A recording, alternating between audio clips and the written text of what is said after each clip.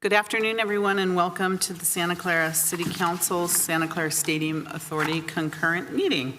I'd like to call the meeting to order. So we will start with roll call, City Clerk. And I think there's a message you must read into the record. In accordance with the Brown Act, Government Code Section 54953B, Councilmember Chahal is attending tonight's meeting via audio-only teleconference. The location from where Councilmember Chahal is attending was included on the agenda for this meeting. Councilmember Chahal, at this time, I ask you to confirm that the agenda for this meeting is posted at your teleconference location and that this location is accessible to the public. That is correct. Thank you. Please also state whether any members of the public are in attendance at your teleconference location. None. All votes taken during this teleconference meeting shall be taken by roll call vote. Okay, so if we could have roll call, please.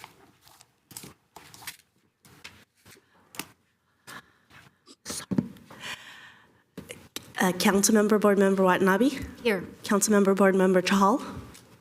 Present. Councilmember Board Member Hardy? Present. Vice Mayor, Vice Chair Park? Here. Councilmember Board Member Jane? Here. Councilmember Board Member Becker is absent, and Mayor Chair Gilmore. Here. Do we have a motion to excuse Board Member Becker? I'd like to make a motion to excuse Councilmember Becker. I'll second that. Okay, we have a motion by Councilmember Hardy, second by Councilmember Jane.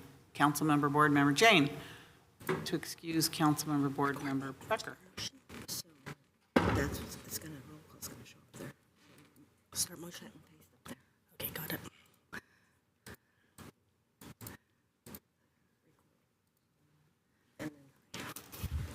Councilmember Board Member Watanabe? Yes. Councilmember Board Member Chahal? Yes. Councilmember Board Member Hardy? Yes. Vice Mayor, Vice Chair Park? Yes. Councilmember Board Member Jane? Yes. And Mayor and Chair Gilmore. Yes, that passes unanimously with those present. So next, we have one closed session item. I'm going to ask the city attorney to briefly describe that for the public.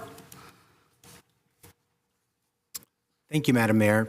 First, I'd like to recognize Councilmember Jane, who will, I believe, will be recusing himself from participation in this item. Yes, I will be recusing myself of this item because my wife and I own stock in Home Depot. Very good. Thank you, Madam Mayor. One item on tonight's agenda is a conference with Council regarding real property negotiations. The property identified is 2435 Lafayette Street. The city negotiator is city manager or his designee. It'll be Manuel Pineda on behalf of SVP tonight. The negotiating counterparties are Wesco Properties and Home Depot. Under negotiation, both price and terms. Thank you, Madam Mayor. Thank you, city attorney. So I'm going to ask if there is any member of the public that would like to speak on the closed session item. I see one hand. Ken, go ahead, Ken. Oh, I'm sorry. I thought we'd had public presentations later. I apologize. I'll put my hand down. Okay, thank you. Thank you, Ken. Is there anyone else? Do you see anyone else? All right, very good. We are going to adjourn to closed session. We will be back at 5 o'clock for the study session. Thank you.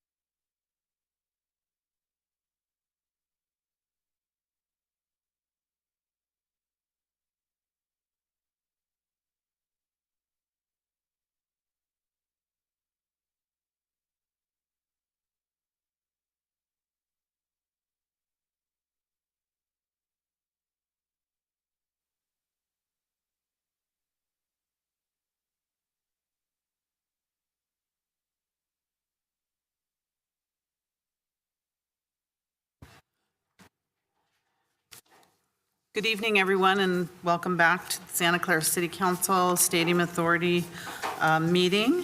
We are going to start our study session, so I'd like to call the meeting to order, and I think, City Clerk, you have an announcement to make. In accordance with the Brown Act, Government Code Section 54953B, Councilmember Chahal is attending tonight's meeting via audio-only teleconference. The location from where Councilmember Chahal is attending was included on the agenda for this meeting. Councilmember Chahal, at this time, I ask you to confirm that the agenda for this meeting is posted at your teleconference location and that this location is accessible to the public. That is correct. Please also state whether any members of the public are in attendance at your teleconference location. None at this stage. Thank you. All votes taken during this teleconference meeting shall be taken by roll call. Thank you. So we're going to move on to our item number 2A, which is a project update and action on a resolution adopting the Santa Clara Valley Transportation Authority's Central Bikeway Feasibility Study. Director Mobeck? Welcome. Here. Oh, I turned it on and someone turned it off again. Okay. Perfect. All right, there you go. Thank you very much, Mayor, and good evening, Council. Craig Mobeck, Director of Public Works. And yes, tonight's study session is going to be on the VTA's Central Bikeway Feasibility Study. It's a study that's been discussed over the last several years, and the goal of that study is really to bring an east-west bike superhighway connection. And it really want to increase the connectivity for some of the transit stations and some of the different areas in the community. Mike Liu, Assistant Director of Public Works, has been involved in the project and working with the VTA. They've moved along the effort. So he's going to be giving the presentation tonight. He's going to introduce the VTA staff who's present as well. And as you mentioned, Mayor, there is an action tied to this study session. Usually there's not, but this one at the end of the meeting, we're going to ask you to consider adopting a resolution to adopt the Central Bikeway Feasibility Study. All right, thank so you for that. with that, I will turn it over to Mike and we'll get started. So thank you. Thank you. Welcome. Good evening, Mayor and Council. Mike Liu, Assistant Director of Public Works. So as Director Mobeck mentioned, today I'll be giving a short presentation and update on the VTA's Central Bikeway Feasibility Study. Staff's been involved in this from day one, and actually I'd like to introduce Brent Pierce to my right here. Brent is the project manager with the VTA. He's been on this since inception, probably applying for the grant that did fund the effort. So with that, I'm going to go ahead and start the presentation. Okay, I haven't done this in a bit. Let me try this.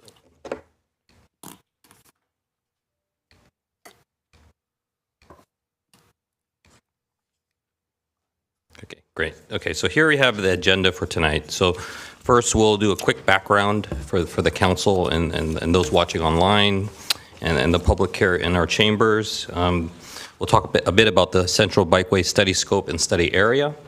We'll talk a bit about process, public outreach, and study criteria. Typically, studies have criteria that you evaluate alternatives against. Ultimately, there are 3 alternatives that were presented and refined, and the preferred alternative was chosen after a long process, that being mostly El Camino Real here in Santa Clara, the Alameda, and then eventually heading into San Jose with Taylor Street. And we'll walk through that detail in the upcoming slides. We do have a quick slide on cost and schedule. There are some issues that we wanted to highlight for the council tonight. As you know, this is just the beginning of this long process, and then of course we'll go over next steps and grant opportunities, and then wrap up with Q&A. Okay, so here's the background. Back in 2018, the Santa Clara County Bicycle Plan was adopted. Right, this is the county plan, not the city plan. This is for the entire county of Santa Clara. And in that plan, there was a desire for countywide cross-county bicycle corridors to facilitate multimodal countywide transportation goals. Ultimately, there were about 950 miles included within that plan. And the plan, as you can imagine, it provides the vision and the blueprint for the future of bicycling as a viable mode of transportation from a countywide perspective. So also included within the county plan is a concept called a bicycle superhighway. So we have the definition on the screen there, but I'll go ahead and read it. It's a high-quality, uninterrupted bikeway that is separated from motor vehicles and travels long distances across the county. Oftentimes, people will take that and envision a trail. That's pretty much meets the criteria, but getting trail properties and building those can be very difficult. And you'd have to, obviously, you're dealing with whether there's a waterway to actually attach it to. That being said, in 2019, the VTA did obtain a state grant, Caltrans grant, to study the first bicycle superhighway in Santa Clara County. They're very excited about that. I'm sure if I asked Brent, he would talk for several hours about how excited he was about that. And we are excited as well because, these cross-county corridors are really, how you get people around the county, right? Oftentimes cities are focused on their own transportation, and then there's gaps. So ultimately, with the grant funding in hand, the VTA staff went to their board, and in 2019, 2020, they authorized the study for the Central Bikeway. Okay, so the next slide, this is a general description of the scope. And really, as Director Mobeck mentioned, they're looking to plan out a bicycle superhighway, providing an east-west connection from roughly the Lawrence Caltrain station area to the Berryessa BART station area. Next slide, we have a map to show you, so you can envision that a little bit more. And east-west was chosen as kind of the first priority based on community outreach. There's a lot of good north-south connections within the county, but the east-west was really a gap in the network. So that was the focus. VTA did hire a consultant to support them. And ultimately, the plan included 4 rounds of public outreach or public engagement, an alternative and feasibility analysis for the 3 alignments I mentioned earlier, and then creation of a final study report, and then a 10% basis of design concept plan. So the final study report is really, that's the text part. It talks about the vision, how we got to the choices. The basis of design is really, these large plan sets that really kind of show kind of what each street is going to look like. Okay, I'm going to jump to the next slide. So here's once again a map of the area, and I can just kind of walk you through this real quick here.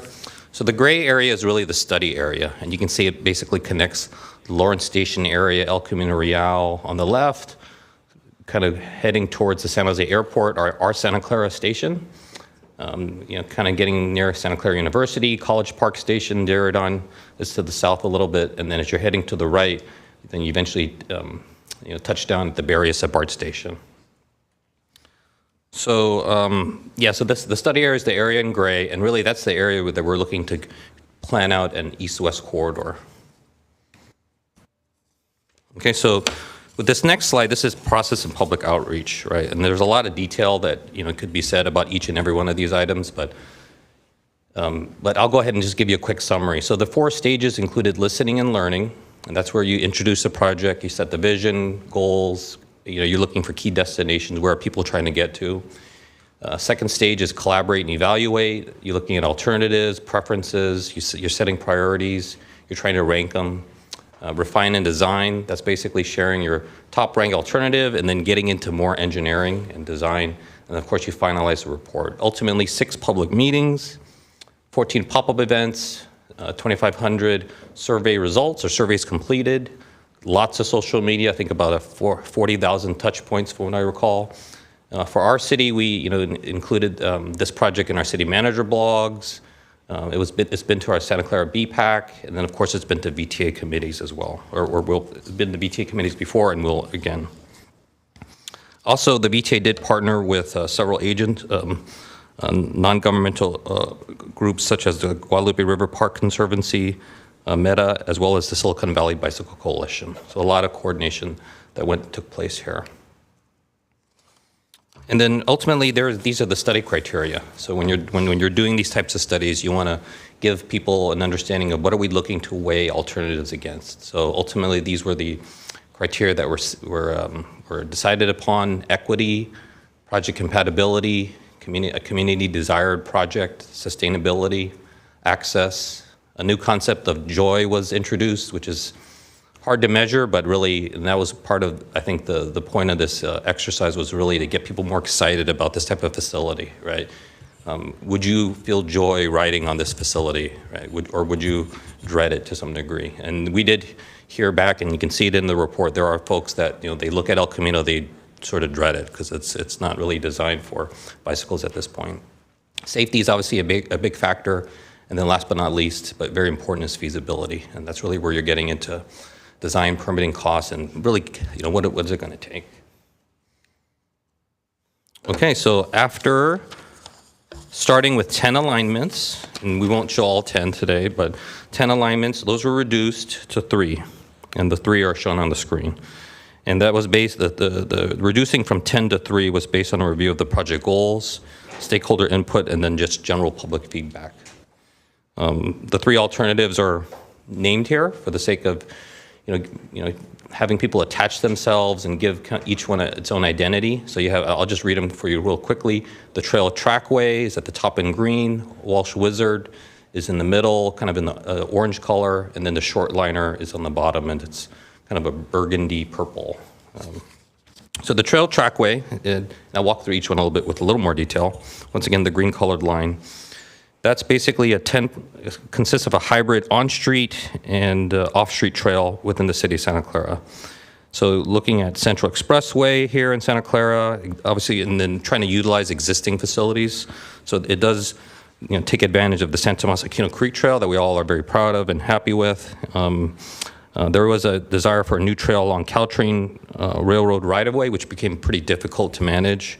And then eventually using the Santa Clara Station underpass that we talked about at the last BART study session, and then a 2-way bikeway along Coleman Avenue. And then as you went into San Jose, eventually you would kind of wrap around the airport near 880 and 101, and then eventually finish off at Penitentiary Creek in San Jose. So the Walsh Wizard, which is the yellow line in the middle, and that is basically 100% on-street alignment. So not really your trail-like experience, but ultimately that was kind of what was presented there. That's a 2-way bikeway on Kiefer, Walsh, and Lafayette, and then Martin Avenue and De La Cruz in Santa Clara. And then when heading into San Jose, it was touching down at the Guadalupe River Trail, taking advantage of that, and then down Heading Street, which has bike facilities. The Short Liner, and I think I've already explained a little bit earlier through the agenda, a little bit of the spoiler, but that's the purple or magenta line there, and that's basically an on-street alignment within Santa Clara, and that does consist of protected bicycle lanes along El Camino Real and the Alameda, and San Jose Heading, and then Taylor Street. Okay, so we had these 3 alignments, and then after a lot of ranking and additional feedback, the preferred alternative was the Short Liner, right? It's the shortest, most direct east-west connection, from San Jose through Santa Clara. Leverages the fact that there's a state highway there. It also recognized that there was a lot of access to facilities, whether it be our San Tomas Aquino Creek Trail, the retail that we all envision, and the growth that we envision along El Camino Real. It's very close to our downtown, which is definitely a plus. And once again, I can walk you through this corridor. So El Camino Real in Santa Clara, and then eventually heading into San Jose through the Alameda, down Heading Street, and then looks like there's 2 choices to get from Heading Street to Taylor Street to where the Berryessa station is, right around kind of to the right there. Ultimately, this ranked very high, for the different segments. They were kind of ranked in 3 groupings. So you had the Santa Clara section, there was like the airport section, and then there was the San Jose section. So as far as we were concerned, we were really focused on the Santa Clara section, the airport, and the San Jose section kind of being more in San Jose. In Santa Clara, it ranked very high relative to it being a community desired project, it being a sustainable, meeting sustainability goals, as well as access. And I think that's one of the key things to emphasize is access was really something that people felt that they would ride this, they would want this to be more enhanced in order to get to their destinations. Okay, so the next couple slides will walk you through what that could look like on El Camino. So as mentioned earlier, a majority of the alignment is on El Camino in Santa Clara, and of course the Alameda. Here's a rendering of what it could look like. On the top left is what it looks like today. You have a pretty large outside lane. It's a small picture. There's a bus pad there. That's the concrete little section next to where the gutter is, and the sidewalk's around 8 feet wide. So on the right, you see a conceptual rendering of a little bit different, right? Very vastly different. And really what that's trying to do there is it's trying to create a elevated sidewalk level bicycle path, almost a trail-like experience. So versus being on the street at the same level on asphalt, this is really elevating you and also providing a separation between yourself as a bicyclist and the roadway itself. So if you're that person that's bicycling with the red shirt on, as you're bicycling through here, there's a bus boarding island to your left, and then further into the, as you get closer, you can kind of see there's a driveway right in front of us, and then there's landscaping as options, right? These are renderings designed to illustrate what the possibilities are. Okay, and I think one of the key things to recognize is our bicycle plan, the Santa Clara bicycle plan, envisions a Class 4 facility on El Camino Real. And Class 4 ranges from, and that's a protected facility, so that ranges from white delineators that people see, but they still move, to all the way to really separation. And this one's actually more of like a trail-like experience, but we do recognize there's a lot of things going on El Camino, which the next slides will try to cover for you. Okay, so this is a cross-section of El Camino Real. And I believe there's a pointer on here that I don't know how to use. Okay, there you go. Okay, there you go. If you can kind of see my arrow. Okay, so let me. There you go. So this is basically a plan view, right? You're looking down from the bird's eye perspective, and right where the pointer is where the elevated bikeway is. So that would be roughly 7 feet, typical in terms of width, maybe 5 feet, depending upon where we're at on the corridor, and it would attach to the sidewalk. So if you're bicycling next to somebody at the same level as they're walking, and then to the left of you is roughly a 4-foot paved median island. It could be a planting strip with trees. And really what this is doing is it's extending the sidewalk level into the street. And that is not the easiest thing to do, but it is something that I think everybody that looked at this corridor felt was a good thing to do for El Camino, and we'll get into costs in a couple slides. Keep it moving here. So this graphic is intended to show you how do you deal with the numerous driveways that are along El Camino Real, right? Unfortunately, it's not a trail in the sense that there's water next to you, and you typically not driveways. So this situation, you do have lots of driveways, and how do you facilitate bikeways of this magnitude with driveways? It's something we have to contend with regardless of the study, right? In our bike plan, we do recognize that there's special treatment you need to put out there in order to really highlight, hey, people are bicycling here, pay attention. So by elevating the bicyclists, you're putting them at a higher level as compared to the driver. You're kind of raising their prominence a little bit, as almost like a pedestrian. And then you're really trying to, put green paint and as much as you can in order to give them good line of sight.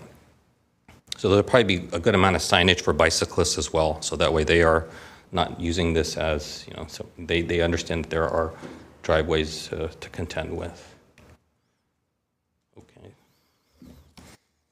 Okay, let me make sure here. Okay, so also included within the 10% plans that I mentioned earlier are proposed improvements at intersections. So what I just showed you a minute ago were the driveways.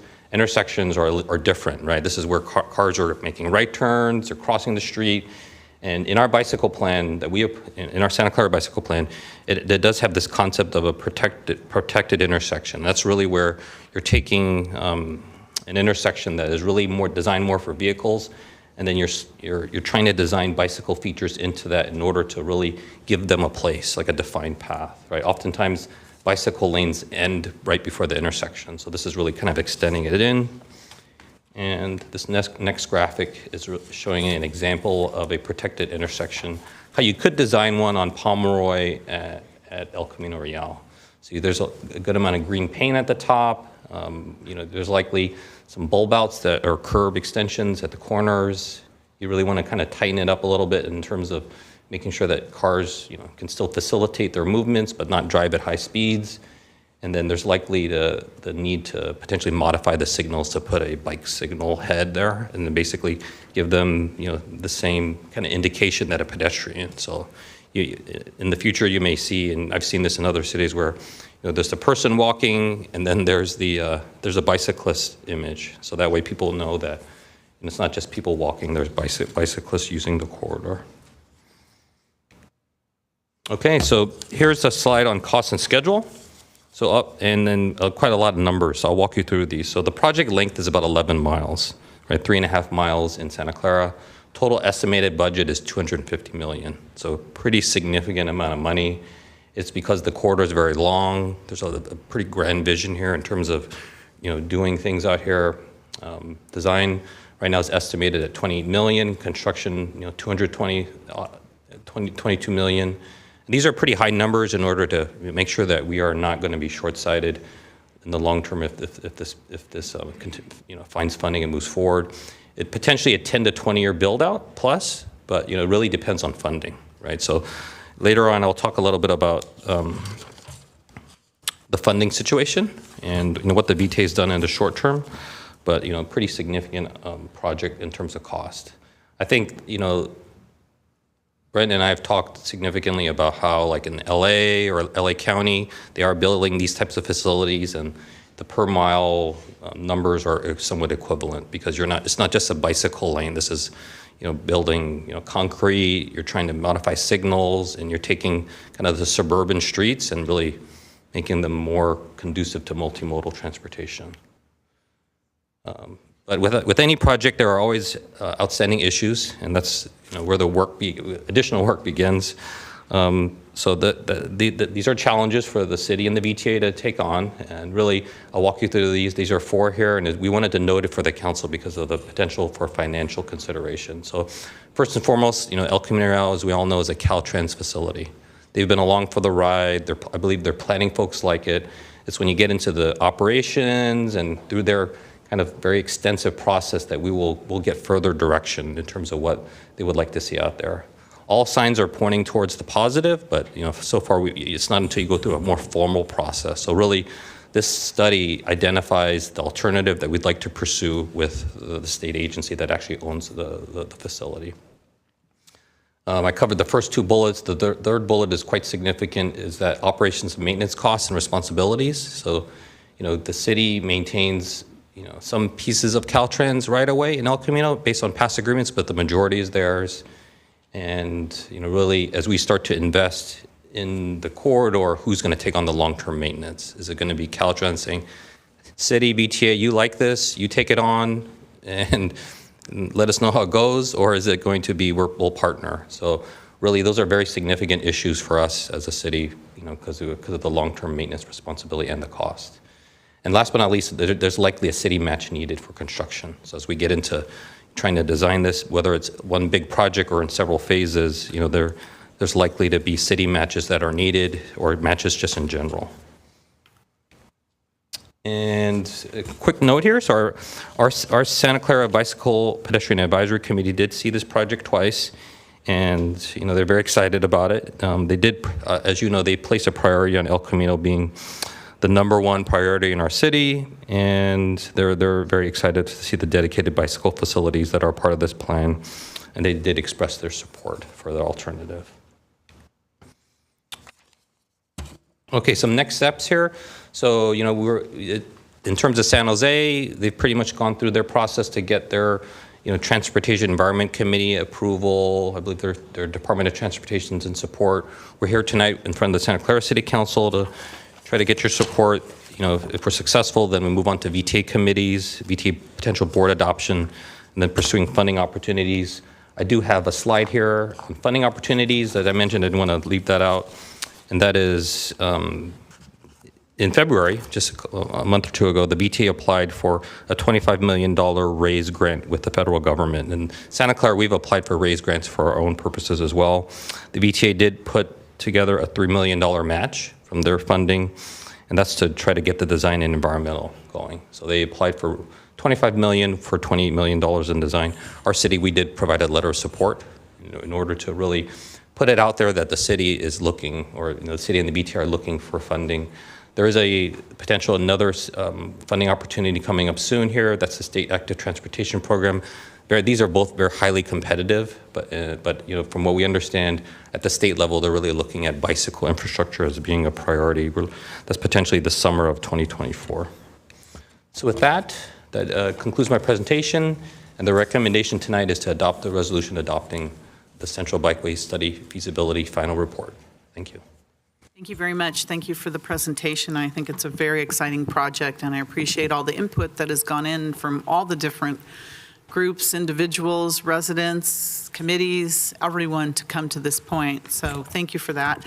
I'm going to start with City Council questions. Councilmember Hardy, you're first. Thank you, Mayor.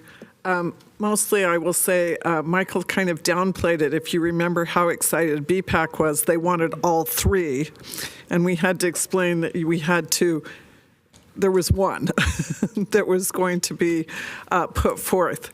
And the reasoning, there were very strong reasons why El Camino is considered the best one, and one of them was that we have had some accidents on El Camino with bicyclists and autos. And this is a major concern. And we do not have a strong east-west, as you mentioned, corridor. And this was identified as the best way to connect ourselves to other cities and to have a strong place for people with alternative. And the wider reality, because I've seen very, very narrow put in sidewalks for other cities. And we had a gentleman from I believe he was from the Senior Center, Senior Commission, make the point that older people ride kind of a tricycle, and that having that wider width makes this possible for many people and mothers with the trailer behind, and fathers wanting to take their kids. So we were really, really excited about this, and you downplayed it. I mean, there was jubilation. We were online, or there would have been a cake. So that's how excited we were about this, and it is definitely a place in our bicycle master plan that we have identified as really wanting to see this happen. So in whatever way possible, I know the BPAC feels strongly, and so do I. Thank you. Thank you, Councilmember Jane. Thank you, Mayor. Yeah, I like the what's it called, a shortcut or shortliner, because that's on El Caminos where we have our businesses. It's a utilitarian thing, use of that bikeway. It's also well lit. Sometimes if you're going on a trail like the trails along the Guadalupe, you don't want to ride there at night. It's dark and dangerous. So to have it on El Camino with the lighting and all of that makes perfect sense to me to reduce vehicle miles travel. So I had a couple of questions. One was, I imagine this elevated bikeway would require redoing all of the storm drains, which I guess is quite a bit of cost to take all that water. And then my second question was, it's a 10 to 20 year process. How do you decide like who goes first or what sections go first? How do you plan all of that? We have 3.5 miles. San Jose must have 8 miles. Who's going first? I just wanted to understand the timing of the sections. Thank you. Probably whoever has the money goes first. You're going to tell us how we get that, too. Councilmember Chahal? Thank you, Mayor. Can you hear me? Yes, we can. Go ahead. Oh, perfect. Thank you. Thank you, Michael. I appreciate the detailed presentation. And I have a couple of questions. First of all, I do want this to happen sooner than 10 to 20 years, and it's a very good planning.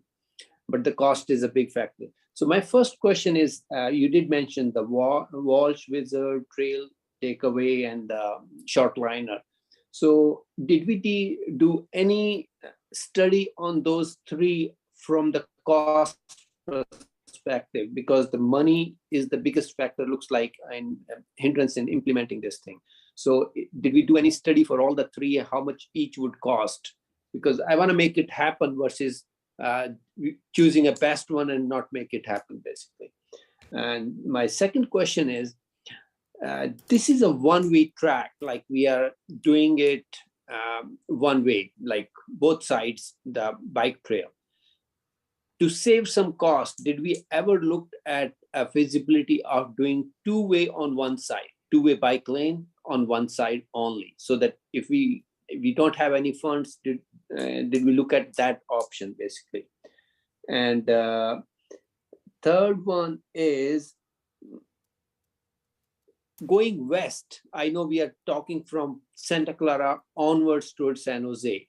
Is this trail going to be extended towards the western side of Santa Clara, like Sunnyvale, Mountain View side? And if that is the case, are there any plans on that? And are they on board for this thing? Like we want to be on board about that. Those are my questions. Thank you. Thank you, Councilmember Park. So thank you very much for that presentation. I also share that thought, meaning I see how the heading street coming from San Jose will mesh with even our complete streets updates for Prune Ridge, right? And I really wish I had known some of this stuff, information, even during that time. But what are Sunnyvale's plans for El Camino? Meaning, how does this connect with their vision of the highway at El Camino? Because I know that if we have a really nice vision, maybe we can give them a little bit more pressure to do things on El Camino. But I mean, what if they have a different plan to do that? What if they decide not to follow our lead? How extensive would be the process to obtain Caltrans approvals? I don't know what that would be. How much would you be looking for a city match? I mean, I see that we've got RAISE funding, which will provide up to $28 million of, I think it's a $250 million project, so that's 10%. And raising the balance of that money is a big concern for me. I mean, I like having a safer trail to the rail station, especially to Santa Clara Station and to the future BART station. Who's responsible for cleaning these now essentially protected bikeways? I mean, this was a concern when we considered the changes at Prune Ridge. And if it requires special equipment, it would have been nice to know that, because, you know, it probably would have changed the way I approached the Prune Ridge consideration. I actually like removing parking from El Camino, because that's what it looks like we would have to do, because it's very inconsistent along El Camino. Sometimes there's no parking, sometimes there's a little bit of parking, sometimes that parking is, you know, limited to 12 minutes or something like that. And I think just removing it there would be, you know, just having it consistent. There is no parking along El Camino. It is for transit, would be very, very good. But we can't do this while, I mean, I don't like reducing parking while simultaneously we're reducing parking requirements for new developments along El Camino. I think that we need to consider what we're doing as a whole, which is we don't like parking, but we're not at the point where we can remove parking if we want the businesses along El Camino to be successful. Again, a lot of questions here. I'd like to know what we would be paying in and how we do this for a multi-year project. Thank you. Okay, Councilmember Watanabe. Thank you, Mayor. And thank you also for the presentation, Michael. So I just have a couple of questions and just some comments. I agree about the east-west connection, and I'm glad that that was taken into consideration when deciding which would be the best route. I agree, short liner is definitely the best option. Looks like a lot of study was really done to determine that. What I like about it is the fact that you see how close the route is to the various stations. And I know when we talk about, first and last mile, those are always considerations to taken in, and I think that route meets those goals. Let me see. The $250 million, just wanted to confirm, is that for the entire 11 miles, or is it just for the portion in Santa Clara? Just want to confirm.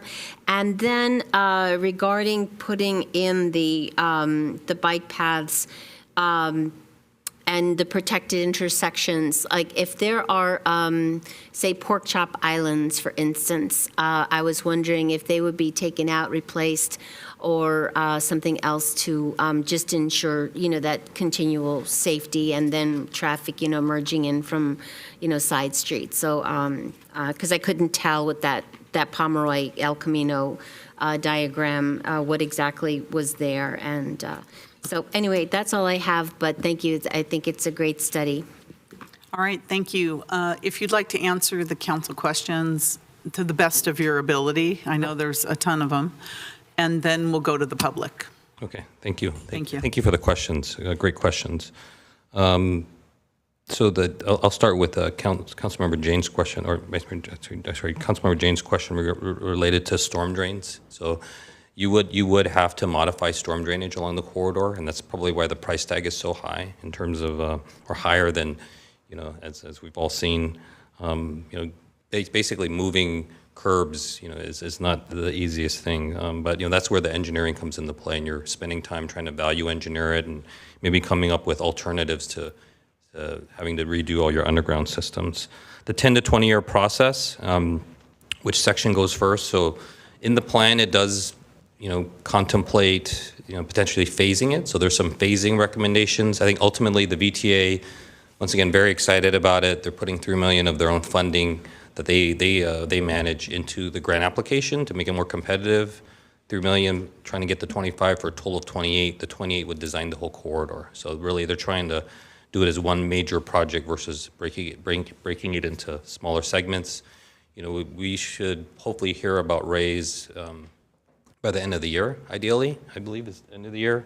So then at that point, you would get a better indication of how competitive it is. And some of these programs you keep applying over and over again. Like we've met with our legislative consultant Townsend, and they recommend keep applying, because ultimately it stays it's like that thorn that you deal with. They'll eventually pay attention to it and prioritize it.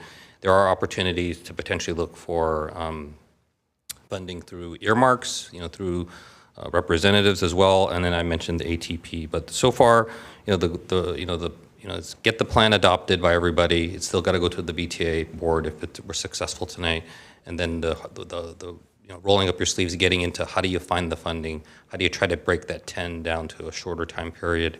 So the VTA's already started, right, in advance of even their board approving the concept.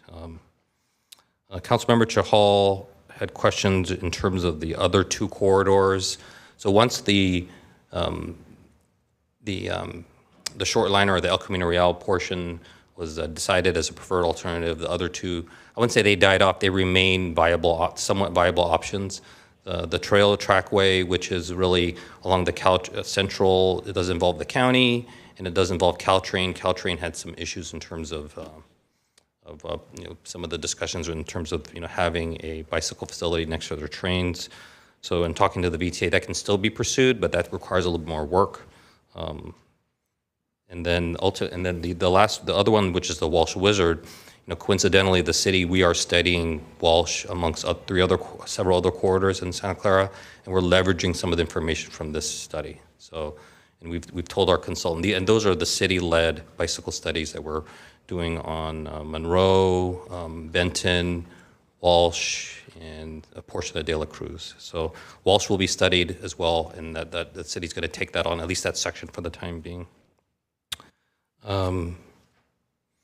Councilmember Chahal had a question, why did we pursue kind of double tracking or keeping it all on one side? So having ultimately when we were looking at that diagram, the right-of-way is somewhat constrained, right? So you're trying to give up something in order to get something else. So we do know that people want to be able to access both sides of the corridor. So choosing one side is always very difficult.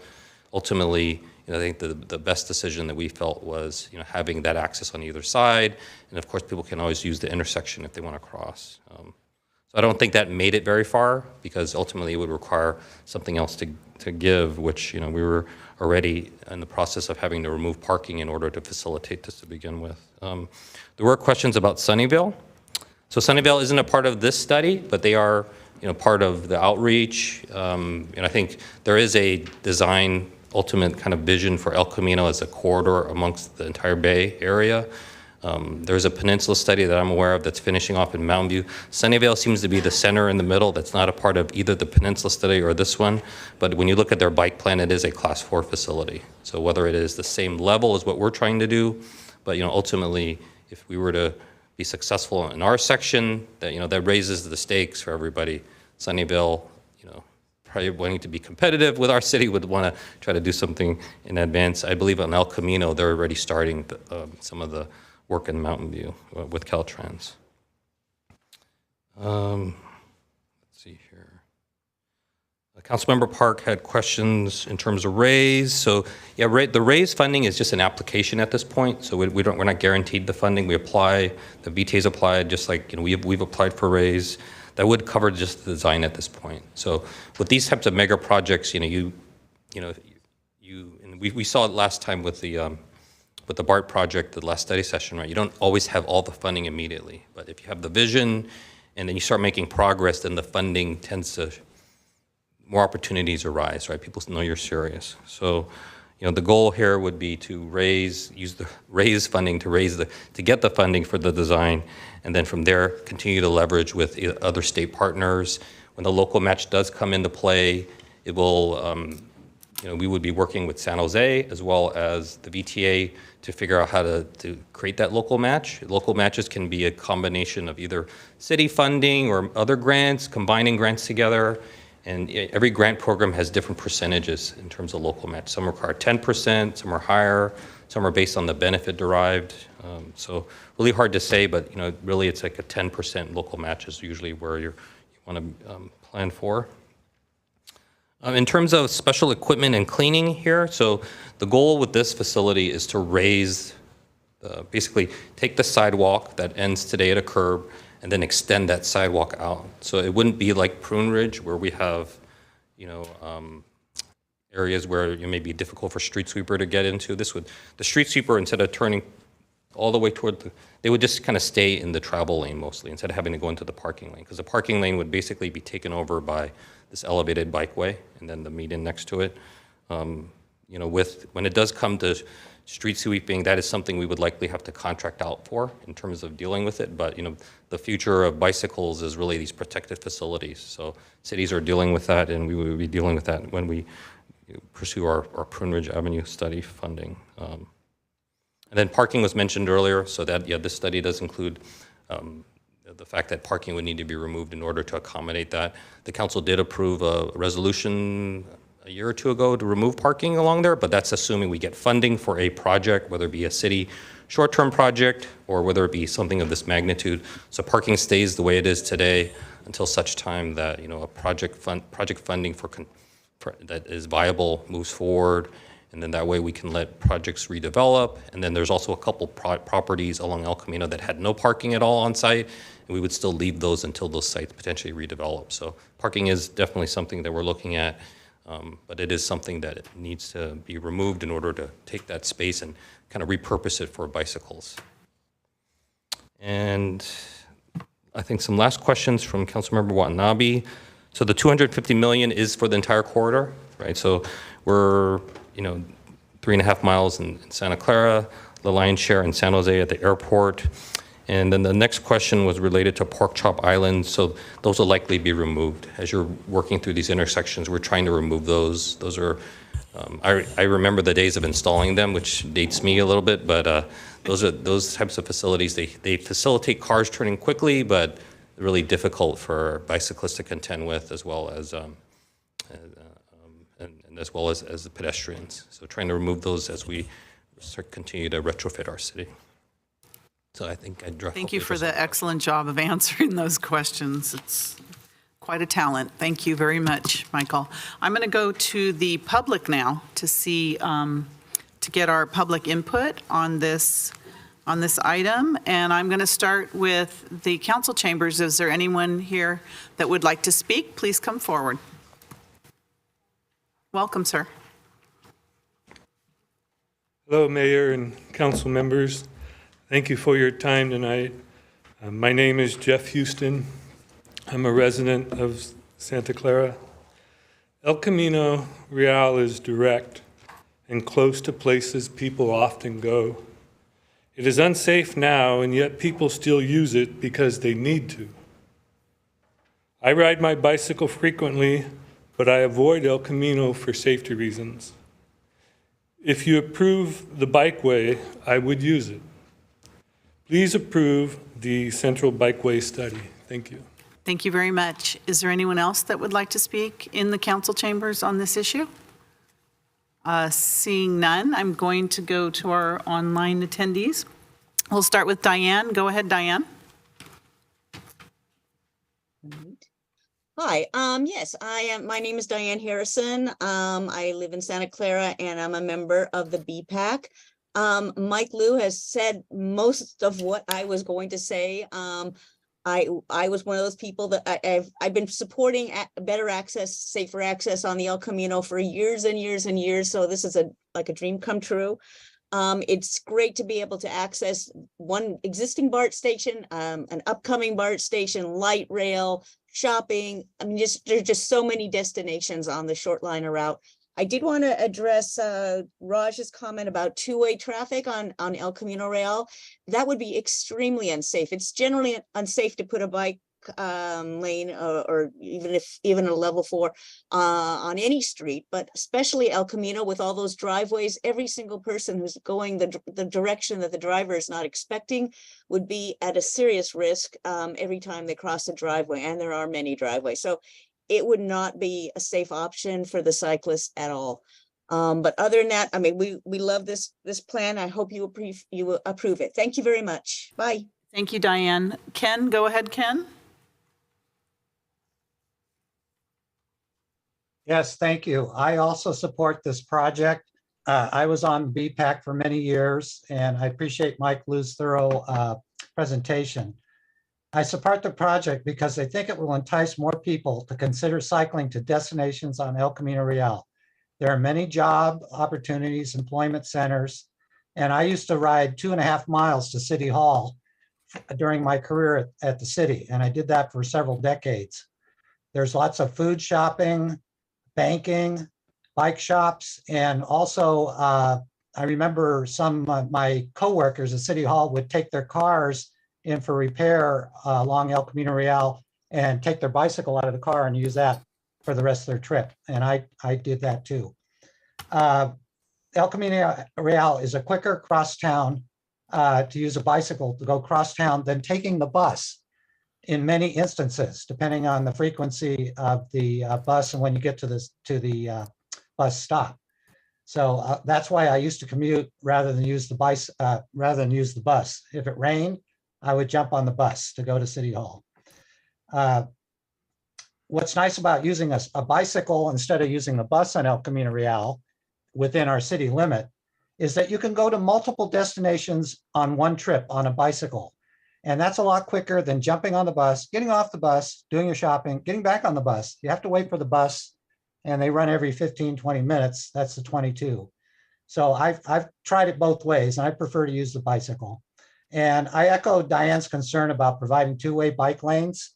That we found that doesn't work in many instances. So anyway, the problem with the two-way of the Santa Masaquina Creek Trail crossing ECR is a good example of that concern of a two-way bike lane collision concern.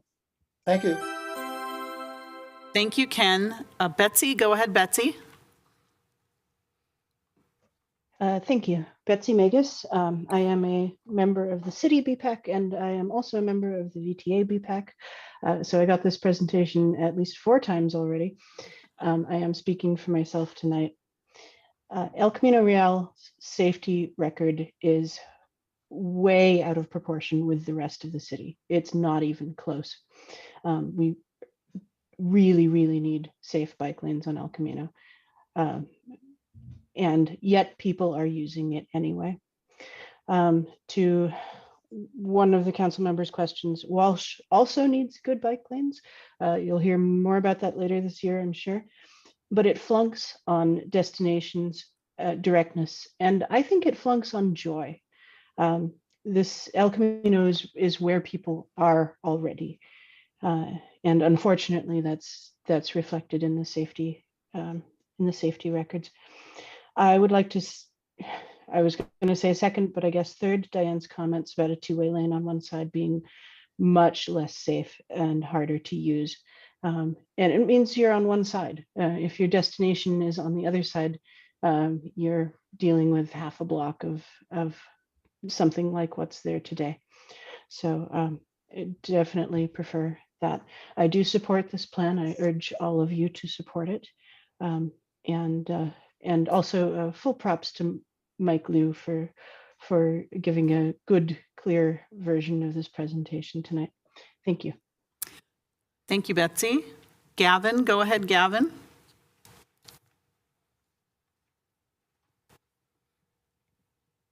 You're muted, Gavin. There you go. Sorry, yeah, first time using the app. It's okay. Gavin Ochtemeyer, resident District 1.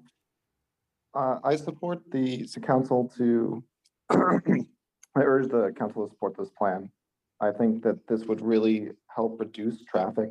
This is a major road and major thoroughfare that a lot of people are biking on already. There's a lot of great destinations on El Camino.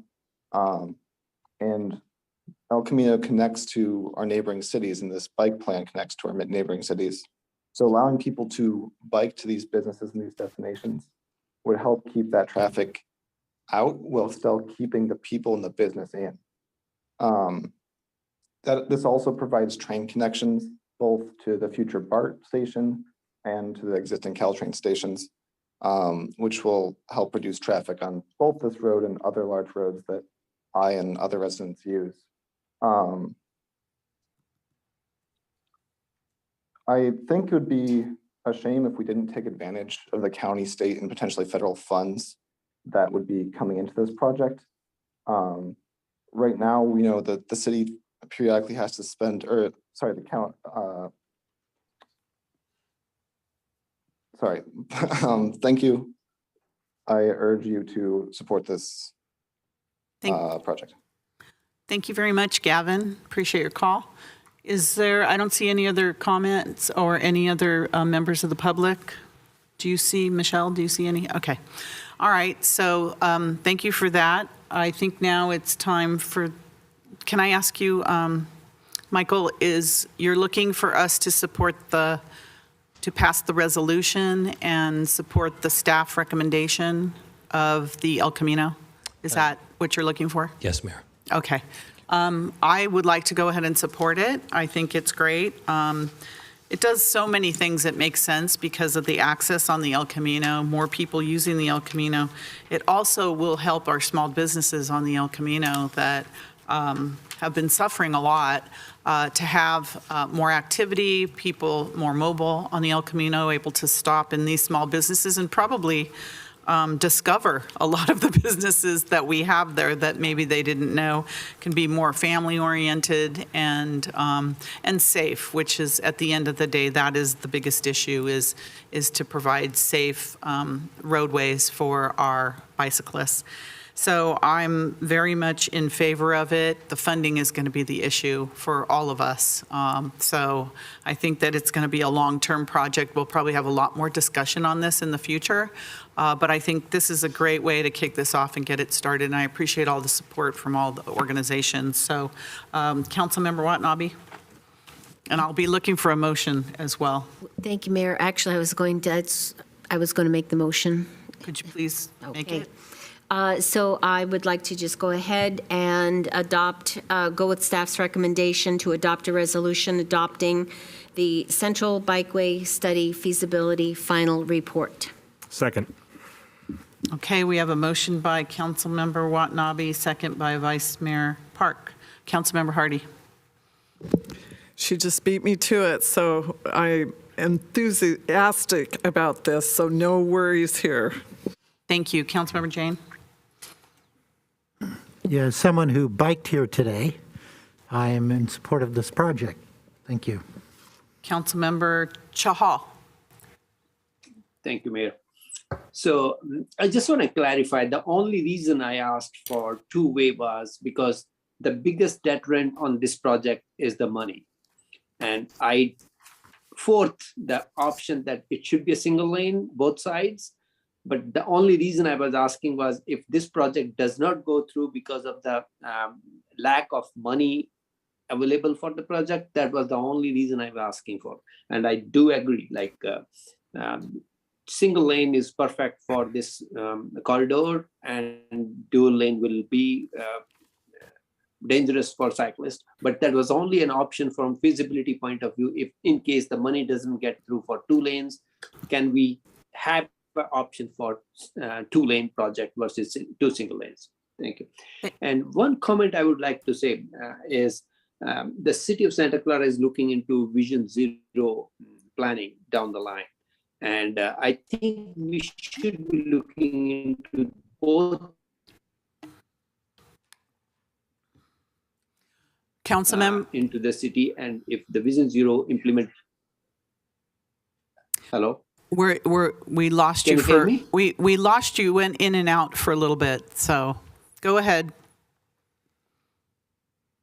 Go ahead. Okay, so Yeah. I'm not sure where you lost me, but I would say I would like the city to look into our Vision Zero plan in addition to this plan, so that we can synergetically save some money and implement both these things for the safety of our bike riders.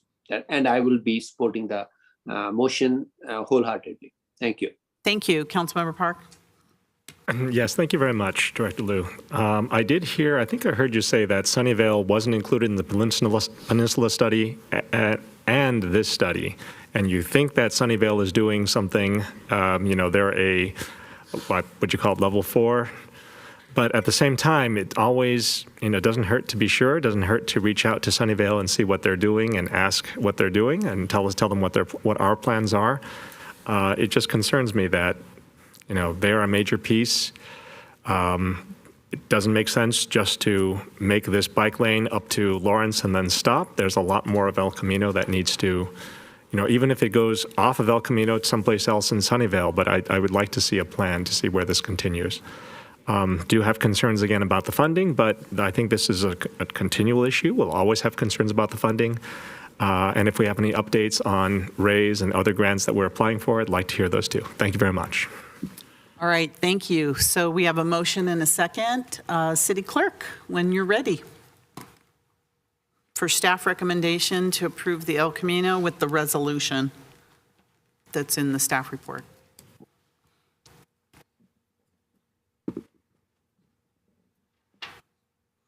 Councilmember Watanabe? Yes. Councilmember Chahal? Yes. Councilmember Hardy? Yes. Vice Mayor Park? Yes. Councilmember Jane? Yes. And Mayor Gilmore? Yes, and that passes unanimously with those present. Thank you, Director Liu. We appreciate it, and all of your hard work, all of your hard work. We appreciate it. Thank you. All right, our next item is also a study session on the Mission City Memorial Park, our cemetery operations here in Santa Clara. So I don't know who's taking that. Jim Teixeira, our Director of Parks and Recreation. Welcome. Good evening, Mayor, Council, and community. Jim Teixeira, Director of Parks, Recreation, and Cemeteries. With us, we also have some of our cemetery staff, so I'd just like to recognize them at this time. Phil Orr, Cemetery Operations Manager, and Zariah Garay, who's our office specialist too at the cemetery. We also have some of our grounds maintenance folks who may be online. Hopefully they treat me nice and don't ask any questions tonight, but they said that they would be participating online as well.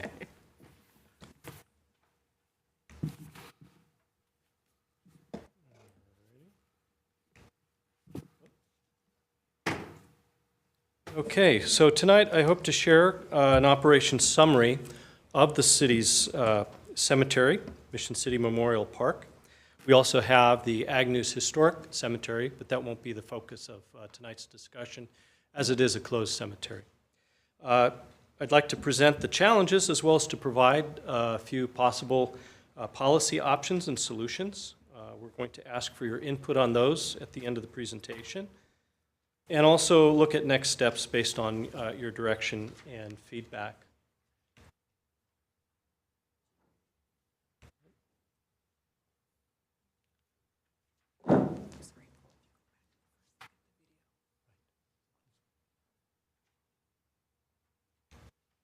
All right. We just, one more, and if we can do the video. There we go. Excellent. Rather than listening to me give a boring presentation, hear from the voice of both our staff as well as customers and residents at the cemetery.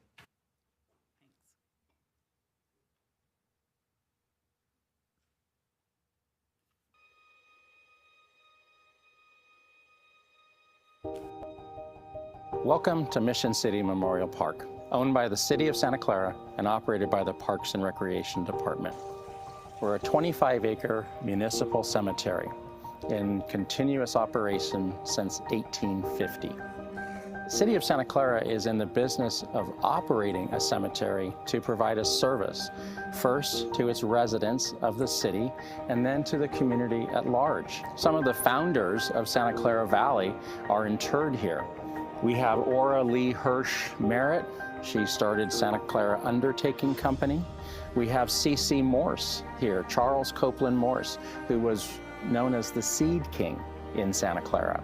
Jacob Eberhard ran the Eberhard Tannery for years. Nicole Miller, one of the heroes of United Airlines Flight 93, whose plane crash landed in a Pennsylvania field on September 11th, is here as well. The most common word I hear families and visitors use about Mission City Memorial Park is peaceful. Family members, friends, neighbors visit the park to enjoy the solitude. We're proud of having over 500 trees. We have over 70 species of birds who call MCMP home. At Mission City Memorial Park, we are accustomed to work with people who are not at their best. Most people who come to see us are mourning the loss of a loved one. And we do our very best to help them through a difficult process as easily as possible. Some of the services that we offer at our cemetery include below ground casket interments, above ground casket interments, below ground cremation interments, and above ground cremation interments. Our staff will work with you and do our very best to ensure that we meet your needs and your expectations in laying your loved one to rest. Cái đó là lần đầu tiên đám ma ở nước Mỹ và cũng là lần đầu tiên đám ma trong gia đình, nên bà thấy hoàn toàn không biết tí gì về cách chôn cất, cách ở nghĩa trang và nhất là nghĩa trang của Mỹ. Nhưng mà những người làm việc ở đây, những người làm họ đều tận tình giúp đỡ từ đầu đến cuối, nên bởi thế chúng tôi nghĩa là ra về rất là yên tâm và chỉ có khóc thôi rồi chỉ đi về thôi, mọi sự đều được văn phòng hoàn toàn lo lắng. La razón por lo que lo escogí fue porque cuando murió mi abuela en 1965 se enterró aquí y luego en el 1966 murió mi hijo, el cual está aquí en el Babyland. Luego cuando murió mi papá fue cuando compré todas las 4 crypts que tengo aquí. Y luego cuando murió mi mamá, la puse ahí. Ahora que murió mi esposa, pues también. Y luego yo que estoy listo para venir. Que uno se siente como si fueran familia de uno, no como si fuera uno un cliente más que llegó, sino que es algo que todo el mundo se mira que están sintiendo lo que uno siente aquí. Usted sabe, es algo muy diferente. We're here to support you and guide you through the challenging process of laying your loved one to rest. Because at Mission City Memorial Park, love lives on.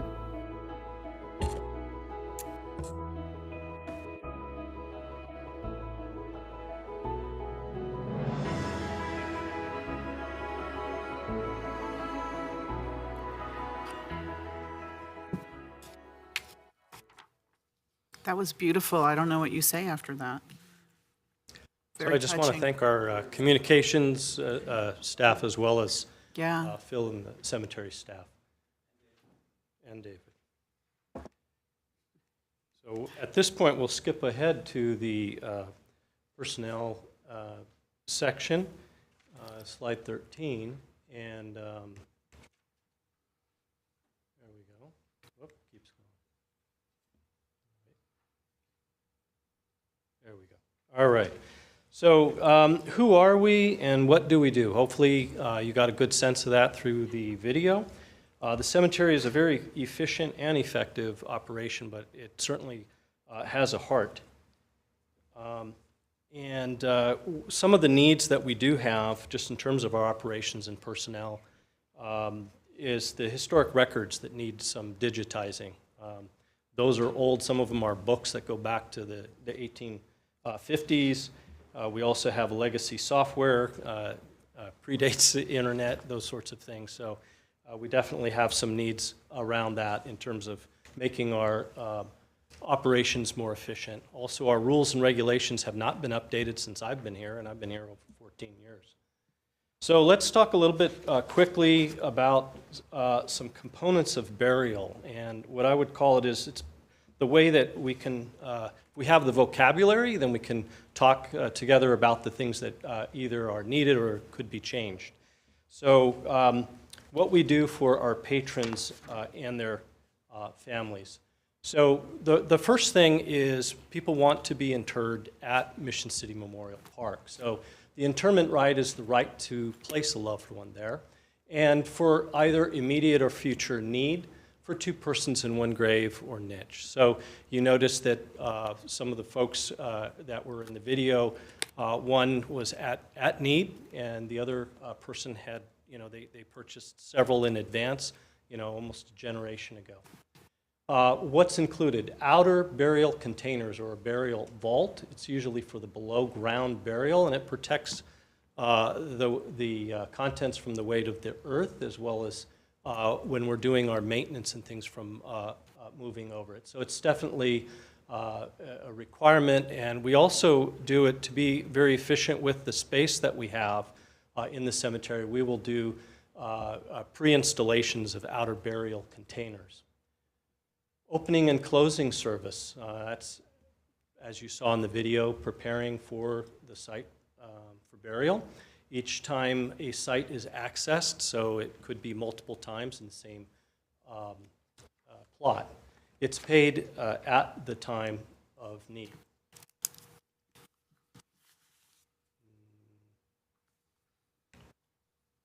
Next slide. It's not moving.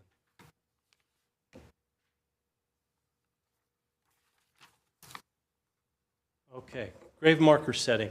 It's optional for graves, required for crypts, niches above ground. There's guidelines for the type and size based on the section of the cemetery in which it's placed.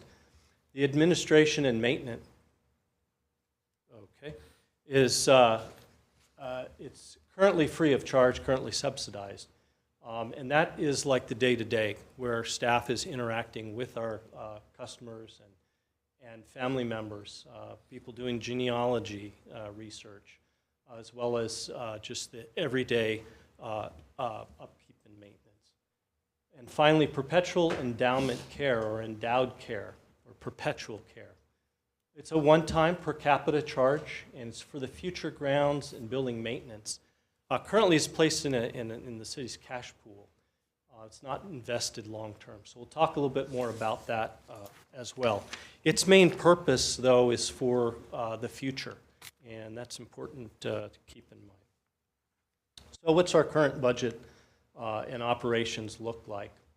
As you can see from this slide, revenues are about 42%, and they come from the components of burial, and about 58% of revenues are their general fund subsidy.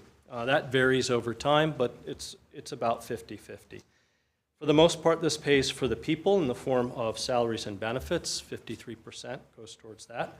25% is the maintenance and supplies, things that we use for burial and maintenance around the cemetery, as well as office administration and those things.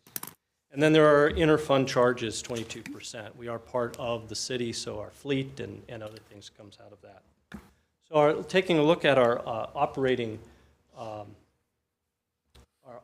budget, the 10-year trends.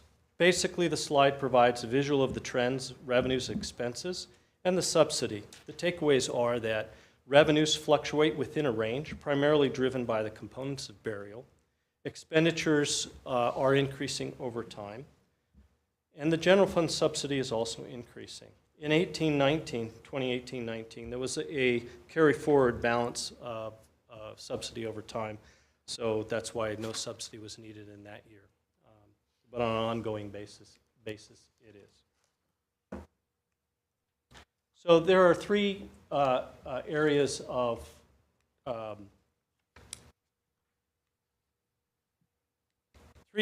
challenge. The first is in the operating budget. The operating budget, subsidized fees constrain our budget that's available for the programs and services and facilities that we offer at the cemetery.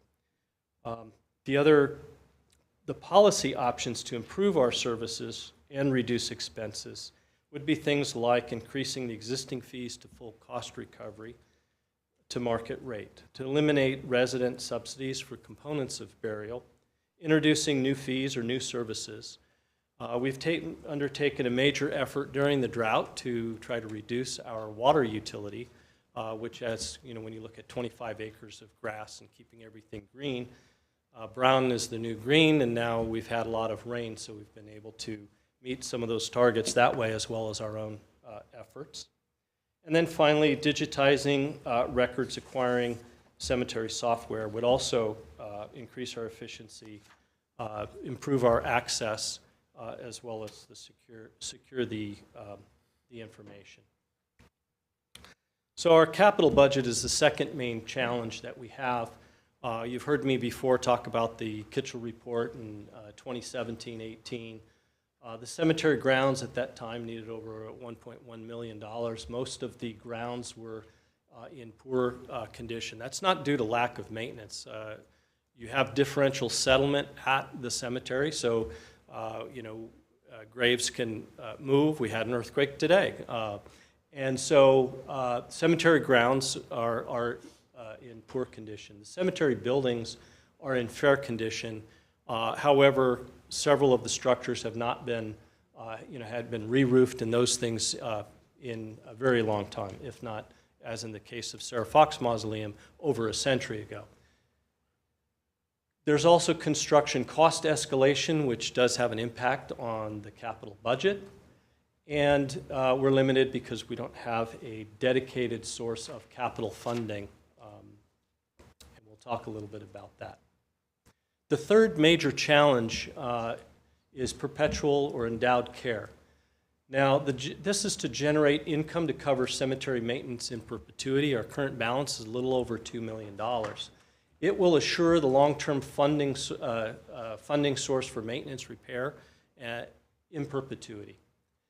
Currently, though, it's placed in the city's cash pool. Now, while that is very secure and it is very liquid, it emphasizes liquidity over yield. If you're looking at how to invest $2 million, or as new endowed funds come in, each person that's paying into that, it's to protect that principal, but also to grow it, and also to increase the rate of return.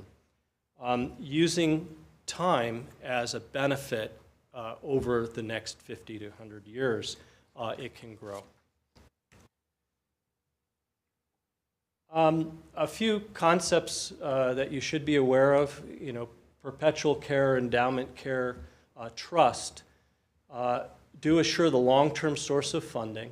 They insulate funds from current general fund operating revenues, which helps us when there are changes in demographics or cemetery market trends. So we're not just using cash on a daily basis.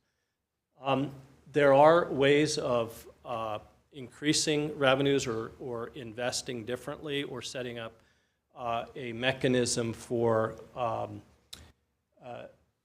better prudent management of those funds.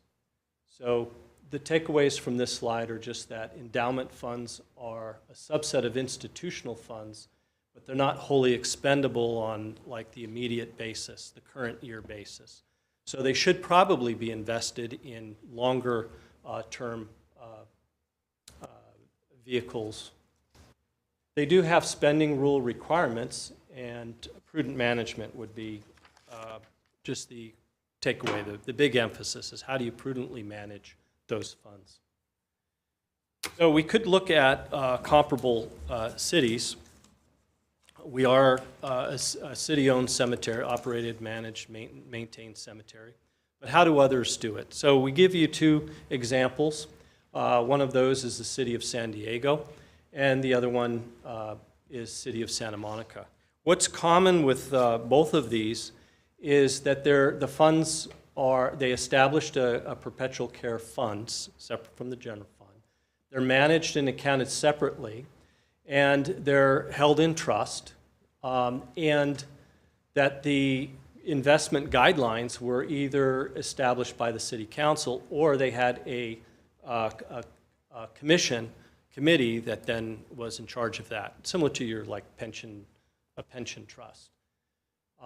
They also create and generate the investment terms, and they look at the portfolio and they say, this is how we want to manage those funds long term. In one case, 60% are invested in equities, the others are in fixed income, so it can continue to be safer and grow. So the policy questions that we have for you tonight, but first, before we go to that, just alternative policy direction. Should we continue to be in the same, operating in the same way? What are the alternatives to that, we might ask? So there are over 250 cemetery special districts in the state of California. They're created by local petition or through popular election. They can either be independent, separate local agencies, or they could be dependent special districts, which would be an administrative extension of a city. And those are funded through property taxes, which provides the funding for their operations, maintenance, and provision of services. They are directed by a governed by a board of directors that are either elected or appointed. They are subject to Brown Act and related public agency statutes.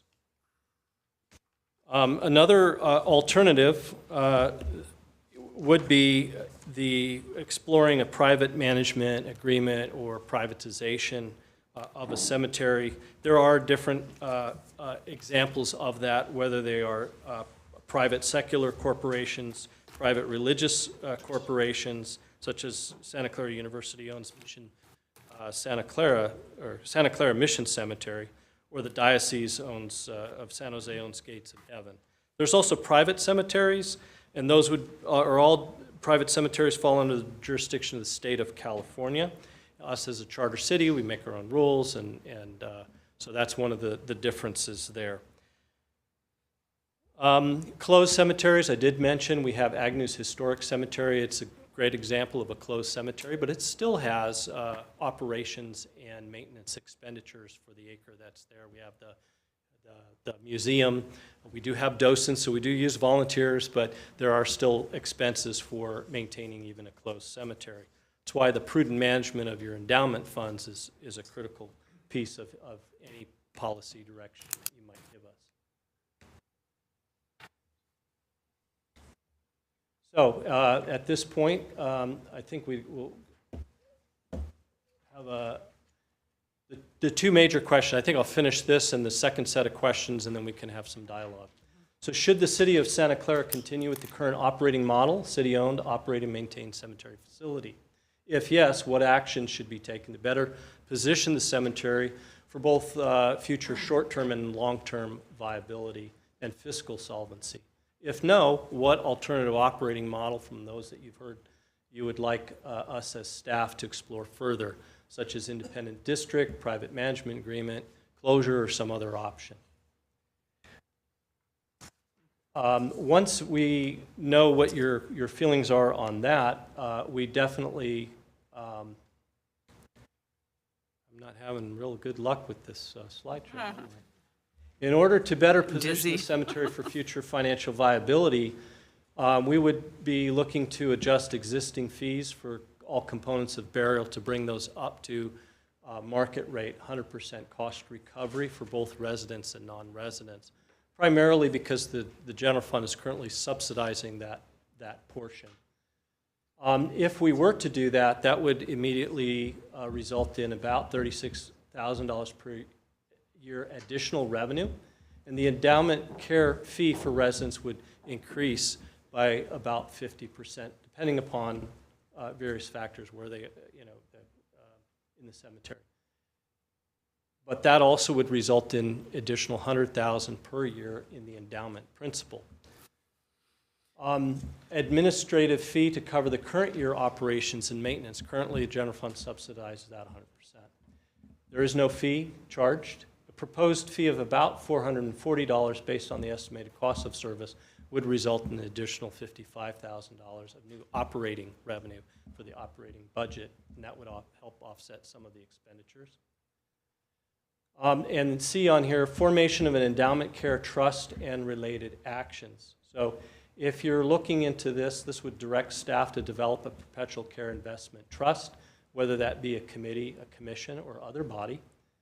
The development of draft investment policy, an actuarial to conduct a perpetual care adequacy study. I spoke with one perpetual care specialist, and in the studies he's basically says you're way underfunded in terms of what you will need 100 years out. So using those 100 years to do things right, what one little thing you do differently today is going to have a big positive effect. You would say, but it costs about $40,000 to $50,000 to do that adequacy study. But basically what you know today is that it's inadequate and we should do something about it. You would also be considering looking at a fiduciary to invest the funds, highest form of care for those funds, and where council then could establish the policy goals and principles and then have that fiduciary report out to your finance director, the auditor, and yourself. And so the effect of that would basically be better investment interest or return on your investment. All right, so at this time I'll just open it up for your comments, questions, as well as feedback on direction that we're seeking. Thank you for the presentation. Appreciate it. Councilmember Jane? Thank you, Director Teixeira. Did I read correctly in the report that there are only 10 cities in California that run their own cemeteries? Or less than 10. Yes. Less than 10. So we're kind of unique in that respect. Right. Okay. And then I didn't quite understand the top of one of your slides. It said subsidized fees constrain budget availability. So I think if you said we went to at market, that would only add 36,000 to our budget, but we're subsidizing it to the tune of 800 to 900,000 correctly. Currently from our general fund. So it would just be a drop in the bucket if we were to just increase our rates to market rates. And then I really like the idea of getting out of the city's cash pool and going into a long-term investment strategy because it makes sense. And then the endowment is one of those things that we only use the dividends from the endowment. We don't touch the corpus of the endowment. Is that correct? Yeah, I think we really need to look at how we can reduce the amount that we have to subsidize this in any kind of creative financial way. Thank you. Thank you. Councilmember Hardy. Thank you. I wonder if you could go back to the second to last slide.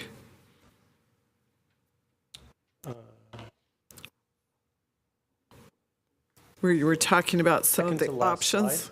Councilmember Hardy is requesting. It'd have been second to last or third to last. It was hard to tell when it. 3 options? Is that Yeah, where it talked about our 3 options. I'm wondering if you could bring that up because that's where I had my questions. While they're bringing that up, I was wondering, I was questioning how much room is left for internment. Now, obviously, for cremation or above ground, there's a bit more. Are we constrained? I mean, it's been in operation since 1850, so it's been around a while. I just wondered if we were running out of room for, because most of the burials seem to be below ground and full burials. I know you did talk about the double. Okay. I guess it'd be the next slide, because you're asking about should we keep going as we should? No, we shouldn't. But right there you go. So what you're asking for input is about the existing fees. And if I looked at it very carefully, it was raising one of them 25% and the other one 50%. And then adding the administrative fee was in B, and then doing the endowment care trust situation. That's what you're looking for our input. Do I have Correct, it? as well as the first option. Do you want us to explore a different operating method? What I would say is that the first question and the second question, particularly A, B, and C, they are linked, because if you say we want to divest ourselves of this asset and someone else is going to pick that up, they will be looking at pro forma of your business and say, oh, you're underfunding this and that and you're not charging these rates, but you want us to accept that as a liability on our books to manage that for you, be it a public entity that people vote in and tax themselves, as well as if you were to want to privatize it, companies would be looking at that and saying, so how does that make sense for us? So in essence, you get your fiscal house in order, and then you can have that number one question be something different, be it public or private, in a different operating model. And it would probably take a year or so to get onto a ballot if you were trying to. And so these prudent actions right here would be in front of you regardless for the next year or so, even if you said, well, let's get out of this business.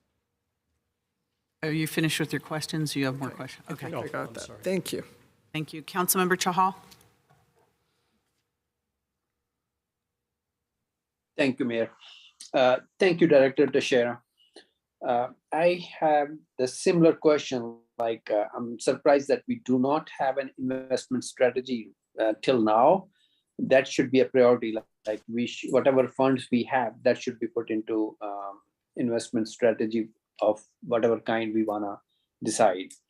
My next question is, if we are looking at a private management option, do we know like what would it be? Like what savings would we generate from that? And if we don't know, what would be the process to set that in rolling so that we can make a better decision once we have the details about the private management option of managing this thing. And I do agree with the Councilmember Jain's contention that if we take into effect option A and B, we are only making around $191,000 and shelling out subsidy of 900K or so.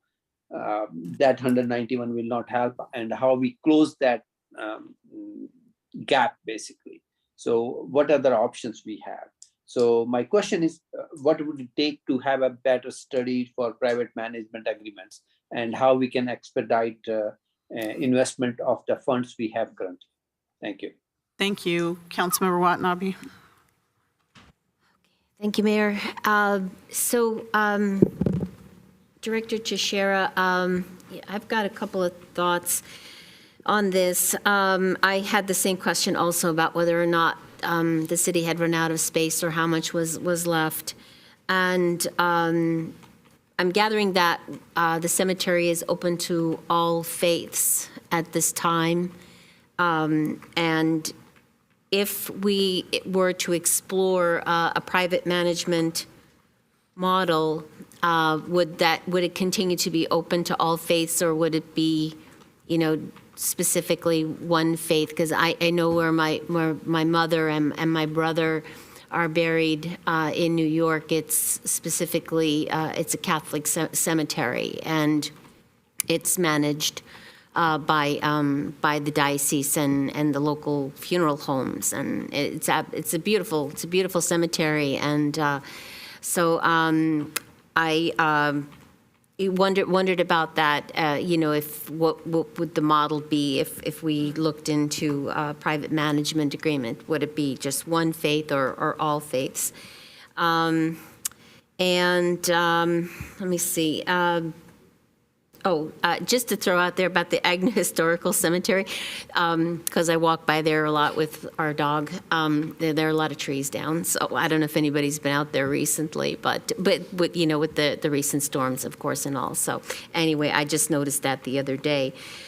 I think that's all I have for now, but I think just based on what I've heard and just the cost recovery, I'm just concerned that the cost recovery really is not, it's still not going to be sufficient. And what would it take to look at another model, and that being, a private management agreement? Thank you. Councilmember, Vice Mayor Park. Yes, thank you very much for the presentation. I do share the concerns. I mean, cemetery is land, which is not an infinite resource. And I think a lot of people have asked, how much land do we have? When do we, stop providing space? I'd also like to know, in 2016, 2017, we were at a 50-50 revenue versus expenditures. That's what it seemed to be. But then it diverges after that, with expenditures rising quite a bit and income dropping slightly until COVID. I know that 2018-19, it doesn't look like there was a data point for general fund subsidy. I don't know if we didn't have that data point, or if it was just very, very, very low. But it does seem that in 2019-2020, purchases were way down. Could be due to COVID, which means that our income was down, but our expenditures would likely be the same, because we still would have to manage all the land. We'd have to do the work of keeping up the lawns, et cetera. That's my thinking, unless you tell me something different. And then do we have a chart that shows how the prices to clients have changed? I mean, I know someone who went to LA to buy a plot for his father, and he ended up buying 5 plots because he was told that cemetery plots increased 20% each year over year. I mean, they're probably not limited to cost recovery when we go into privatization, but I would like to know, what our costs are, how they've been rising, and how privatization would affect client costs as well. And I love this idea of trusts and fund commissions. I don't know why we haven't looked into investment strategies prior to this. I mean, I would love if the International Swim Center, for example, had a trust and a fund commission for maintenance, and as well as the Triton Museum, which is coming up on its 40th year, which looks like it may need some renovation as well. I also want to note that San Diego is 10 times our population, and I'd kind of like to know what their city budget is. I don't know how comparable that we would be to San Diego. And Santa Monica is a little bit closer to our size, but I do know that Santa Monica is about 70% renters. I don't know if that means that people are coming from outside. It changes the service model. Just kind of curious about those things. Thank you very much.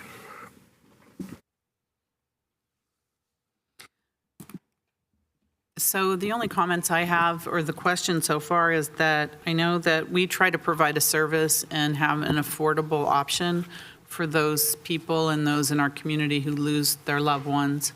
And it seems like our offering this service at the Memorial Park at an affordable rate has cost the city. The city's been subsidizing the service because we can't charge for more than what the actual service is. But because our rates have been more affordable over the years, the income hasn't caught up with us. So it looks like we're going to have to take some action, and having trust fund management is something, of course, that I think we need to do. That's probably a short-term action that we can take that will change things by better investing those funds. And maybe using a fiduciary to see, but it sounds, my question is, if we try to get the city out of this business, or we partner with the private sector on providing the service, seems to be a reality that the prices are going to go up no matter what we do at this point. I don't know if the reinvesting the money in the trust fund money will help, eliminate that gap of the general fund subsidy. So that's really my question at this point. I just want to know what choices we actually have at this point. So I think those are the questions, Director Teixeira from the City Council, before we go to the public. If you can do your best to answer. I will do my best. The challenging questions from the council. My memory gets thinner on the first question, so I might need Councilmember Jane to remind me. And there's a theme through all of them, yes. really. So there was a question about the slide about the dollars constraining, our services, and if we brought in additional revenue, how would that actually help? Again, because we are so lean, because we are so efficient. What ends up happening is the marketing, like you see that we reach out to other parts of the city to help us in our marketing efforts. Phil does a great job reaching out to churches and different groups and speaking at the senior center and making the rounds, so to speak, as well as establishing relationships with the local funeral homes. So that is a big part of it. But if you have one person there in the office and they're doing that, and then they have a burial that day and they're acting as pallbearer, they're not out there marketing. So a little bit of $36,000 actually goes a long way when it comes to the as-needed labor, and that certainly can help. So I would suggest that marketing is a big piece of that. Yes, in endowment care, the principal is being preserved, and the interest in your returns on that principal. But you're also, again, I would say, you're not investing it in a short-term pool. So to those that, I want to make sure that it's clear, because the finance department also had some input on this as well, is that the cash pool is an investment strategy. It does follow state statutes on how that's invested. So it really is emphasizing liquidity and short-term. And however, perpetual care funds, when you think we've already been in business for over 157 years, longer than the city's been in existence, and you want to take care of these folks and their families for the future, and you've got another 150 years. What thing if you were to do differently today with those funds? So using time and compounding interest, as well as a mixture of SAFE and other vehicles, you can achieve something different than the cash pool does not. So I'll just explain it that way. The business, Councilmember Hardy, burial, how much room above and below? So there was a study before I got here, and it talked about constructing at that time, about 18, 19 years ago, 2 above-ground mausoleums back when, you know, full body crypt above ground was the rage, right? And so the city was looking at spending a couple $1 million to build those, but the return on investment just wasn't there at that time, so that didn't get built. So we actually have a couple of acres flat by the Dolores Gate. You don't see any markers there, you don't see any flowers there, you don't see any trees there.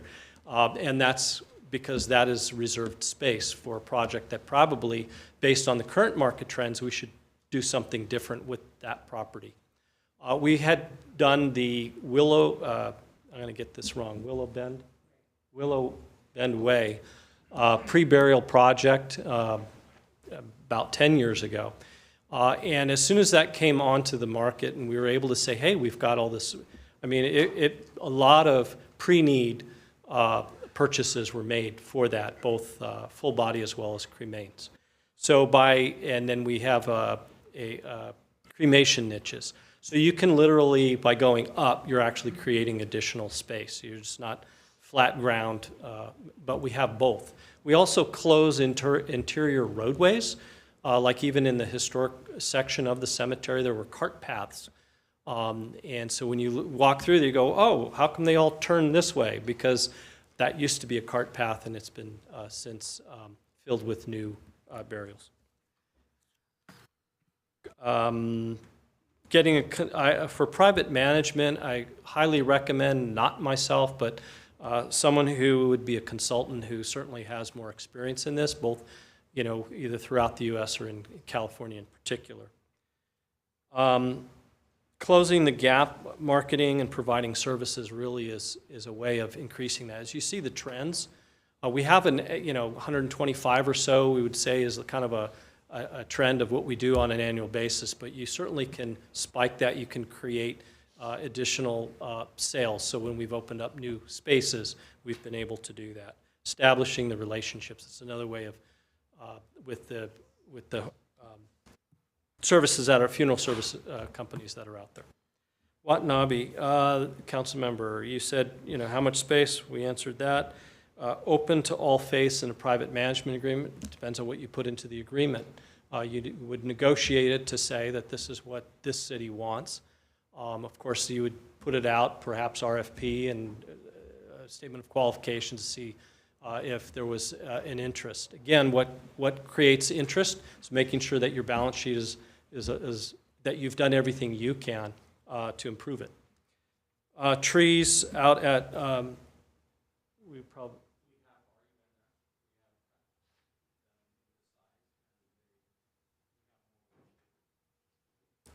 there you go. So we're working on it. Can you answer that in the microphone for the people that are watching? Yes, Thanks. Our staff have been out there, have seen it, have cut them into the pieces, and we've got more work to do, and we'll be removing that. Thank you.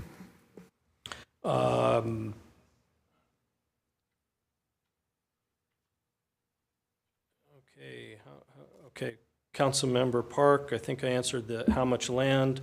The 2016 17 labor, there have been some successive labor agreements that have increased cost of labor. Labor is one of the larger, as well as the interfund transfers. Those would be the driving costs. The material supplies in the last 2 years, those are also going up just because of supply chain issues and inflation. So those are some of the things that are driving costs upwards.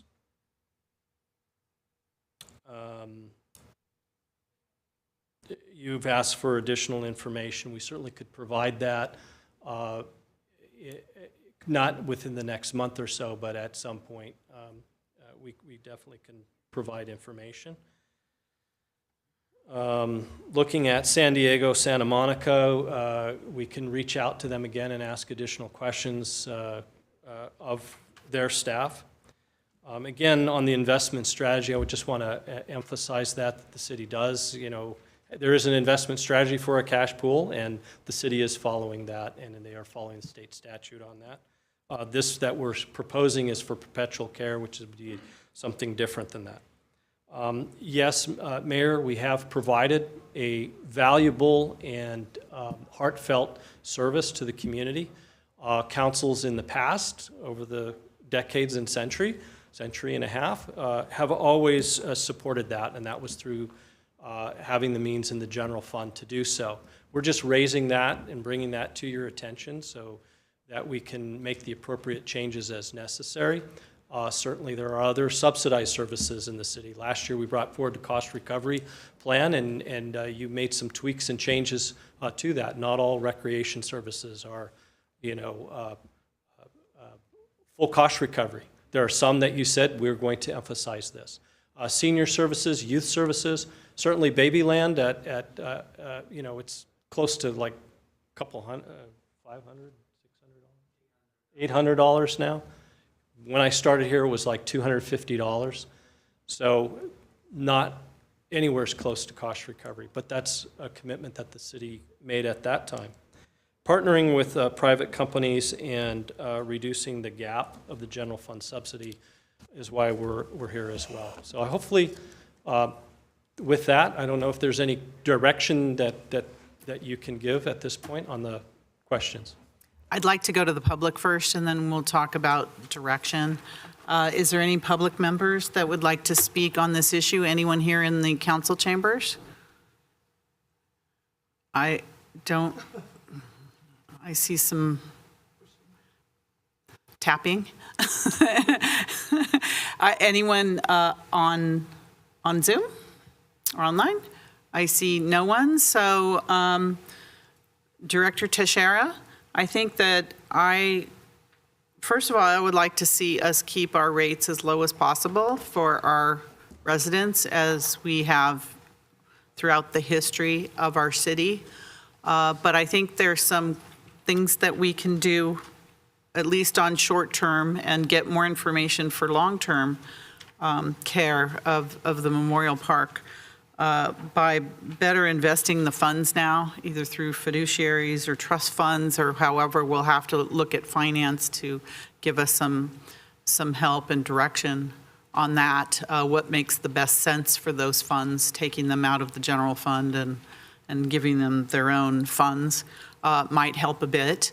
But I personally would like to see options from what might be available if we brought the private sector in to see, what would happen, or if we, went to your first option, which is raising some of the funds responsibly, would that be enough to help the operations by just increasing the fees somewhat, but still trying with the understanding to keep the fee structure affordable for our residents. I'm hoping that there can be a balance here, understanding that we may not get full cost recovery because we're offering a service, but at least as close to it as we can get comfortably. And I don't know if that comfortably is a word that anyone could think, 25% increase isn't very comfortable. 50% increases aren't comfortable, but can we at least close the gap? So I'd like to see you come back with options for us with some real numbers in terms of what we can do to better close these gaps. Councilmember Jane.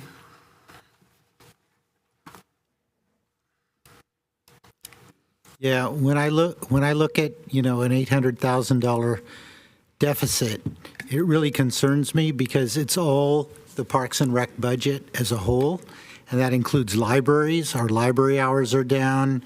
Our senior center hours are down. We have an issue with lawn bowling. We have an issue with our swim facility, maintaining that. So it all comes from one bucket, and so we need to be careful about subsidies when we're actually depriving our residents of so many services. So I think that we need to be very careful about cost recovery. Thank you. Councilmember Hardy. Thank you. I've said in a sad way, it's expensive enough to live here. It's tough when you make it hard to die here.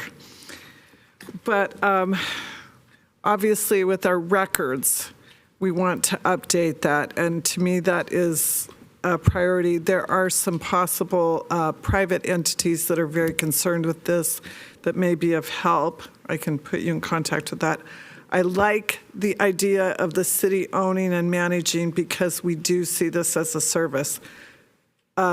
Even though there's only 10 other cities in California, we're Santa Clara, we like to think we're different. And to me, that means something. And the fact that it's been there for so long and we have so many amazing people, I'm starting to feel like I have more friends over there than in my neighborhood, which is frustrating. I like the endowment fund. We need to better handle that. I would like to see, as the mayor alluded to, some actual numbers, because right now we're just talking about percentages, and then we did see one hard number. But I guess I need to have a little bit more of an understanding. You did give us the numbers of how many internments approximately we have a year. I found it interesting that we needed to do marketing out to the funeral homes. I found that interesting and a little surprising, but because we do provide an amazing service, I think that makes the difference. And I know the people who work there. They're wonderful. Sorry. Thinking of some situations I had to handle there. So I would like to see us be able to continue in a fiscally responsible way, recognizing the costs will have gone up and we'll have to raise our costs. Thank you. Thank you. Councilmember Chahal. Thank you, Mayor. I think I agree with the comments from my colleague. First of all, the priority should be to have a better return on our endowment fund. That option should be looked at ASAP, basically. And the second one, city management versus private management. We would like to see some numbers if that saves us some dollars. So how those statistics can be brought forward to back to council, and if you need any approval for consultation charges, what it would cost us, I think you bring that forward to the council, and we'll be happy to look into that so that we can make that decision pretty fast. I know it is a service, and just like my other colleagues, I want to make sure the residents of City of Santa Clara do get this service, but at the same time, our deficits have to be managed. The subsidy we are providing has to be managed. And one thing would be like at least the hike should be covering the inflation we are going through today or in the coming years, basically. One thing is, which I would suggest is, which I would like to look at is, you mentioned that 10 other cities are have their own cemeteries. So a detailed perspective from those cities, are they also providing almost the 58% of subsidy, or that, so that can also help us to look into the scenarios where these cities, city ABC is doing really well because they are doing in a different way. So that comparative study of those 10 cities or whatever number it is would really help us to make a decision. But as of today, I would say we should directly look into better returns on our endowment and what we can do to make that happen. And going forward, what are comparative studies for city management versus private management, dollar saving on that. Thank you. Thank you. Thank you. Director Teixeira, I don't see any other hands, so do you have the direction? Yes. I'll answer by saying that in the upcoming budget study sessions that you'll have, we'll be bringing forward some of those practical, fees. The fees are all included in the city's municipal fee schedule, so you can see them today, actually. And then in terms of how much would it go from, if we currently don't charge something and then we charge, $400, then that's obviously a new fee. So the finance director will provide, like, these are the new fees that we're proposing, and then how much revenues based on trend that we perhaps will receive from those. Also have the direction on coming back, looking at a endowment fund adequacy study, as well as information from the other cities, and more information on formation of an endowment care trust. Very good. Thank you. All right, thank you very much. And I think there's something else. Yeah, there is. All right. So before we finish with this item, I would like to now recognize Philip Orr, who is retiring after 41 years of exceptional service with the city of Santa Clara.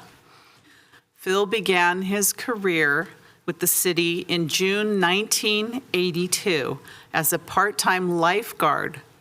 He would go on to hold positions at both the Community Recreation Center and Senior Center. In 2014, Phil transitioned to the Mission City Memorial Park and became the new cemetery operations manager. Phil has provided outstanding service to the residents of Santa Clara, supporting families through their most difficult times with his knowledge, grace, and dedication. I would now like to invite Director Teixeira back to the podium to say a few words about Phil. Director? Thank you.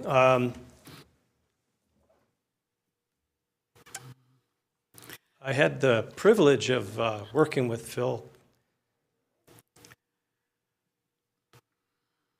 for 14 years. When I got here, he was at the Senior Center, and I had this little special assignment for him. And it was to take over, and we didn't necessarily have a qualified person to help out at the cemetery and keep things running. And Phil, he says, well, how long is the assignment, Jim? And I said, well, I think about 6 months. Said, okay, 6 months. 6 months later, he said, hey, Jim, I did my 6 months, so what's up? I saw another 6 months. And so then the 6 months became another year, and then another year, and then so we were able to recruit in that time, as you mentioned, his dedication and his aptitude for learning new things, as well as his heartfelt love of the city of Santa Clara. So I just want to thank Phil, colleague to colleague and professional to professional. Thank you, Phil. Thank you.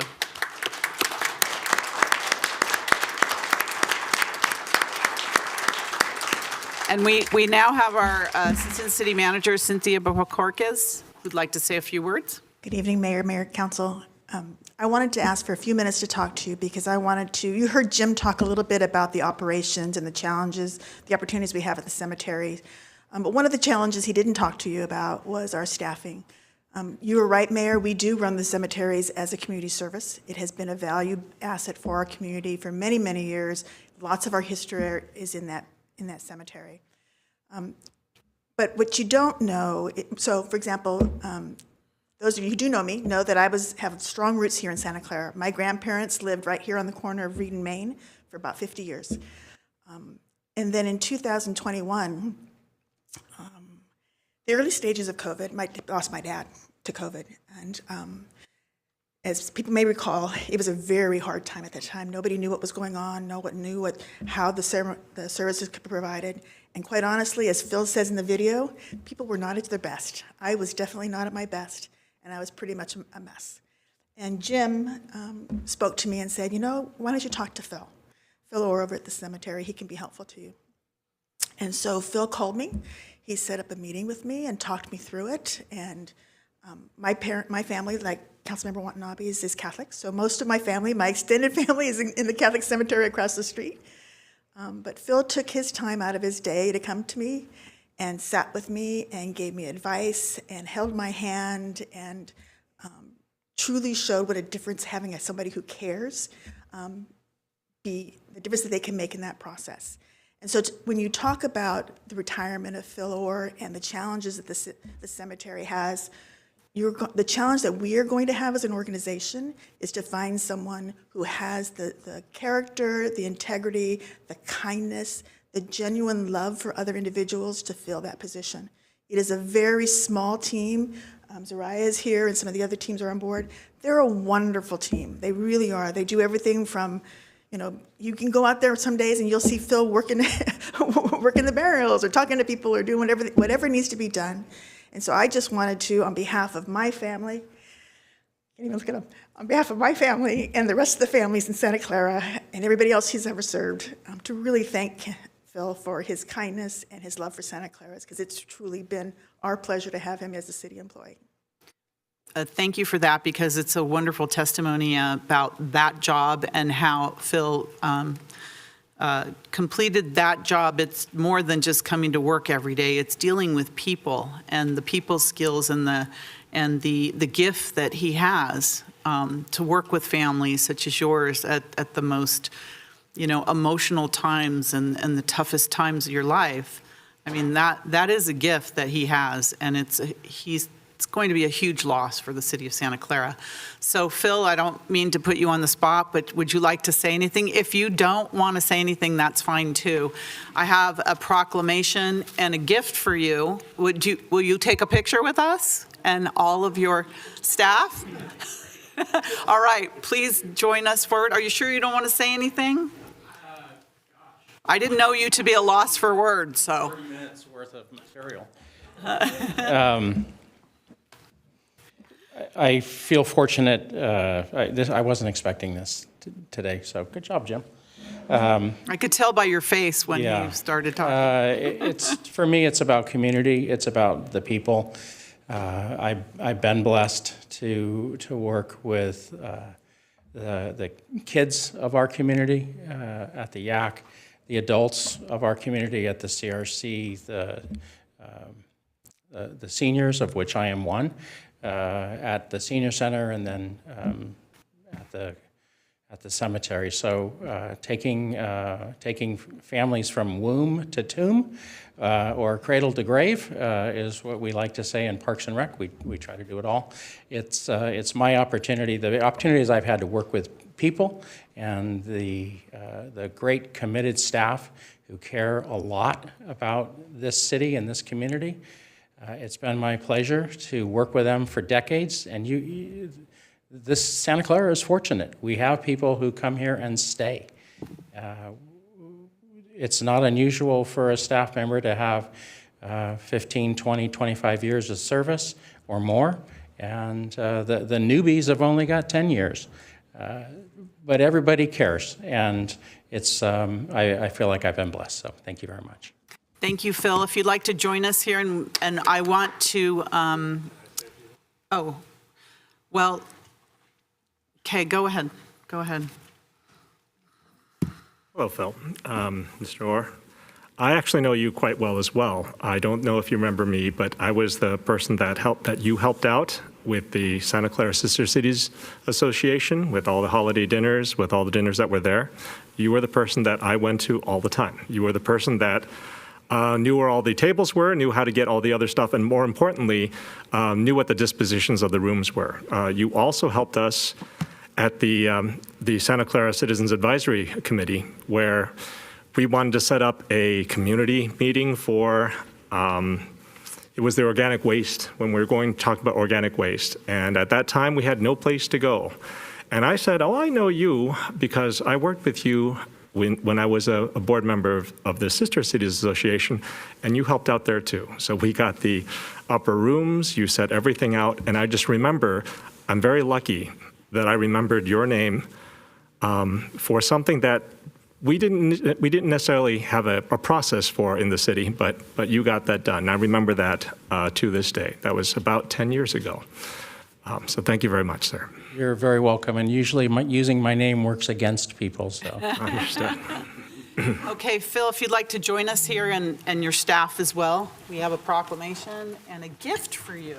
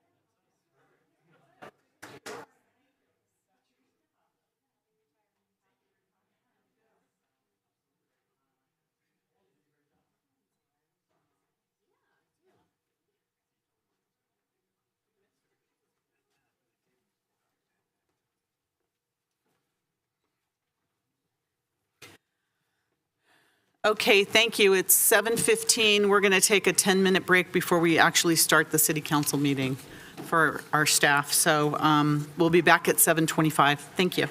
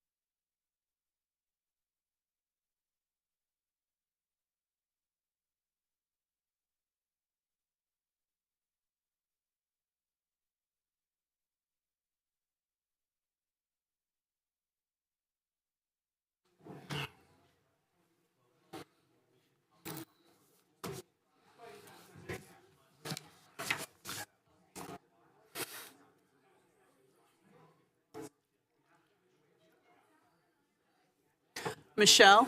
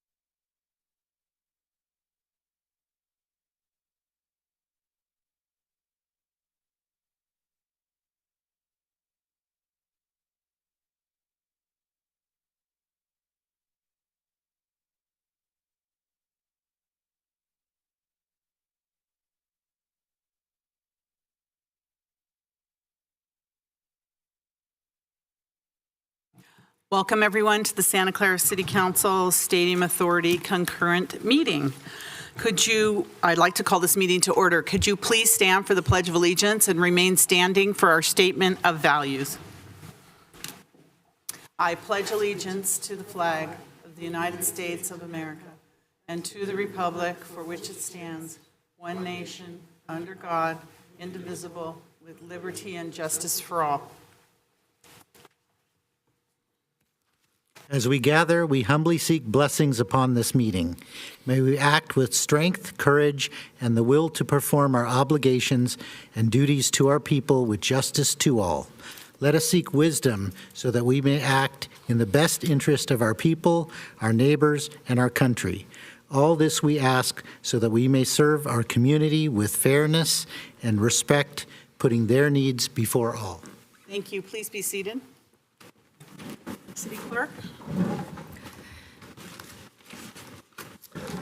AB 23 announcement. Members of the Santa Clara Stadium Authority, Sports and Open Space Authority, and Housing Authority are entitled to receive $30 for each attended meeting. Statement of behavioral standards. The City of Santa Clara has adopted a code of ethics and values and behavioral standards for public meetings to promote and maintain the highest levels of conduct. This includes mutual respect, robust discussion, and allowing city business to be done in an efficient and consistent manner. Please note that as presiding officer, the mayor/chair's direction in matters of process and decorum should be followed, and that use of the gavel indicates all conversations must conclude and everyone in attendance should come to order and attention. Welcome and thank you for your participation. Lastly, registered lobbyists. Lobbyists speaking in a lobbying capacity are required to identify themselves as such and disclose the clients and/or organizations that he or she represents at any meeting held with city officials or at public meetings, pursuant to City Code Section 2.155.110. And lastly, in accordance with the Brown Act, Government Code Section 54953B, Councilmember Chahal is attending tonight's meeting via audio-only teleconference. The location from where Councilmember Chahal is attending was included on the agenda for this meeting. Councilmember Chahal, at this time, I asked you to confirm that the agenda for this meeting is posted at your teleconference location and that the location is accessible to the public. That is correct. Please also state whether any members of the public are in attendance at your teleconference location. No one is in attendance as a public, but I also want to clarify for public that I'm on the audio only mode because of the lack of upload speed on my internet, just to clarify. And all votes taken during this teleconference meeting shall be by roll call vote. Thank you. Good evening and welcome, everyone. For today's meeting, the council's back in person and conducting its meeting in a hybrid manner. The public is welcome to attend in person, and the city continues to use a Zoom feature to allow participation from the safety of your home or office. Members of the public can still join via the link or call into the Zoom meeting phone number shown on the screen now. If you would like to speak on an agenda item or during public presentations, please raise your hand on the Zoom application or press *9 on your phone. Please only raise your hand while the item you're seeking to speak on is presented. Staff will enter your name or the last 4 digits of your phone number, and I will call on you to speak. As a friendly reminder, members of the public have 2 minutes to speak on an agenda item and 3 minutes on a public presentation. Those are reserved for topics not on the agenda. Prior to each agenda item, staff will lower your hand to ensure that members of the public are seeking to speak on the appropriate agenda item. So let's move on to the city council meeting. But before we start tonight's meeting, I would like to ask that the City Council have a moment of silence for the Covenant School shooting. As we enter this week, for those who recognize Holy Week, we mourn the loss of 6 people from the Covenant School in Nashville, Tennessee, who died on March 27th, 2023. Words cannot express the tremendous grief our nation is experiencing with another mass shooting. Evelyn Decows, William Kenny, Haley Scruggs lost their lives. All were 9 years old. Catherine Kuntz, 60, the head of the school, Mike Hill, 61, the school custodian, and Cynthia Peak, 61, a substitute teacher, were also victims of this senseless tragedy. Together, we deeply mourn the loss of these victims with their families, the students and staff at the Covenant School, and the entire city of Nashville. Let us please have a moment of silence in memory of the 3 children and 3 adults who lost their lives that day.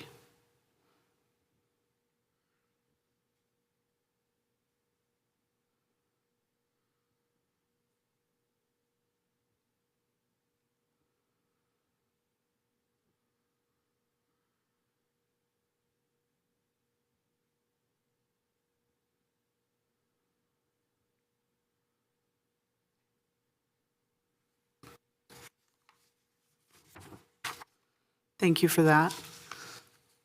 Also, I'm going to ask that the council adjourn later on this evening in the memory of Esperanza Hope Castellanos.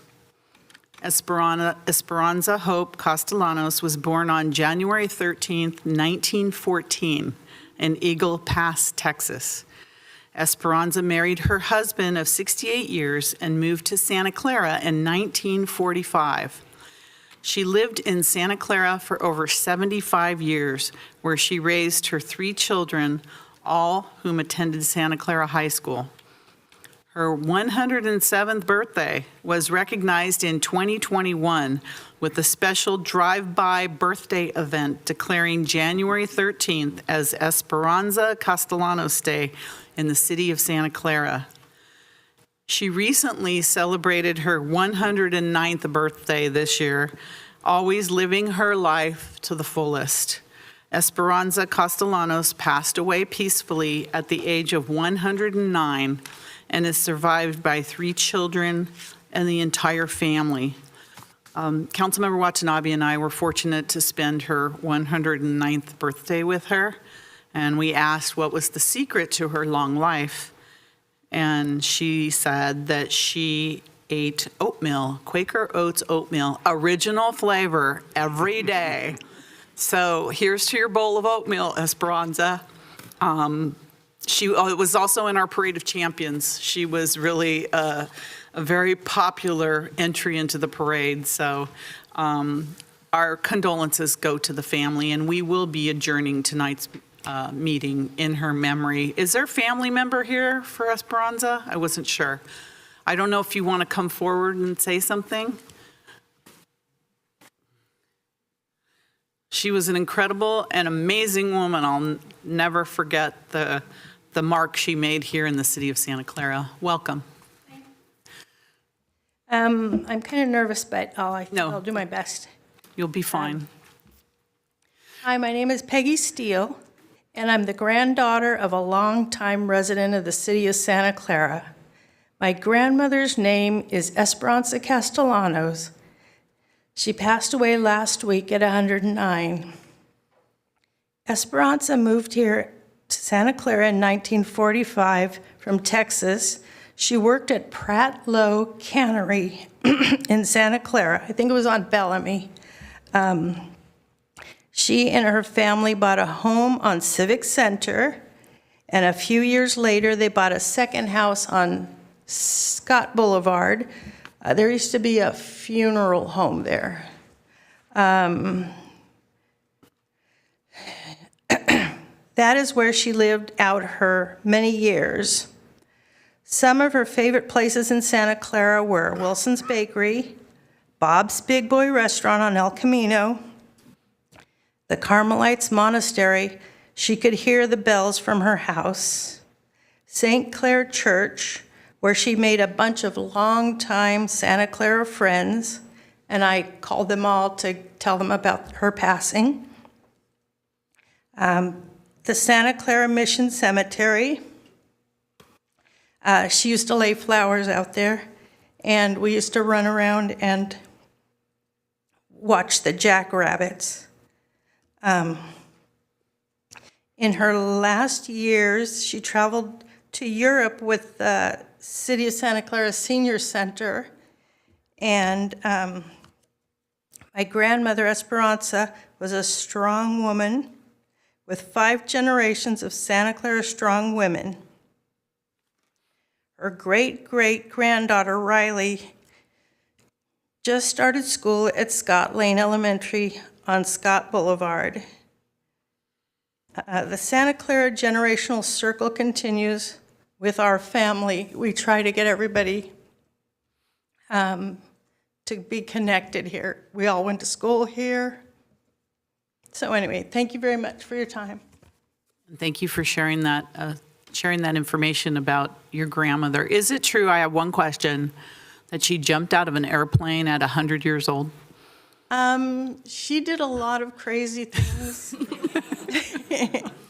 She walked down the Grand Canyon. She used to love swimming, but she didn't know how to swim. So she took swimming lessons at all the pools, War Memorial and Warburton and just everywhere. She would pretend like she could swim until the instructor would tell her, "Are you okay? Are you supposed to be in the deep end?" It just went crazy all over the place with my grandmother here in Santa Clara. Well, she's going to be missed, that's for sure. We did honor her here on a Zoom city council meeting, I think when she was 108. But what an amazing woman, never to be forgotten, and a legacy here in our city. Thank you again for sharing her with us. Okay, thank you very much. Thank you. Okay, moving on now. We have reports of action taken in closed session. City Attorney? Thank you, Madam Mayor. There are no actions to report out of closed session this evening. Okay. Next, we have continuances, exceptions, and reconsiderations, and I believe we have a couple. We have a request from Councilmember Becker, who is absent this evening, to continue item number 3, which is this next item, which is a reconsideration of city council action, reconsideration of council action taken March 7th regarding a resolution declaring city-owned property located at 2319 Gianera Street as surplus land as required by state law. City Attorney? Thank you, Madam Mayor. We're comfortable with that request and can bring that item back on April 18th. All right, may I have a motion to continue that item to, is it the 18th? Yeah. To April 18th? Move to continue until April 18th. Second.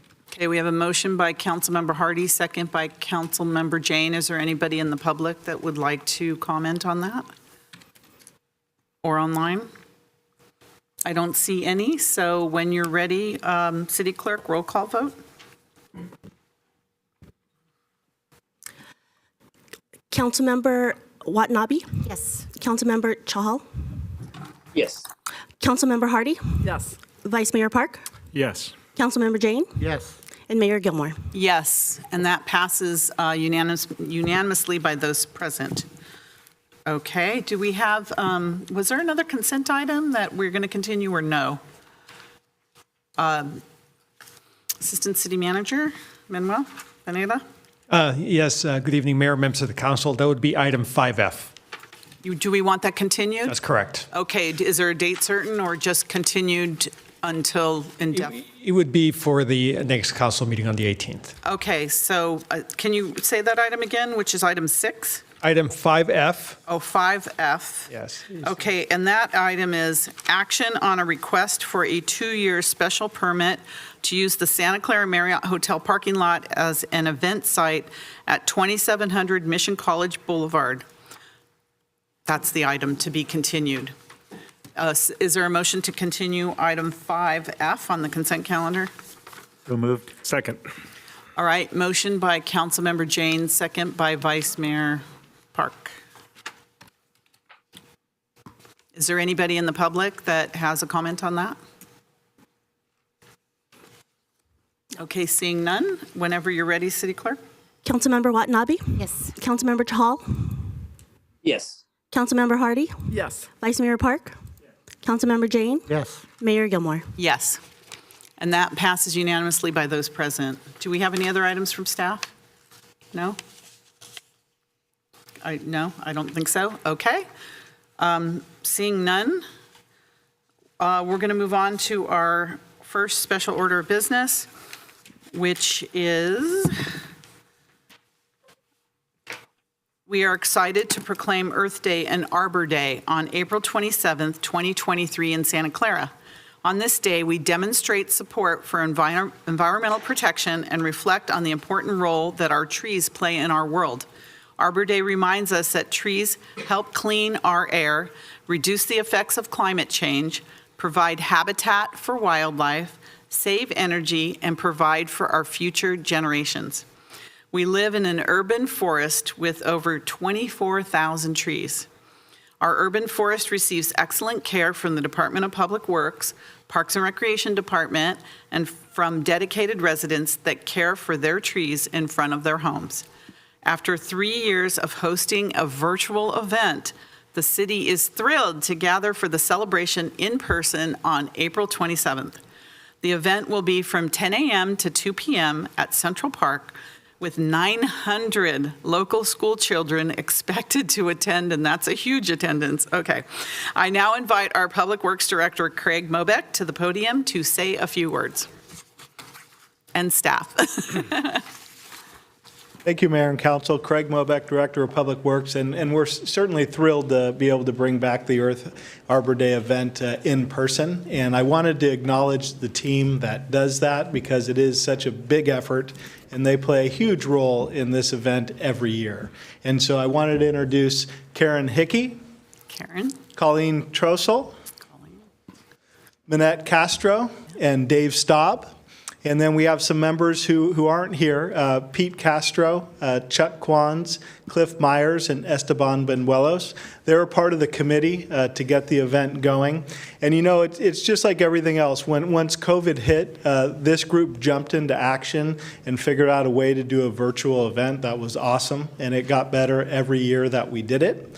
And this year, we're excited that we get to do it in person again. But for those of you that have hosted big events, you know when there's a gap and you stop doing it for a while, it's harder to get going. So after 3 years, you know, they had to jump back into action, and they were sharing with me before, you know, some of the contacts that they had in the past they couldn't get a hold of, or there's different people in their place. So it really took a lot of effort this time to get it going. But it's going to be a fun event. We've got a lot of great things that are going on. As you mentioned, I think over 1,000 people we're expecting in attendance.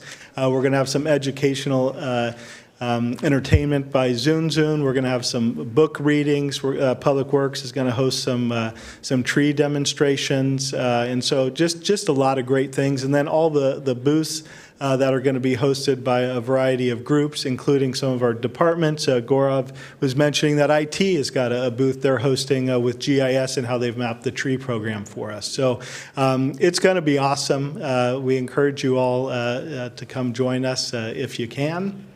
And so, again, thanks to this group for making it happen.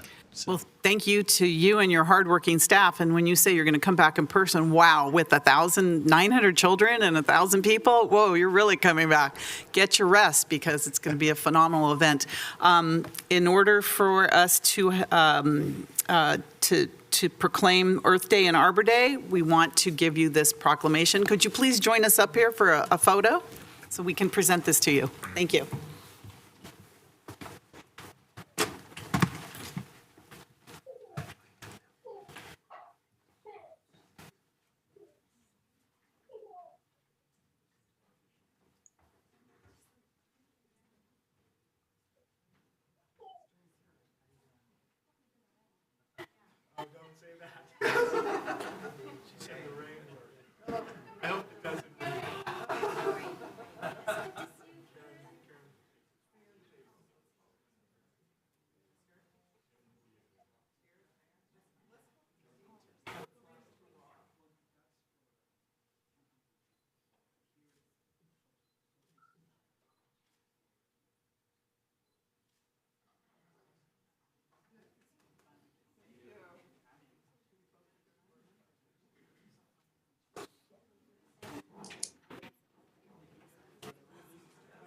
Thank you. Thanks, everyone.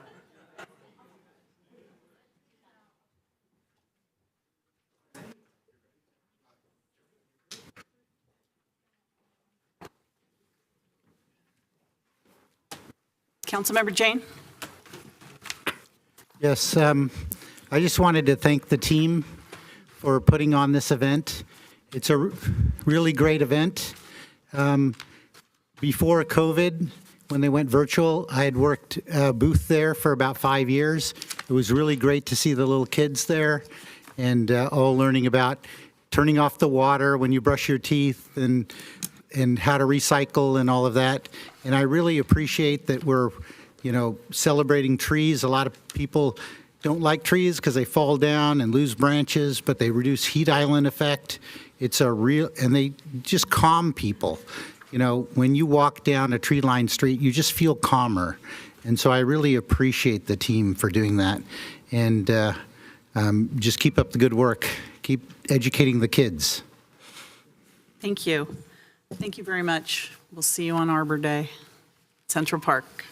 All right, I'm going to change the order of the agenda because I noticed that we have our Assemblymember Evan Lowe here. And Evan, if you'd like to come forward, I know you're on a time crunch going from city to city, so I want to make sure we accommodate you here in Santa Clara. So we have discussion and potential action. This is number 7. Discussion and potential action on request from the Office of Assemblymember Evan Lowe to support ACA 5. And first of all, I want to welcome Assemblymember Lowe to the City of Santa Clara. You are officially our Assemblymember representing the city, so it's really an honor to have you here this evening. Thank you very much, Mayor and Council. It's a tremendous honor to also work for the incredible residents of the City of Santa Clara, so I know that you'll equally hold me accountable to help ensure that we do the best work that we possibly can for all of the residents here in our city and for the state as well, too. And you're kind enough to allow me to join for consideration of Assembly Constitutional Amendment 5, of which I am authoring, which is the repeal of Proposition 8. As some of you may recall, back in 2008, Proposition 8 was passed by the voters in the state of California. Proposition 8 eliminated the rights of same-sex couples to marry. Again, Proposition 8 eliminated the rights of same-sex couples to marry. Unfortunately, that is still in our California Constitution.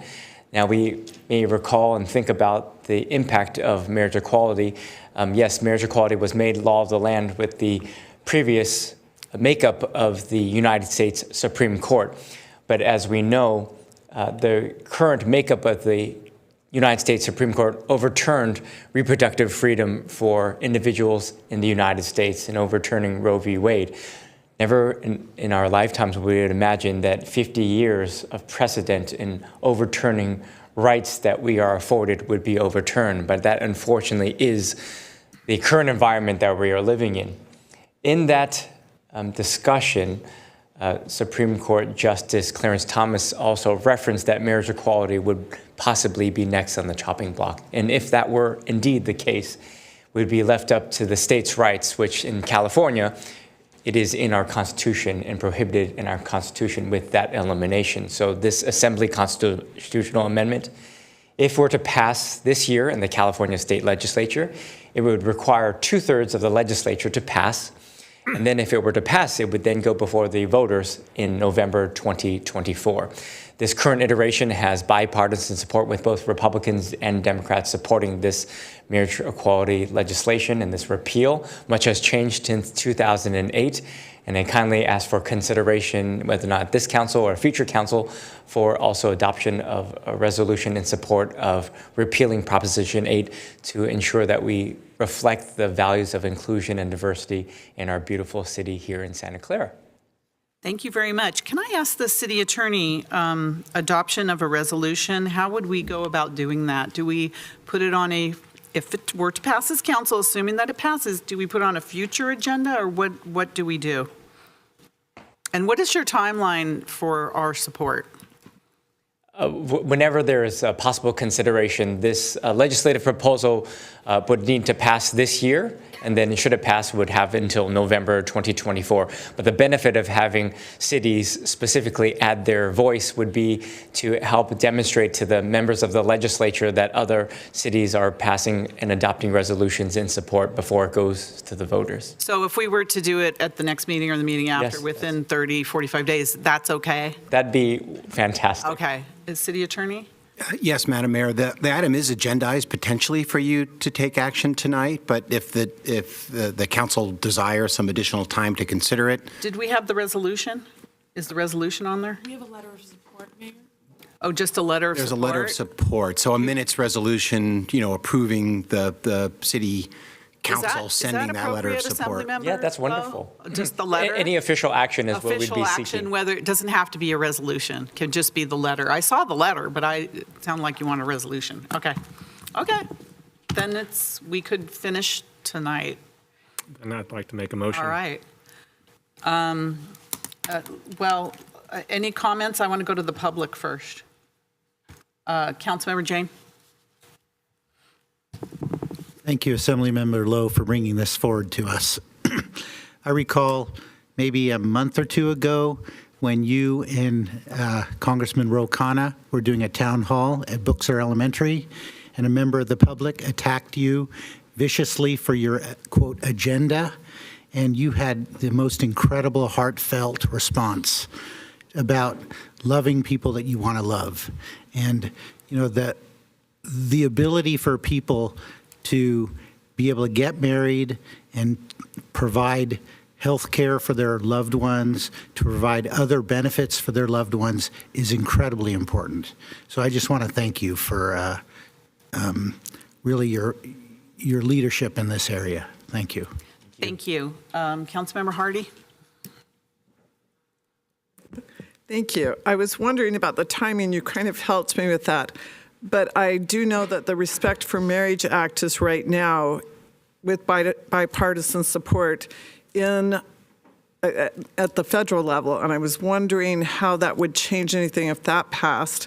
And I was just wanting to make certain that nothing here would infringe on anyone's religious or individual beliefs.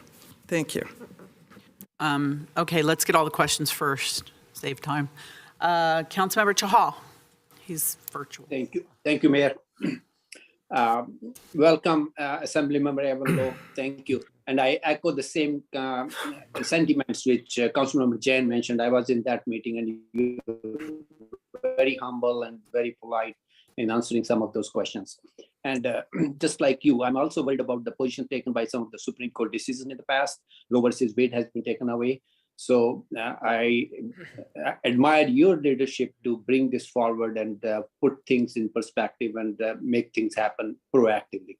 Thank you. And I'll be supporting this agenda item. Thank you. Vice Mayor Park?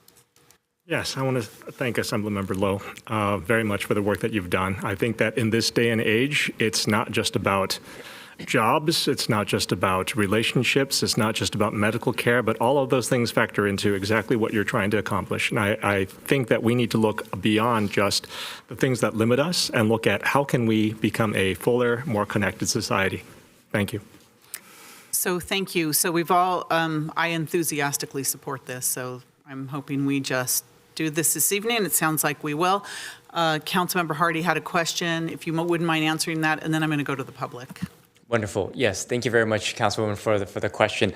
Specifically, it is actual law and practice, which is members of the clergy nor evangelicals, individuals of faith, have been forced to perform a marriage, and that would also be encompassed and encapsulated specifically in the intent language, specifically in the legislation.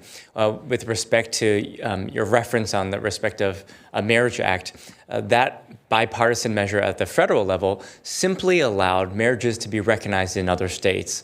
And of course, in California, that would not be legal. And so we hope to help to provide the diversity inclusion specifically to the protections that are afforded in the California Constitution by repealing that language. And so this helps to enhance the protections specifically for California residents. All right, thank you for that. Is there any member of the public here in the council chambers that would like to speak? Please come forward. Assembly member, if you wouldn't mind just stepping aside just for a moment. Thank you. Stay close, though. Welcome. Hi, I just want to say that most of Judaism supports LGBTQ plus people and their marriage rights. So not allowing that would actually infringe on my religious rights. Also, it's 2023, like 75% of my friends are LGBTQ plus, and many of the teenagers that I volunteer with as well. And so to take this privilege and this right away from them would be unfair. Thank you very much. Hello. John Haggerty, I would urge you not to take action on this for a couple of reasons. This council is a municipal organization. There's so many municipal issues that you need to focus on: the stadium, housing, police, fire, labor. All, you know it more than I do. And to get involved on passing your opinions on constitutional measures, gun rights, balanced budget, to me that's just distracting and divisive. This is a municipal organization, not a constitutional review organization. Second, as I understand the measure that Assembly Member Rowe is putting forth, he's only going to repeal Prop 8. Now, Prop 8 put a definition of marriage into the Constitution. If Prop 8 is repealed, there will be no definition of marriage in the Constitution. What that means, therefore, is that the legislature, by default, will be able to define marriage as it sees fit, not as the people sees fit, but as they see fit, and who knows what they could do with it. Our city has been the victim of legislative action, I think most specifically of the redevelopment agency, where they closed down our well-run redevelopment agency. So I don't wish to empower Sacramento on this important issue. And then finally, in the remaining time, I will say, I think that Proposition 8 was supported by two policy considerations. One, avoiding costly to society, irresponsible natural procreation that only complementary sex couples are at risk for. Same-sex couples cannot have a irresponsible natural procreation for natural reasons. And then the second thing is it promotes, it maximizes the optimal benefits to each and every child having the benefits of being raised by their natural mother and their natural father. So I would urge you not to take action on this. Thank you. Thank you. Would anyone else like to speak? If so, come forward. Do we have anyone online? I don't see anyone. Thank you. Thank you, City Clerk. Assemblymember Lowe, I don't know if you want to make any comments after what you've just heard. If not, we'll go for a vote. So I want to give you the floor if you'd like. Thank you very much, Madam Mayor. Just thank you for indulging me to allow me to close and also to respond. Many of us seek public service for our greater calling to help ensure the values for those most vulnerable in our community. As I have previously served as a member of the City Council, I found it very awkward and strange that as mayor of the city, I could officiate a wedding, but could not get married myself. I could host a blood drive on City Hall property, but I could not donate blood myself because of an FDA ban on gay men donating blood. I could not be part of Boy Scouts, in which the Boy Scouts would be in the council chambers asking to meet with our elected officials. The Boy Scouts asked, Mr. Mayor, were you also a Boy Scout? Is that how you became a leader? And my response is, I was not able to be part of your organization. We would write letters to West Point, a renowned military institution, but could not serve ourselves. Hospital visitation rights, adoption rights. All of these basic fundamentals help to ensure a strong, equitable society. And what this does is this measure, which is under the purview for the incredible empathy for the hard-working council, to reflect the values of the city and also to help make it very clear that those hurting and those wishing to be loved and included shall be seen and shall be equal under the law. And that is what this fundamentally is addressing with respect to the consideration of support and recognizing the rights of all individuals within our beautiful city and our beautiful state. And I respectfully would ask for your support of Assembly Constitutional Amendment 5. Thank you, and I think your request reflects the values of our community here in Santa Clara. So do I have a motion to, Yes, Madam Mayor. Councilmember Watanabe? Thank you, Mayor. I wasn't going to say anything, but what I would like to say is that I think one of the best parts of being a public servant is the fact that you represent everybody and you treat everybody equally. And no matter how you may feel, our job is to treat everybody fairly and with respect. And so I'm glad that you have brought this here before us. And so I'm not going to make the motion, but because I believe others have asked, but thank you for bringing this forward this evening, Assembly Member. Thank you, Vice Mayor Park. So I would like to make this motion, but I would also like to address some of the comments from the public, which is I do understand where some of the people are coming from. It's not that I agree. But I think that when we look at divisiveness, this is one of the only issues that I know where we seem to have unanimous support on council. I think that we need to look at that. I mean, as one of the people who often sees the disagreements on council, I do also look for where we find agreement. And I think that Assemblymember Lowe said it very well, which is children need love too. And I think that if you ask them, they don't really care who their parents are as long as their parents are. I have had the privilege, the utter privilege, to talk to many children, and children of all different faiths, children of all different parental backgrounds. And I will say that the one thing is true is every child is happy when they have a loving family. And in the same way that you would give adults connections that they wouldn't have normally, they wouldn't have otherwise, I think that this also gives opportunity for children to have loving parents that they wouldn't necessarily have otherwise. I think that if we use the phrase, think about the children, I cannot think of any other way to think about the children more than to provide them the love and the care that they need to grow, because they do need care. They do need, like having, one parent, having two parents, having three parents is better than two, I would say. And I think that if we can provide every opportunity for children to get the parenting, to get the love that they need, that they want to grow strong, I fully support that. And I will like to make the motion to send the letter of support. And perhaps even this would leave us room to also make a resolution on this at a later state. But for what we have now, to send a letter of support for ACA 5. I also know that Assemblymember Lowe is here. He's heard the concerns about the definition of marriage, and I'm sure that they will find some way to work that into the wording of the measure. Thank you. All right, that's a motion. Is there a second? I'll second it. All right, Councilmember Jane. Oh, I was just going to make the motion, but now I'll second it. Okay, so we have a motion and a second. And with no further discussion, City Clerk, roll call vote, please. Councilmember Watanabe? Yes. Councilmember Chahal? Yes. Councilmember Hardy? Yes. Vice Mayor Park? Yes. Councilmember Jane? Yes. And Mayor Gilmore? Yes, and that passes unanimously from those present. Congratulations. Thank you. Thank you for bringing this forward to us, and you're on your way to your next city.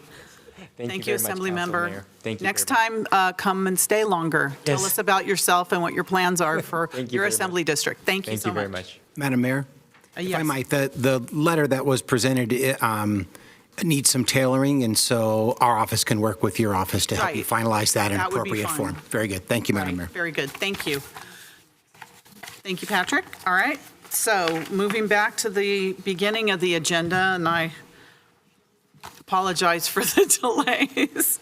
Relay for life, all right. So now, for our next special order of business, Relay for Life will be providing a presentation on their fundraising work for the American Cancer Society and the upcoming Santa Clara Relay for Life Relay Day on April 29th. Tonight, we have with us Jonathan O. to discuss accomplishments from the 2022 Santa Clara Relay for Life event and provide information on how you can volunteer and participate in Relay for Life. We will now turn the Zoom floor over to Jonathan O. with Santa Clara Relay for Life. Jonathan, are you with us? He's online. Jonathan, I see your name. There you go. Okay.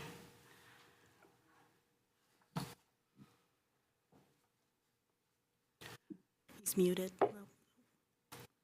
Is he muted? I can't see. Oh, Jonathan. Do you see what's going on with him? I don't.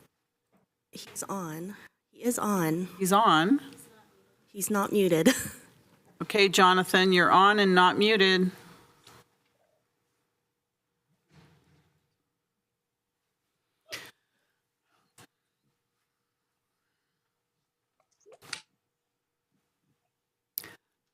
Jonathan? Could we send him a message that we're trying? Okay, here we go. Jonathan, maybe you want to jump off and jump back in again? I don't know if you can hear us. We see your square.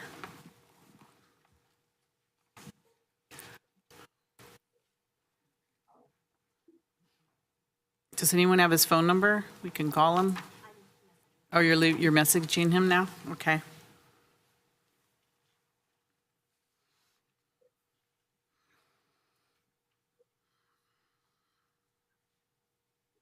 Hope you didn't fall asleep waiting for us.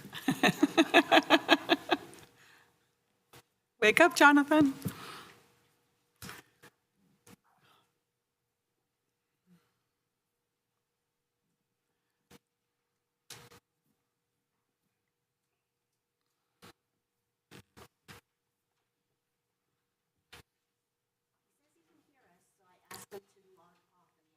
Okay.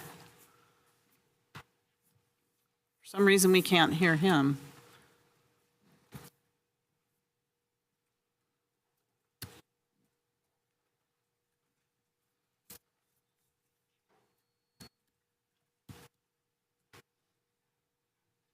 Okay, he's off now.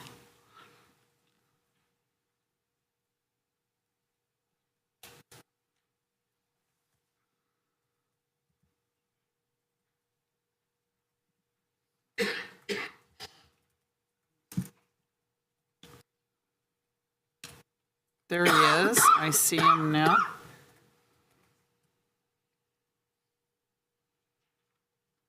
Uh-oh, same signal. Can you hear us, Jonathan?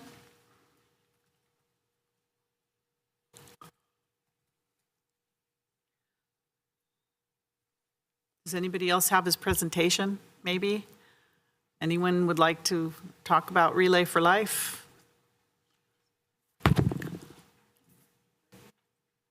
No? Yes?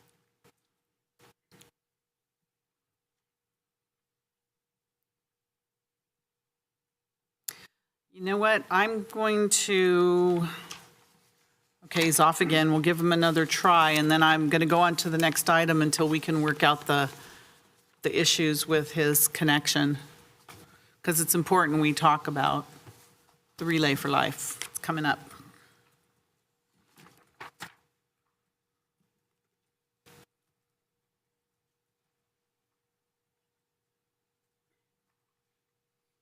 Okay, here again, third time's a charm.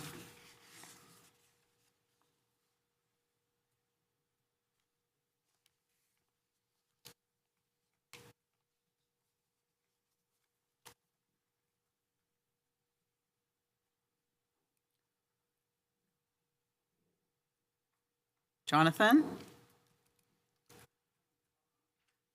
Hello, hello, hello. Can you hear me? Oh, yes, we I'm do. so sorry. That's okay. We hear you I'm loud so and clear. I'm not. It was on my side. It was on my side. Okay, we'll blame you. Go ahead. Yeah, you can. It was some reason my system changed to a different microphone, which is not plugged in instead of the webcam. So again, I apologize. No, you're fine. I appreciate you waiting for me. Sure. Tell us. Go ahead. Tell us about Relay for Life 2023. All right. Well, thank you again. My name is Jonathan O. I am this year's event lead for the Santa Clara Relay for Life. The Santa Clara Relay for Life is a yearly community event where we celebrate cancer survivors, we honor and remember those we have lost, and fundraise to support the mission of the American Cancer Society. The Relay for Life is the largest fundraising program for the American Cancer Society and operates in communities all across the country and beyond. And I'm proud to be a part of it here in Santa Clara. This is the third year in a row that I've been here in front of the council to promote the event, and I want to thank the council for your support and to those of you that have been able to come out and attend the event in person. Our event this year is at Townsend Field on April 29th. Starts at 10 and ends a little before 10 p.m. in the evening. We start with an opening ceremony. We have a survivor's lap, and we continue throughout the day walking in support of those fighting cancer. At the end of the day, we end with our Luminaria ceremony, where we honor those we have lost. We'll also have a local band and local dancers come out from high schools to do some entertainment throughout the day. There's a specific program for survivors, and I strongly encourage anyone that can hear me today or in the room, if you are a survivor or if you know a survivor, please encourage them or yourself to sign up and come out. I've never talked to a survivor that felt it wasn't a good use of his or her time coming out, and we definitely want to see as many of you as possible. You're a big reason why we do this. I also hope to see other residents of Santa Clara and the surrounding communities come out as well. So if anyone's able to communicate about our event to others in the community, please do so. We would appreciate it. Get our name out as much as possible. Last year we raised about $64,000, and I think we'll surpass that this year. And we're already above our participant level for last year, so we'll see where we end up. We're not quite at where we were at the pre-pandemic levels, but we're on the right track. We're getting bigger, which is good. It's a bit late, but I was encouraged to mention we have a fundraiser tonight at Las Casuelas on Ray Street in San Jose, but of course they close at 9. So if you happen to still need dinner and can get out there, we'd appreciate your support, but no, it's a bit late for that. And on my slide, I realized I neglected to put my contact information, so I apologize for that. But if you Google Santa Clara Relay for Life, you'll find our information, how to register and sign up, and also my contact information as well. So thank you again for the opportunity to speak tonight. I appreciate it very much. John, sorry for my technical difficulty. Thank you, Jonathan. I have a question. I think it was last year the Luminari ceremony was at the Franklin Square. Will it be on Townsend Field, or are they? We actually did both. For the last couple of years, we did both Townsend Square. And not Townsend Square. Franklin Square. Franklin, right, and then Townsend. We also did another one the day of. There's a difference in fees, I think, this year from the city. So we actually are not going to be able to do the Franklin Mall one. So we are going to do everything on Relay Day on the 29th. So the Luminar then will be at night. Okay, so everything happens on Townsend Field. Yeah. And you said in the past it's gone all night long, but it's from 10 a.m. to 10 p.m. In years past, not since COVID, but in years past, right. It was a 24-hour event symbolizing the round-the-clock struggle of cancer, those are fighting cancer. Okay. But our event, like many others, have shortened the time, so now we're just going to be during the day. Okay, well, I encourage everyone to be there. It's an amazing event, and we all know someone who has fought cancer, had a family member, lost a family member, has a family member struggling with it now, but it's touched all of us. So this is a wonderful event and our way of showing support as a community. by attending and participating and contributing to the Relay for Life 2023. Thank you so much. Do we have anyone in the audience that would like to speak on this? If not, thank you very much. All right. Vice Mayor Park. Yes, thank you. I'd like to ask staff, I mean, we've been hearing this story for months, which is changes in fees that have disallowed events from taking place as they have in the past. And I would like to know what change in fees for Franklin Mall, for Franklin Square, prevents the Relay for Life from happening, the Luminaria ceremony from happening there. I mean, it's a concern, and I'm sure that there's a lot of other events that we haven't heard about that are canceling at different locations or canceling events because of changes in city fees, and I would like to get on top of that. I'd like to find out what those fees were, what they are now, and why these people are, why Relay for Life, for example, has chosen to cancel their Franklin Mall event. Thank you. All right, thank you. All right, we're going to move on now to the consent calendar. All items are approved with one motion, unless an item's pulled for discussion. And a reminder that we had item, was it 5F that was continued. Do we have any council members? Let's see, Councilmember Watanabe? Thank you, Mayor. Yes, I would like to pull 6D, which includes 6D1 and 6D2, please. All right, 6D1 and 6D2. And that is request from stadium manager for retroactive approval of incurred expenses for non-NFL events-related marketing, networking, and travel and entertainment activities. That's D1. D2 is report from the Stadium Authority for action on stadium manager's request for retroactive approval of incurred expenses for non-NFL events-related marketing, networking, and travel and entertainment activities. All right, is there anyone else that has anything? Any member of the audience or public? All right, seeing none, is there a motion to approve the balance of the consent calendar? So moved. So moved. All right, so Second. we have a motion by Councilmember Jane, second by Councilmember Hardy, to approve the balance of the consent calendar. When you're ready, City Clerk, roll call vote. Councilmember Watanabe? Yes. Councilmember Chahal? Yes. Councilmember Hardy? Yes. Vice Mayor Park? Yes. Councilmember Jane? Yes. And Mayor Gilmore. Yes, and that passes with those present, unanimously with those present. All right, the next item we have is public presentations. Do we have any public presentations? Any members of the public here? We do. Okay, please, you can queue up, line up. And these are for items not on the agenda.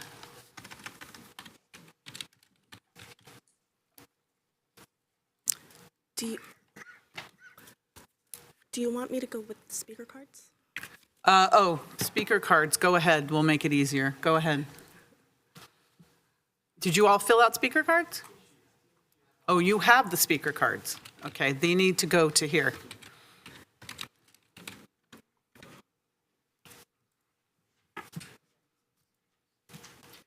She'll call you when it's your turn. She'll call your name. Elisa Gurman.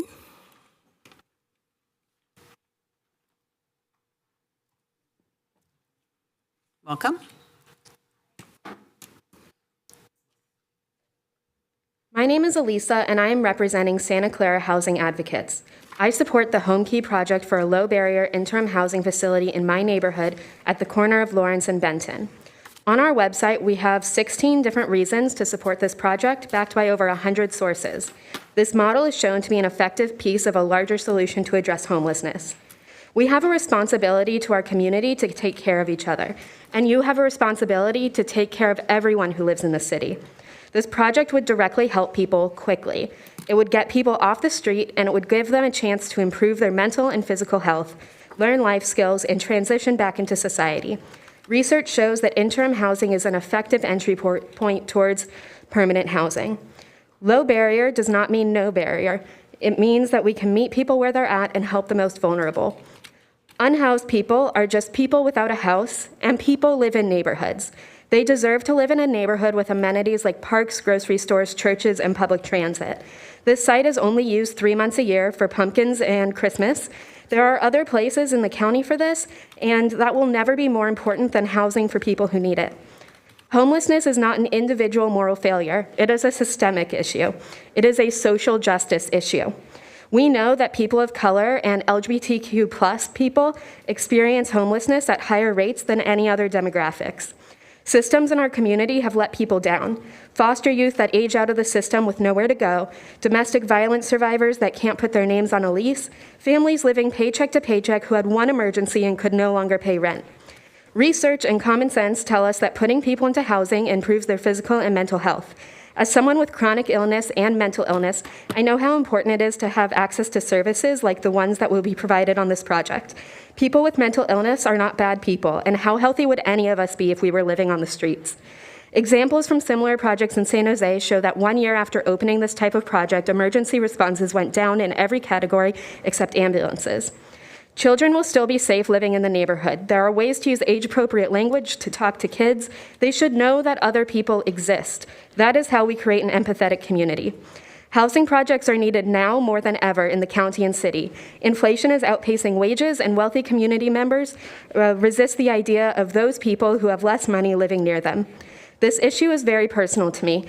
I recently had to move home due to medical issues, and if my family had not been able to support me, I would not have been able to pay rent or see my doctors. And in high school, I was housing insecure, and I didn't have my own bedroom for most of that time. We moved here 10 years ago, a year before I graduated high school. This neighborhood gave me a home when I didn't have one, and we should do that for other people too. Thank you. Thank you. And I just want to say that if you're here to talk about the Benton Street issue, we have a special meeting that we have set aside just for this item on April 25th. So I just encourage people to come to that meeting because it's going to be strictly on this issue. You're free to speak tonight, but we will not be able to answer or comment on your comments at all. So I do want to let you all know, if you didn't know, April 25th, just for this item. Okay. City Clerk? Shalini Venkatesh. Welcome. Hi. I too want to speak on this item, but I'll try and keep it very short because I know we're going to have a chance to go into much more detail later. So I'm a resident of the neighborhood where this interim housing project has been proposed. And I just want to, put it on record that I'm very much in favor of the proposal. I'm a parent, I'm a homeowner, I've lived in that neighborhood for over 30 years now, just half a mile away. And I'll just make a couple of quick points. One is, I think that we should really take this seriously and consider doing something in the spirit of this proposal at this site for three big reasons. One is, it's the humane thing to do. The second is, it is the most cost-effective way of dealing with the homelessness issue. Interim supportive housing is one of the few kind of approaches that's shown to be actually successful in dealing with homelessness in anything but a very short-term way. And then the last thing I wanted to say is that I think we have a really great opportunity here because this collaboration of the city being able to take advantage of the county-owned land, to have a proposal that right from the very beginning has had a lot of input from the service provider who's being very responsive to comments that have come up at the various community meetings, and the prospect of getting some serious funding from the third round of the Home Key program, which I guess is not going to be, coming back anytime soon, makes this a real feasible chance to jump in, to do something good. I think any delays in doing something like this just make the problem, putting the problem down the road by just 6 months or a year, just makes a problem even bigger and more expensive and difficult to deal with. So let's not let this slip away. Thank you. Melinda Berlant.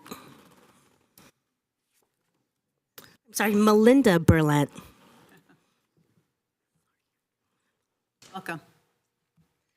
Thank you. I'm also in support of the Life Moves Benton interim project. I live 6 blocks from the proposed location, and I've lived in Santa Clara 10 years because I was able to find affordable housing and was told that Santa Clara is a city that takes care of its residents and is managed well. Many residents are on the verge of being unhoused. My landlord is selling my building, and before long, I'll be priced out of the area, especially since I've been unemployed for the past year. A project like this will provide the unhoused the opportunity to get back on their feet. If we don't build this now, who will? If not here, where? And if not now, when? If Santa Clara does not move ahead with this project, where will we build a permanent interim housing project and meet the requirements of the state?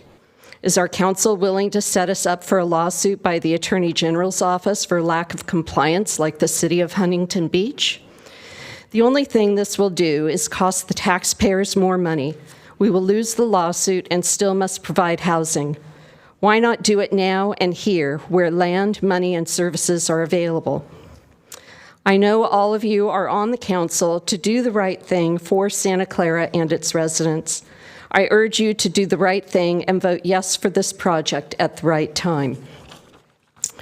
Santa Clara Housing Advocates is a grassroots group of neighbors who have come together in support of this project. We represent homeowners, renters, LGBTQ+ people, many religions and ethnicities.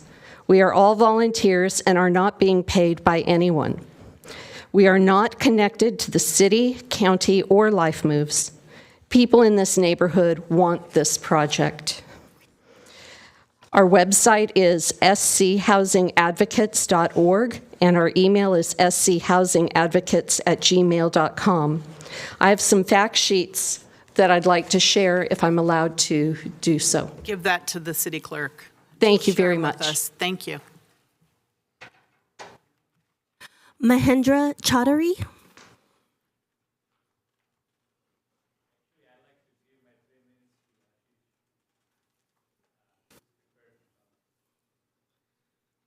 Do you have that? No. You don't have that. Who would you like to give your minutes to? To Ashish? Come forward, Ben. Okay, thank you.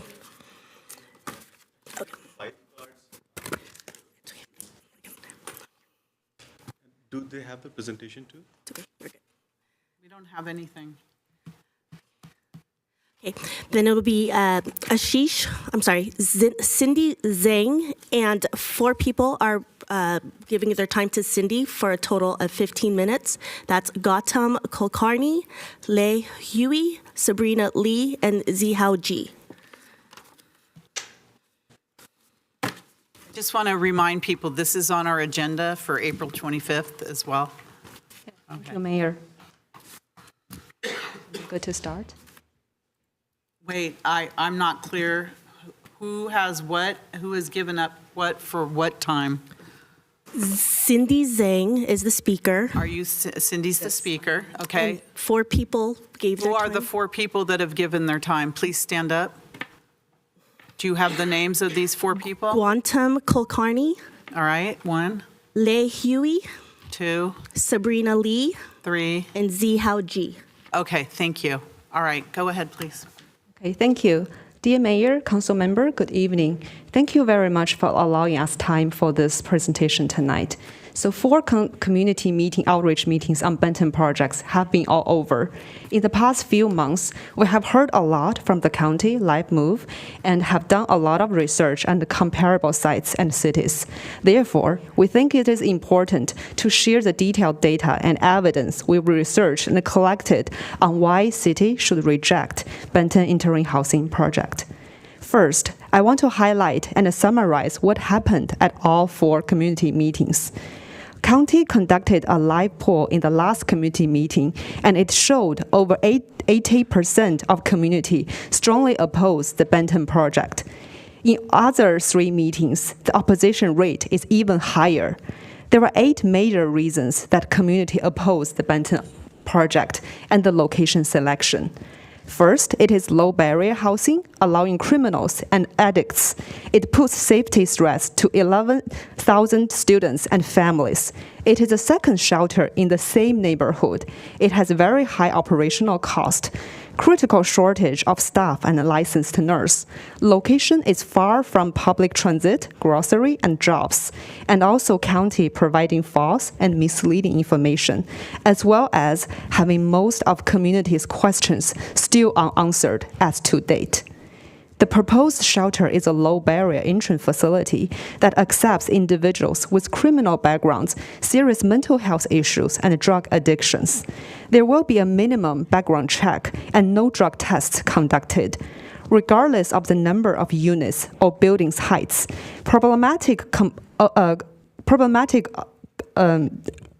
occupants are unlikely to be removed from the site by the city or police. This raises significant concerns for the safety and well-being of the community. Also, the county failed to conduct any research on the impact of the Benton project on the neighborhood, as evidenced by their incorrect school counts and more. So in the first community meeting, the county and the Life Move has no idea at all how many schools were nearby. In the second meeting, they claimed only 4 schools were within 1.5 miles, which was incorrect. Third time, they revised it to 6 schools and 8 daycares, which is still incorrect.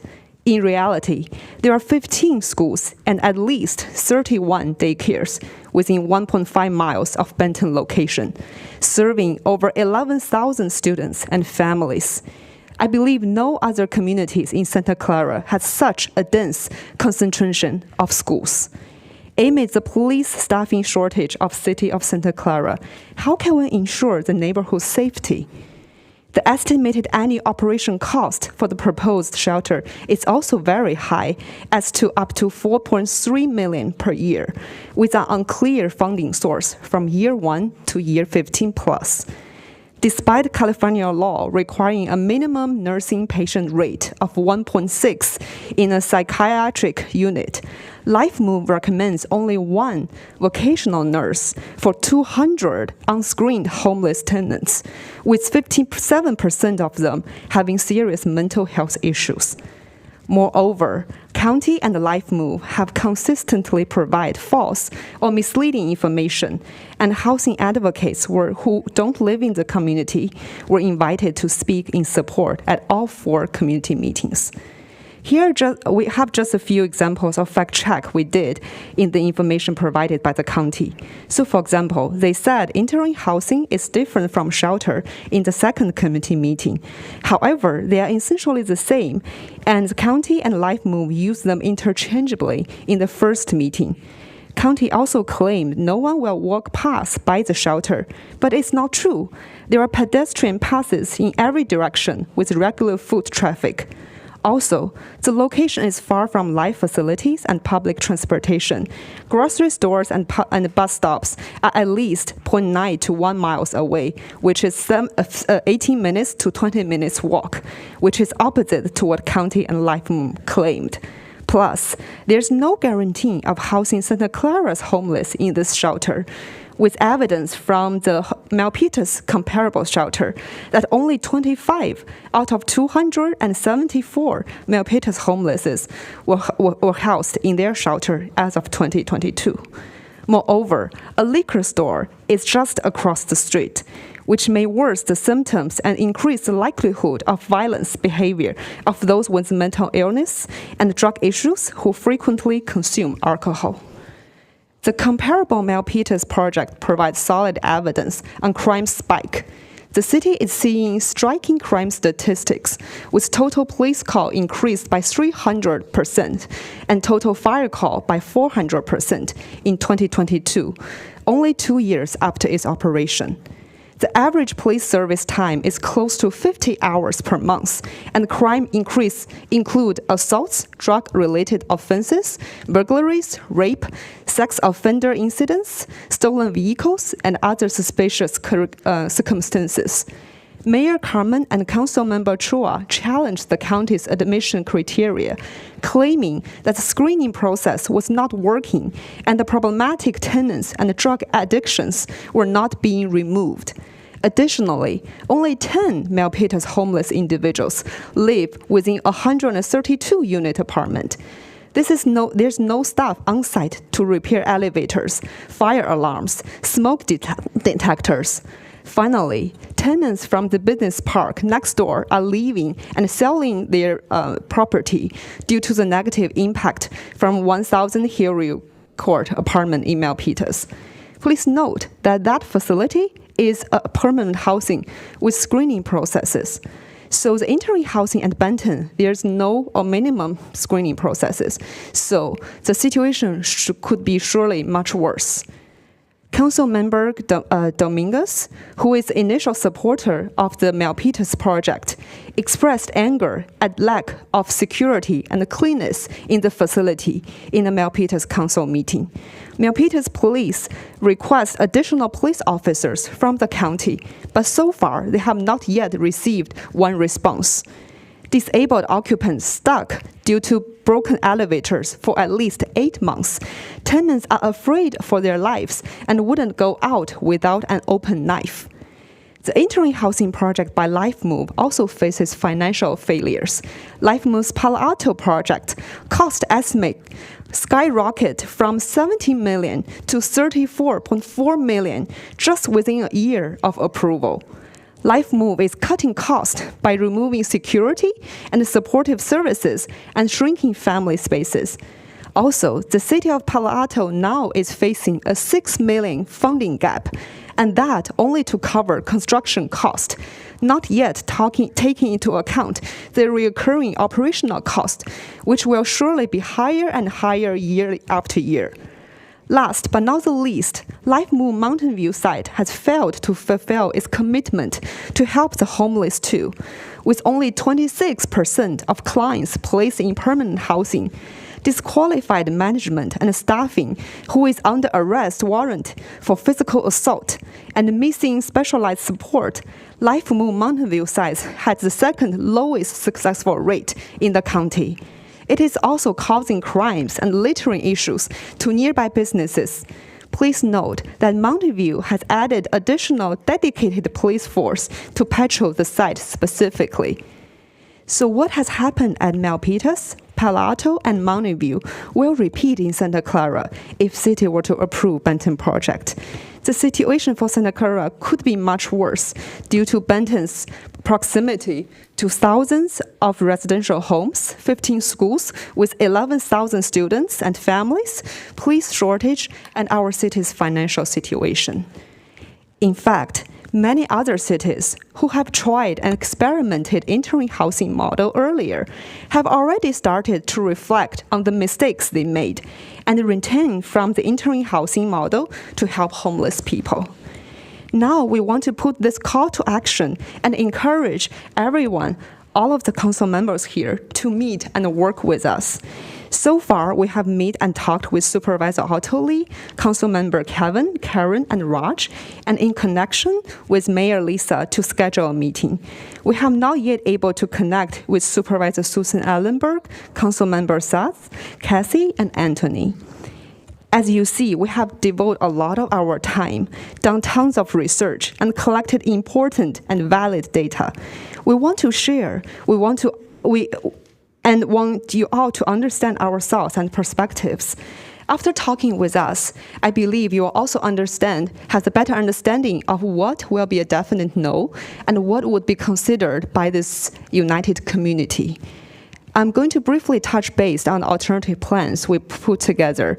Opposite to what we have been stereotyped and misunderstood as selfish house owners, our empathetic community cares a lot and truly want to help homeless population.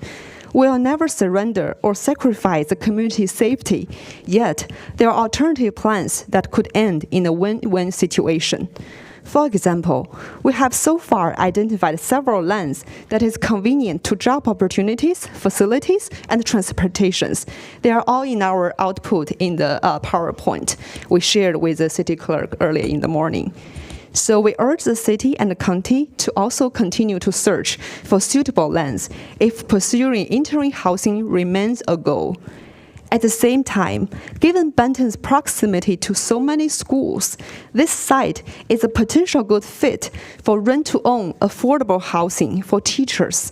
This rent-to-own affordable housing could also consider law-abiding families whose members do not have substance abuse or criminal records, have good credit record and jobs to afford a low rent. Finally, here, we have some resources and data we gathered from comparable sites, which are also listed in the PowerPoint printout we shared with the city clerk in the morning. We sincerely hope everyone to read and listen through all of those thoroughly before you vote, and keep engaging with us to exchange thoughts, ideas, ask questions, and discuss together. Again, we believe city should reject Benton interim housing project as soon as possible. The Benton project is a reckless project and a radical experiment, which is dangerous and wrong for Benton, for the community, for the population it aims to help, and for the city of Santa Clara. Thank you for your time. Thank you very much. We appreciate the information. We know that this project is going to take a lot of time for all of us. That's why we set the special meeting for April 25th. Sure. Because we knew we wouldn't be able to handle it at one meeting. So I'm hoping people see that and respect that we did set a particular meeting only for this. You have every right to speak, but I just want to remind people that that meeting is specifically for this item so that we'll be able to talk to you back and comment. Right. Now we're not able to, so. Sounds good. All right. Thank you so much for your comments. Thank you. City Clerk? Ashish Verma, and a total of 4 people have donated their time to Ashish. Those people are Pushpanjali Surapanini, Please stand up if you've donated your time. Manish Gard. He's online. He's online, sorry.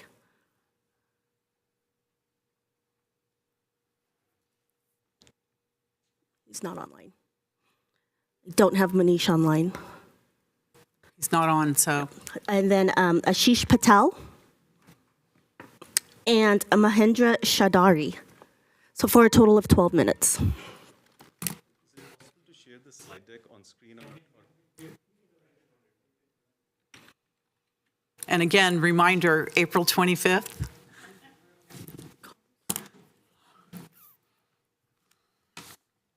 It'll be awesome if the presentation can be with you because is it possible to share the presentation on?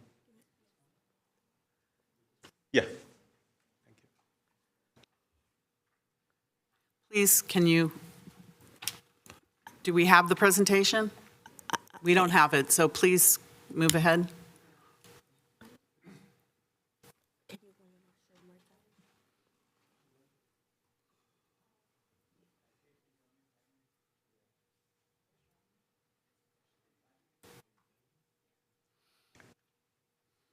It's called as Working Together.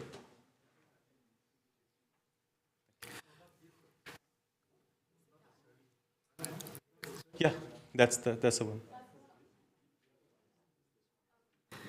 And the other speaker who donated his time is Vishal Tona. And there'll be no repeat information, right? While it is getting set up, I just want to say it's an honor to be here. No, let's wait, because I have to be fair to everyone that they have the amount of time necessary. While we're waiting for this, should we have any more public presentations? Maybe we can have other people come up. Maybe, do you mind having a seat for a moment? Do we have it? Oh, it's here, okay. Go ahead, start the time, please. Respected Mayor and Council members, thanks for your time. Just an honor to be here. I have met with some of you and I have appreciated all the inputs and guidance that you have given so far. And you have also heard, a couple of, I would say, sides come in earlier, right? You heard, an absolute pro side, you heard an absolute no side, right? What I'm presenting right now is we have to take care of everyone. We have to work together. And some of the problems are so big that we really need to meet with each other at a common ground so that we can really help solve it. So that's the topic of my presentation, working together in solving homelessness without compromising on safety. And as you can, see, next slide, please. So I'll just focus on three main things. Show you that there is actually a division that exists between our officials' response and the citizens, tax-paying residents. In the last 4 meetings that were had on this particular topic, 80 to 90% of the people that were there were strongly in opposition. I just want you to be aware of what the reactions are. And then we'll work on how we can work together. Next, please. So next, please. So this is like a very quick summary of what our current state is. And a lot of this stuff you probably already know. These are the constraints due to which the site was selected. And those are kind of the official statements, right? However, what you may have also heard, is some kind of stereotyping. NIMBYs, like people are not really, wanting to do anything good with homelessness in their neighborhood. And that probably a stance is that, whatever this interim housing will not adversely impact safety, it will not adversely impact property prices, etc. That's kind of the official stance, right? So if you go to the next slide, what you would see from the citizens is that they're not seeing it that way. They're seeing it drastically different. What they're seeing is that it's a major concern for safety. You heard from some of the folks from here. What they're feeling is that their elected officials are not listening to them. What they're feeling is that their tax dollars are being misused. They're feeling that Santa Clara is becoming a transient hub for homeless, because if you look at the stats, we have done a whole lot in Santa Clara, Milpitas, and San Jose in the last 3 years. Milpitas' homeless population has actually doubled despite all of the efforts. Santa Clara has increased by 35%, but if you look at some of the cities nearby, Cupertino, Sunnyvale, they haven't done a whole lot.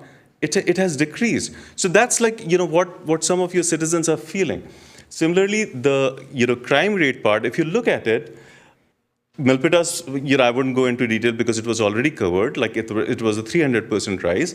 If you look at one of the 5 sites that was actually used in the prior meeting, like from San Jose, it had a 30% increase in rise in 1 year itself.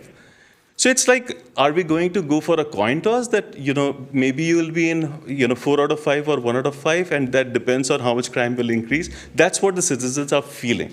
So some of them have had personal encounters, etc. So you have to probably understand also where they stand. When it comes down to safety of your family, people do take a stance. Next, please. So that's where we are. However, homelessness and housing crisis, these are big, big things. They're not going away. We need to take some strides to be able to get to where we want to. The status quo is definitely not an answer. Next, please.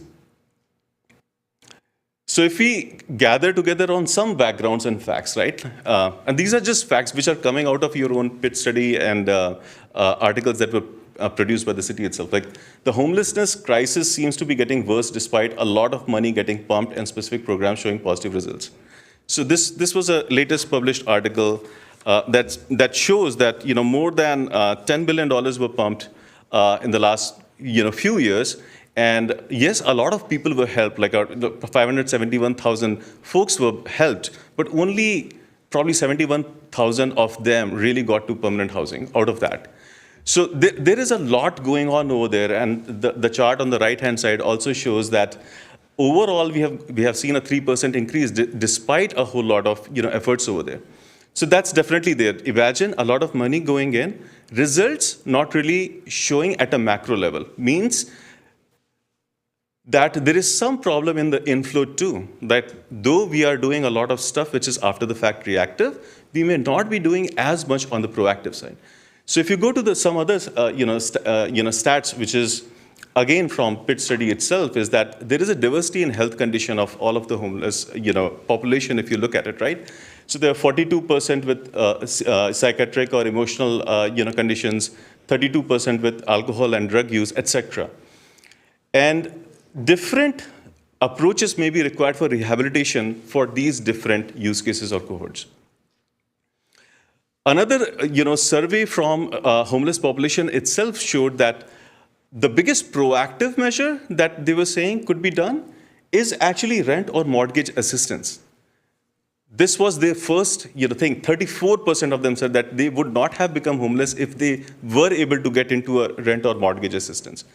Similarly, like employment assistance, a lot of them could have been prevented from getting homeless in the first place by having that. And alcohol drug counseling, 28%. These are very big numbers. Next, please. So this is one slide I just wanted to share with you, about NIMBYs. A lot of time we call people as NIMBYs, but if you look at Santa Clara as an example, right? It's a great county with great soil, and we grow awesome citrus fruits. So if you give someone an orange tree and say, hey, if you have space in your backyard, can you grow it? Yeah, they can grow it and it'll thrive and we'll have beautiful oranges. But if you give the same individual and say, hey, I'll give you a mango tree and somehow you grow in your backyard, it won't thrive. It's not the same climate. It requires different treatment. And ultimately, if you force on it, the tree won't thrive, and it could be possible that it has a stunted growth or it even dies. So understanding which backyard is suited for which tree is very important. Location matters. Next, please. So on this one, if we think about it, about what people truly need to get better, to become productive members of the society, of all of the cohort of homeless population, like if you imagine that the folks who had severe psychiatric or emotional conditions, right, they would probably require rehabilitation first. So when we are thinking of interim housing, you think about wherever it is also available with rehabilitation. That's probably the best effect, for them to get rehabilitated first. Then they get trained, they get some job assistance, and then permanent housing comes, towards the end. And similarly, there are other caveats as well, that for different use cases, you may find different locations which may be more appropriate to get them from homelessness, rehabilitated, and back to productive members of the society. Next, please. So with this approach, this is a citizen's attempt of trying to have a life cycle approach of how do we work together. So if you look at it, you may categorize them in different cohorts about which location may be a better, suitable location for which kind of category. So if you look at it from the perspective of, I think the concerns that were raised by some of the press, citizens was about substance abuse or criminal records, those kind of things, right? So those are in the red on the right-hand side. It requires a different treatment. It requires rehabilitation first. So you would want it in a location which is very appropriate for them to get better on that first, before you get them too close to schools and residents in a high density. Versus in the other grouping, which is highlighted over here, if you look at families with kids, think about families with kids, no substance abuse, no criminal record, no sex offense, anything of that sort, right? Imagine if some of these were on the verge of being homeless and we could provide rent or mortgage assistance, they would never get on the homeless treadmill at all, that void. We could completely prevent it. So that's a use case that we are highlighting over here, that if we start to think of it that way and get feedback from the community about which of these use cases may be more appropriate for their location, you'll start to get very different responses. You'll start to get people opening up and working with you in trying to solve this. Next, please. So based on that, what the residents' recommendation is, next please, focusing on families with jobs, without substance abuse or criminal records through rent-to-own housing approach. And this is specifically for the Lawrence Benton location, just because of the location where it is. It can help them avoid falling into homelessness void. This approach tackles two of the biggest obstacles for permanent housing. Two obstacles: affordability of rent and lack of available housing. So it helps solve for that. And it also ranks highest as preventive measure. It's about rent or mortgage assistance. So with that, if you look at the life cycle, we can allow such families to never even enter homelessness by being preventive in this. And this would stem the inflow of homeless population that is ever growing as of now. Next, please. Now, this is just a comparison of you either listen to the community or don't listen to the community, right? Like at the end of the day, you'll have to make a decision. And it'll be based on the facts that are in front of you. And all of you, I think, are very responsible Santa Clara citizens. You would, of course, want to do what is best for the county and the city. Of course, that's there. And this kind of summarizes things in pros and cons for you. Like in terms of if you go with the approach which is being recommended by Life Moves and County, yes, it'll allow a broader reach and you would be able to house more people immediately, but there are a lot of cons in which your own tax-paying residents won't be with you because they have a huge fear about impact of safety. That trumps over everything else, right? I won't go through all of those things because they have been touched, and just to be respectful of the time, I would say, think about the scenario at the end. If citizens are not heard, right, and a building gets made over there, and all of these cons that the citizens kind of have raised right in front of you are there, imagine if some of them start to come true, right? How would they feel afterwards? Whenever they look at that building, how would they feel? It'll be a feeling of complete loss. That we tried our best, we shared everything, we communicated, and now they did it to us, and now this is happening, and we just didn't have any control. Like that's a feeling of loss. Versus if you look at the other approach in which there is a preventive option available, and that will help you avoid all of these knee-jerk reactions you're seeing across the board. So actually, these days, wherever this interim housing shelter or these kind of proposals get made, there's a lot of noise initially by the residents, right?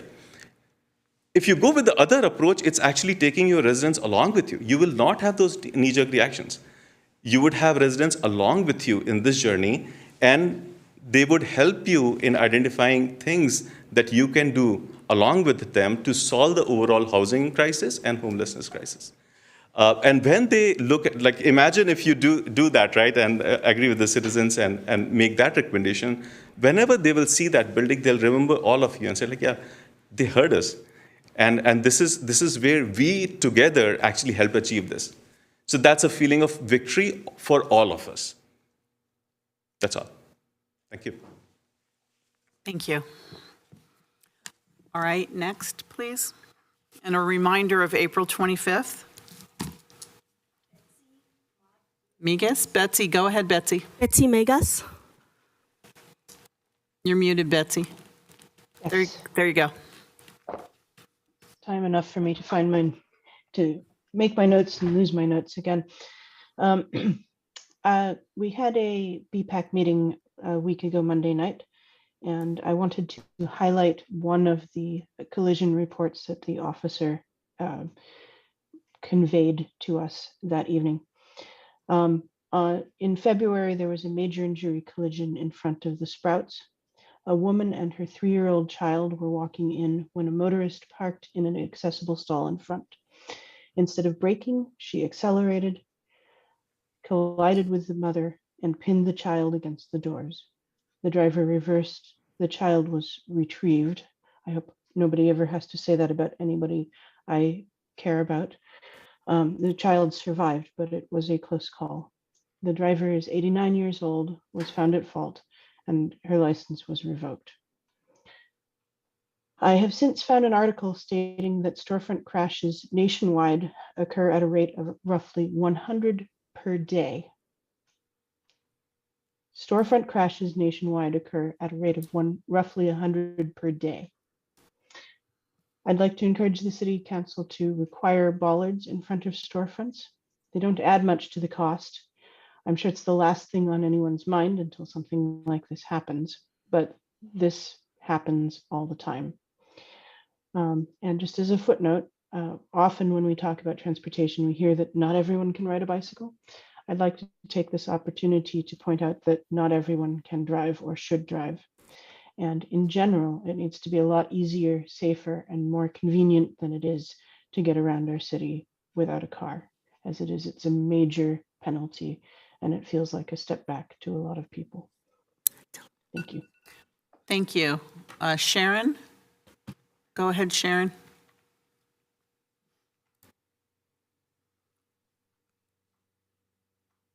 Hi, my name is Sharon Shao. I'm a resident of City of Santa Clara. I strongly opposite to build a homeless shelter at Benton and Lawrence. I am living 0.2 mile away from this location and 5 minutes walking to there. Now my street is a very peaceful street and very safe. You can imagine more than half of families on the street own dogs. All the family members will walking dogs every day, even very early in the morning and very late in the evening. And in summer, there will be a lot of children play on the street. Even my kids won't play on the street, but we always drive very slow when we pass by those kids.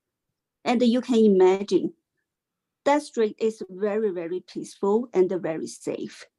And my kids always walking to their best friend's house and to the park.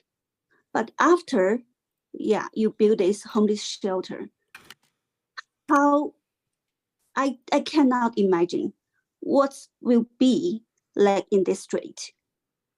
We cannot walking dogs. We cannot let our kids to play on the street. And we don't want to have this kind of the homeless shelter in our neighborhood. And the second thing is, we heard about there's a huge amount of the money to run this homeless shelter, like 50,000 per person. We cannot believe why we spend this huge amount of money to run this homeless shelter. You can give this money to them and let them to rent a normal house, or let them to give this money to a low income family to help them. This is the second opinion of my opposite to this homeless shelter. And I just don't want this kind of homeless shelters to ruin our peaceful and safe neighborhood. That is all. Thank you. Thank you. BW. Go ahead, BW. You're muted. BW.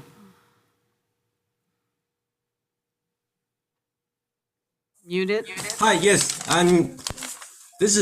my name is Ben Wong. I have been living in Santa Clara and working in Santa Clara for the past 15 years. I have 2 kids who attend the elementary school near the proposed Benton and Lawrence site. I'm strongly opposed to any homeless shelter at Lawrence and Benton. I'm all for helping the homeless and solving the homeless issue. But the county need to do more study and come up with a win-win proposal. Just because there's an empty lot there does not mean the next project should go there. I mean, you don't need a doctorate degree to know that's an absolutely wrong location for the homeless shelter. I'm furious that the county is proposing this location for homeless shelter right in the middle of our residential community, right in the middle of our hundreds of students who live and attend the many schools in the neighborhood, all within 1 mile radius. What the county proposing is basically to turn our neighborhood into a shithole. I'm sorry for the language, but that's how I feel. So please vote no. No shelter at Lawrence and Benton. Thank you. Thank you. Ken, go ahead, Ken. Thank you.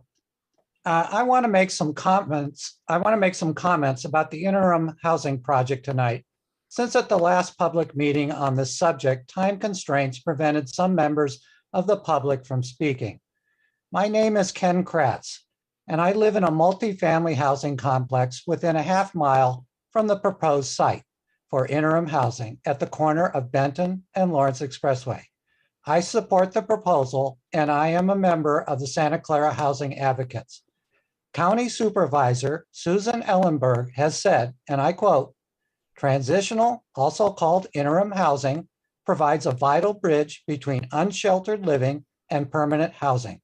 The site proposed at Lawrence and Benton will fulfill this mission to help people experiencing harder times than any of us can likely imagine make their way slowly towards a permanent place to call home," close quote. I've lived in the neighborhood for over 45 years and worked for the city of Santa Clara as a public works inspector for 30 years after attending UC Berkeley.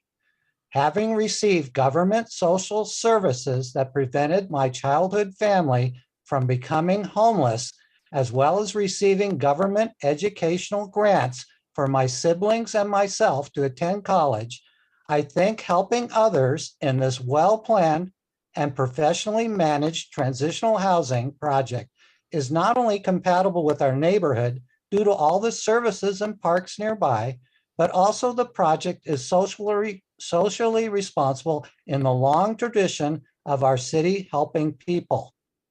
The project may provide an impetus for other beneficial neighborhood services and projects, such as adding a neighborhood bus route and a neighborhood tree planting program that may provide jobs for those served by the facility.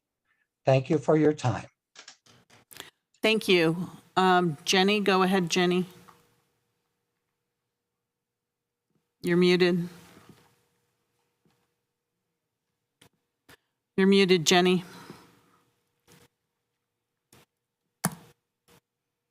Jenny? All right, Sierra, we'll put Jenny on hold. Sierra, go ahead, Sierra. Hello, Miss Mayor. I just have a logistics question, logistical for the April 25th meeting.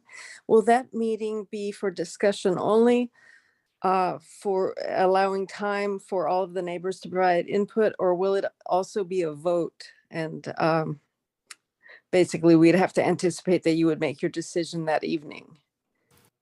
If you could just tell us more on that. Well, the meeting is strictly just for this item. There'll be a staff report. I'm going to ask our assistant city manager to come up and describe, because maybe then everyone will understand what happens at that meeting. Thank you, Assistant City Manager Manuel Pineda. Thank you. Thank you, Mayor. At this point, city staff still coordinating with the county for the meeting agenda, but we do expect there'll be an action that the council will have to consider regarding support of the project, as well as possible financing associated with the project. We're still working through those items. Obviously, as with any meeting, there'll be an opportunity for all the public to speak and for that discussion for the council to have, as well as information and presentations from both city staff and possibly the county staff. But there will be an action. We're still working to specifically what that action will be, but it will be included in the staff report, which will be available for the community the Thursday or Friday before the meeting. Thank you. Hopefully that answered your question.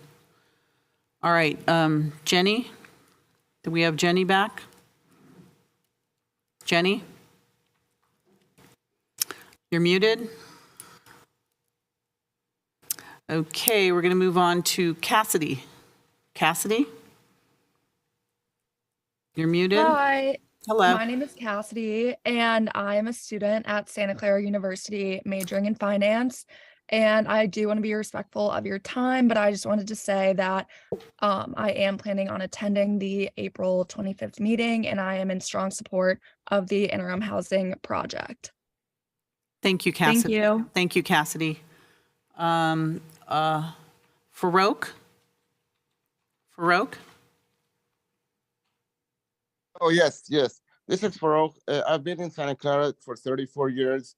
I was part of a group helping homeless people, and in 2 occasions, 3 of my friends were brutally murdered by the same people they were helping for a few years. They were homeless, and they had mental issues, and they snapped and they killed those people brutally, mutilating them. The 2 of them are buried in Las Gatas, and I am totally opposed to having criminals there. The gentleman who spoke about who has a public works, that kind of person, I would love to have him there. People with family I would love to have him there. But once you bring criminals, once you bring drug dealers, once you bring mentally sick, the families don't want to stay there. I mean, that's something that I don't know, people don't understand. When people are mentally ill, they could snap in a second. If they got a knife or something, they're going to attack you and they're going to brutally kill you. So that's the part that nobody's getting it. I don't know why. We are very fine to, if you guys want to bring families, good families that are either on the verge of, going, going to become homeless, or they are homeless. If they're hard workers, there are plenty of people who work hard in this area. They live in their cars. They don't want to move into shelters. I've spoken to them. They said, we never want to get into those shelters because it's full of drug dealers and people with drug problems and mental problems. So I don't know why people do not understand that. You cannot mix people in the same building, because at the end, the bad people win and they take over. And it becomes a very terrible place for everyone. So there is plenty of room for county right by water treatment plant. There is 1,000-acre land there. They can build thousands of units there, and they can place all of these people there. I don't know why they don't want to do it. It's cheaper place, and you can monitor them. They would be away from the residents. The good people, bring them in. They're welcome. But if they are have mental issues or drug issues, please keep them away from our population. I really thank you and appreciate it. Thanks for listening to me. Appreciate it. Thank you. Okay, Jenny, one more time. Jenny? Hi, this is Jenny. Yay. Hi, Jenny. Oh, sorry. We got you. Go ahead. I'm back. Yes, this is Jenny. I'm a resident of Santa Clara for 8 years. I strongly oppose building this interim housing on Bento because my kids' school is very close, just maybe 5 minutes walking distance from this site. I think this interim housing has the potential to bring lots of criminals, drug addicts to our communities. As a mom, I think kids' safety is always my first priorities. And homeless people need a home, yes. So I think the government maybe should choose a less populated area instead of this high density area. Okay, thank you for listening. Thank you very much. Thank you, Jenny. Alan? Go ahead, Alan. Yes, I cede my time to Elisa in the room to respond to something I said before. She's spoken already, I believe, yes. Yes, she wants to rebut something that was. She cannot, she's spoken already. If you'd like to speak, Alan, you're welcome to go ahead and speak. I just wanted to say I'm in support of this proposal for the Benton and the Lawrence shelter. And I just wanted to call out that someone made an anti-Semitic comment that Lisa thinks was offended by, and please try to make sure your comments are respectful and not hurtful to other people in the community. And that's it. So thank you. Good points. Thank you. Thank you, Alan. Sandy? Go ahead, Sandy. You're muted. Sandy? Can you hear me now? Yes, we can. Go ahead, please. Okay, yes. Okay, my name is Cindy Chen. I live around 5 minute drive from the site, the Bandung and the Lawrence. I strongly oppose building an interim housing on this location. In the last meeting, Ms. Consolo cited KQED's news. The complaints are done after the interim housing open. That statement is very misleading. First, none of the 5 San Jose sites in the news are in the residential area. They are all in the industrial area. And second, the bar chart in the presentation show the total number for all the 5 sites because one site is much larger than the other 4, so it skews the average. So if you filter by sites, you will find 3 out of 5 sites have increased client number compared with before they were open. The data also didn't take account many types of crimes such as violence, drug-related mental disorder, theft, and felon crime. So to sum up, the data support provided in the fact is exactly consistent with the Milpitas interim housing we found, which crime rate has tripled after the site opened. So I really strong opposed to having this interim house in this location. I hope this data also show and to support that. Thank you for listening. Thank you, Jacob. Go ahead, Jacob. Hi, can you hear me? Yes, we can. Go ahead, please. Yeah, thanks for the opportunity. I need to take care of my kids at home, so I cannot attend in person. I live about 1,000 feet away from the proposed Benton shelter site. And I do share the concern of many parents living in this neighborhood about the safety. I do share the empathy of the homeless, and I want to do things to help them, but a low barrier shelter at this location is not the right decision. I won't repeat many of the evidences and already shared by previous speakers. Just want to get the council members and the mayor to think about alternative ways to help the homeless instead of a low barrier carrier. Thank you. Thank you. Lakshmi? Hi, my name is Lakshmi. Thank you for giving me this opportunity. I strongly oppose this decision because we have small kids and we have several schools close by.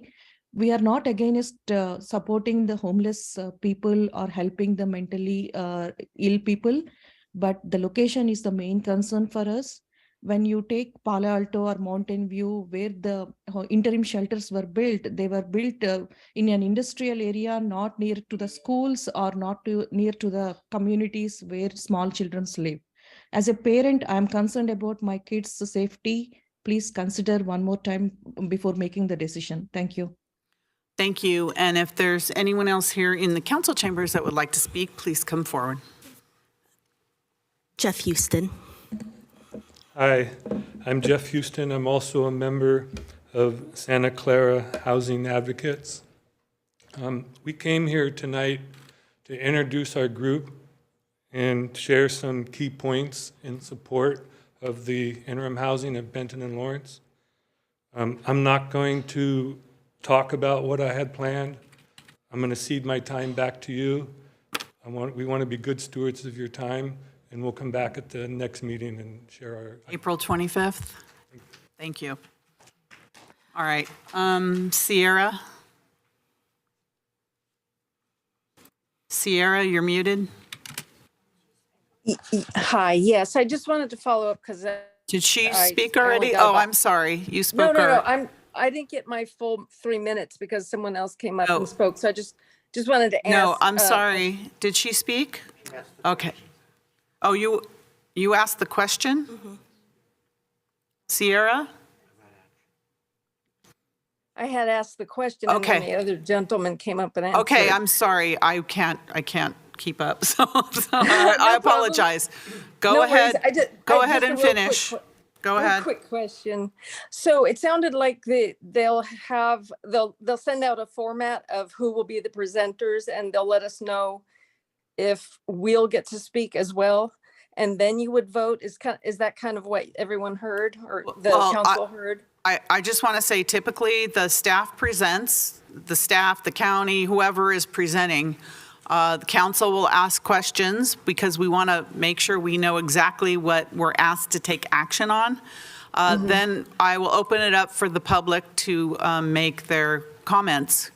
And we listen to the public, and then after we then deliberate amongst ourselves, and we will take action of whatever is asked of us that evening, whether city sponsors the project or whatever the action's going to be.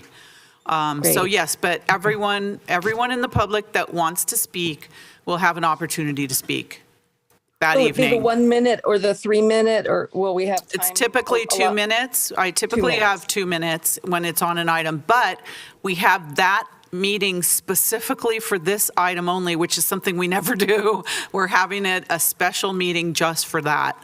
So all of our attention will be on this one item. And then we as council members will be able to ask questions, talk, and really be involved in that. In a public hearing, like a public presentations, we can't make comments on a pending project, okay? Yeah. So that's what will happen on the 25th. That's why I keep mentioning that's specifically for that item. That's great to know. Thank you so much for clarifying. Thank you, Sierra. Thank you. A card from Amanda Peace. Amanda?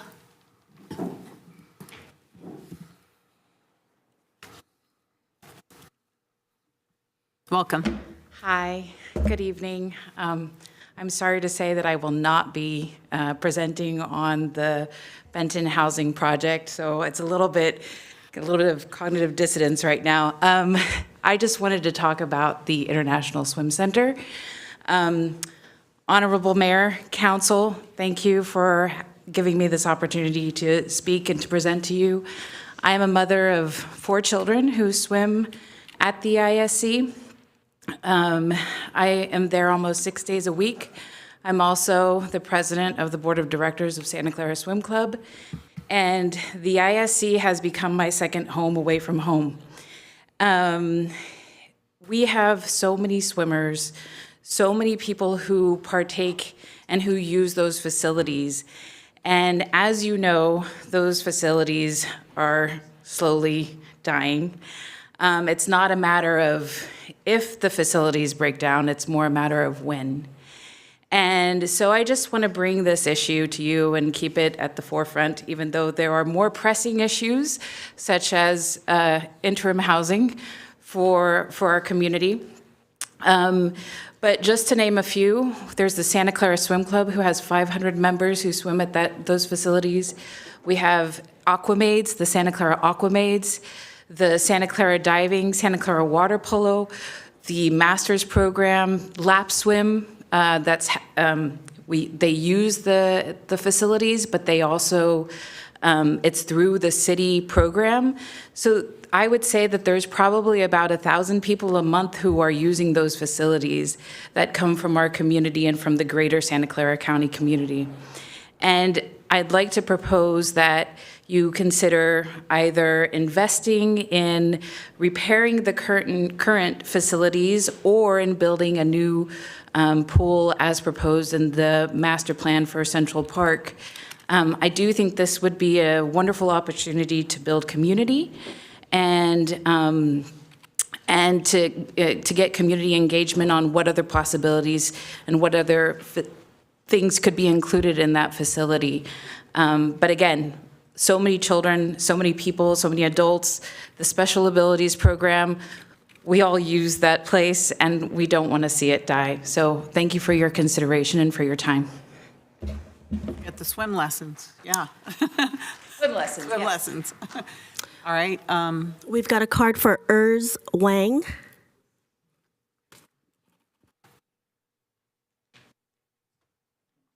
Welcome. Yeah, hi, Mayor. Yeah, hi, council members. Yeah, so I think we all want to help the homeless people. We know the situation getting worse in the South Bay. So that is for sure we need to help. And but do we need, is that the solution to build a shelter, or especially the low entry barrier shelter? Is that the solution? That is the question. And one thing I really want to all the council member and the mayor you to is check what other cities have done and what is the shelter or interim housing are performed in that cities. So recently we see that in Milpitas, there's 1,000 Hillview that permanent housing. So they have a lot of issues. So in Milpitas City, they have 2 council meetings. One is in last year, August the 22nd, and the other one is in November. So they have a hot debate on this issue. And one specific issue is a safety issue. So the 911 call, the incident call, got tripled before and after the permanent housing built there. And so one of the answer from our county supportive housing director, Consuelo Hernandez, her reply for that issue is because they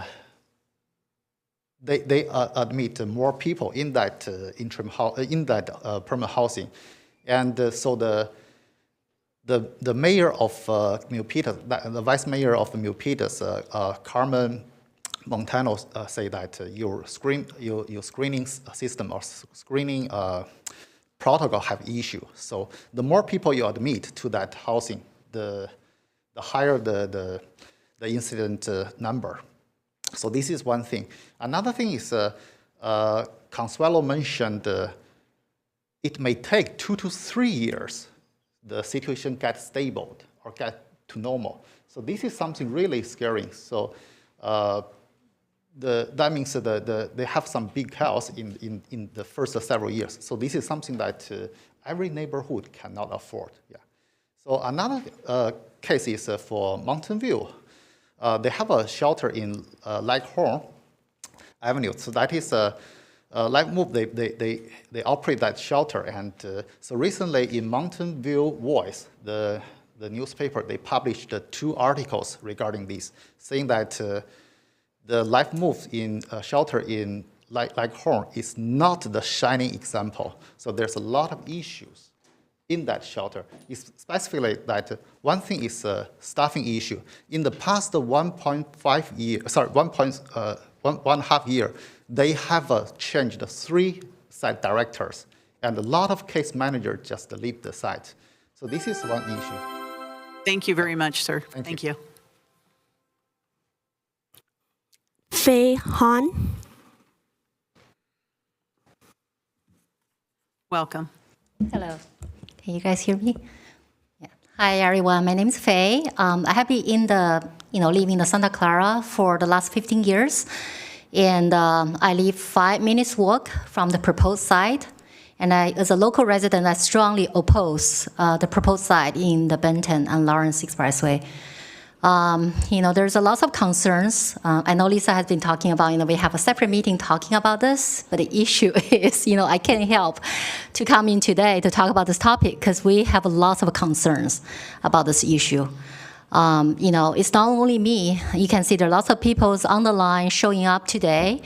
And actually, in the last 3 weeks, we'll be collecting, petitions for people living nearby or, in the Santa Clara City and the county. We already have more than 5,000 people sign the petition. Okay, this is a paper petition, so people willing to put in their name, their address, signing their name. They're strongly against any interim shelter in this place. And, thanks God, we're living in the United States of America. People have the voice, right? And I hope, we're electing, everyone here. And I hope that, you will be able to representing for the majority of the voters, and say no to this proposal. And also I have another concern, in the last 4 meetings, we have been giving a lot of data, which I don't believe those are true statements. And there's a lot of issues in those statements. I also want to remind everyone, based on the False Statement Accountability Act of 1996, also called FSAA, issued by the United States Department of Justice, whoever in any matter within the jurisdiction of the executive, legislative, or juridical branch of the governmental of the United States knowingly and willingly falsifies, conceals, or covers up by any tricks, schemes, or device a material fact, makes any material false, fictitious, or fraudulent statements or representation, or makes or use any false writing or documents knowing the same to contain any materially false, fictitious, or fraudulent statements or entry, shall be fined under the title or imprisoned not more than 5 years, or both. We have lots of issues with the statements, the presenting have been giving us, talking about, for example, the schools, number of schools within 1.5 mile radius is only 4 schools. That's definitely a false statement. And there's other facts, we also have collected and videotaped that have been given to us. So I'm hoping you guys are making the decision based on the right fact. Thank you, everyone. Is that it? All right, thank you. Councilmember, Vice Mayor Park, your hand's up, and we're going to have no discussion about this issue, just as a reminder. Understood, but I did want to make a note to staff about the question about bollards in front of storefronts. I know that this is not time to discuss it, but I'm hoping that maybe we can have a report or something on that in a future council meeting that we can discuss that. Thank you. All right, before we move on to the agenda, we're going to take a 10-minute break. Thank you. So right now it's 9:35, so at 9:45 we'll be back. And thank you for all that came out this evening.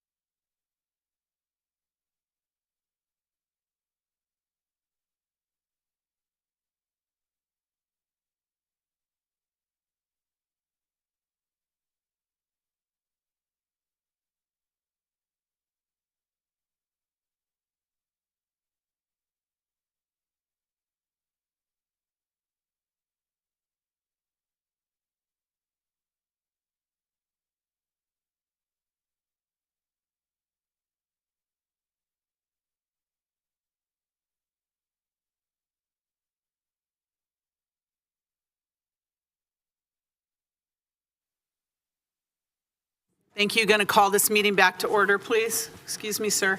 Sir. Thank you. Do we know where the council members are? Councilmember Hardy?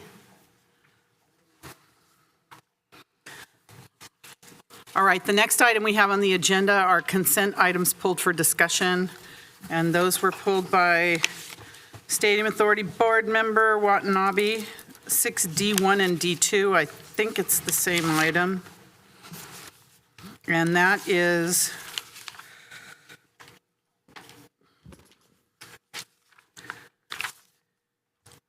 request from Stadium Manager for retroactive approval of incurred expenses for non-NFL events-related marketing, networking, and travel and entertainment activities. Board Member Watanabe. Yes, thank you, Mayor. And the reason I pulled this, well, there were a variety of reasons, but number one, I mean, I understand that, you know, that the stadium manager puts together a marketing plan, but when you look at some of the charges on this that's been submitted, they're over a year old. And I remember when there was a presentation and a request to approve the travel for some of these events, and we asked then that that a representative or whoever went on these trips, that they come back to the council and give an update, give a report like we do when we travel about what the monies were used for, and just give a report about the events that they went to. And here, like I said, there are charges that are over a year old. And what's more is that we haven't seen any profits for as a result of these marketing trips. There have been no profits to our general fund. There have been, we also know that there's been no performance rent for almost 7 years. And I guess one of my biggest issues is that the management, stadium management, is spending stadium authority money that's been budgeted for the marketing plan, but we have no return on investment that we have seen. And I really don't think, and one of the expenses, they are asking that, you know, like they have business meals, for instance. And part of course, you know, you go out to dinner, you drink alcohol. And so, like when we travel as council members, you know, there are restrictions on what we can be reimbursed for, and one of those things is alcohol. You cannot be reimbursed for alcohol that comes out of your pocket because the other monies are, it's taxpayer money. So the taxpayers are not sending us to go, you know, travel and drink alcohol. So that expense is deducted, but yet the stadium manager is asking that that expense be waived. And we know that alcohol eats up a big portion of dinner expenses or any kind of expenses.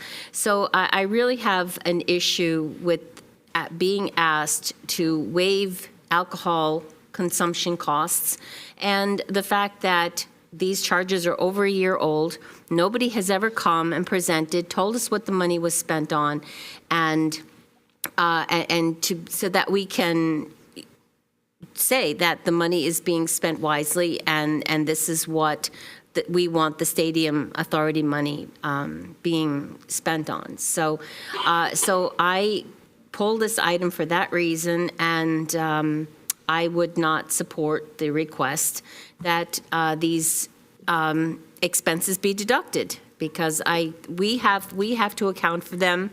It's taxpayer money. I think that the stadium management should be under the same protocol to be responsible and held accountable for their expenses, especially when it's coming out of the stadium authority budget. Thank you.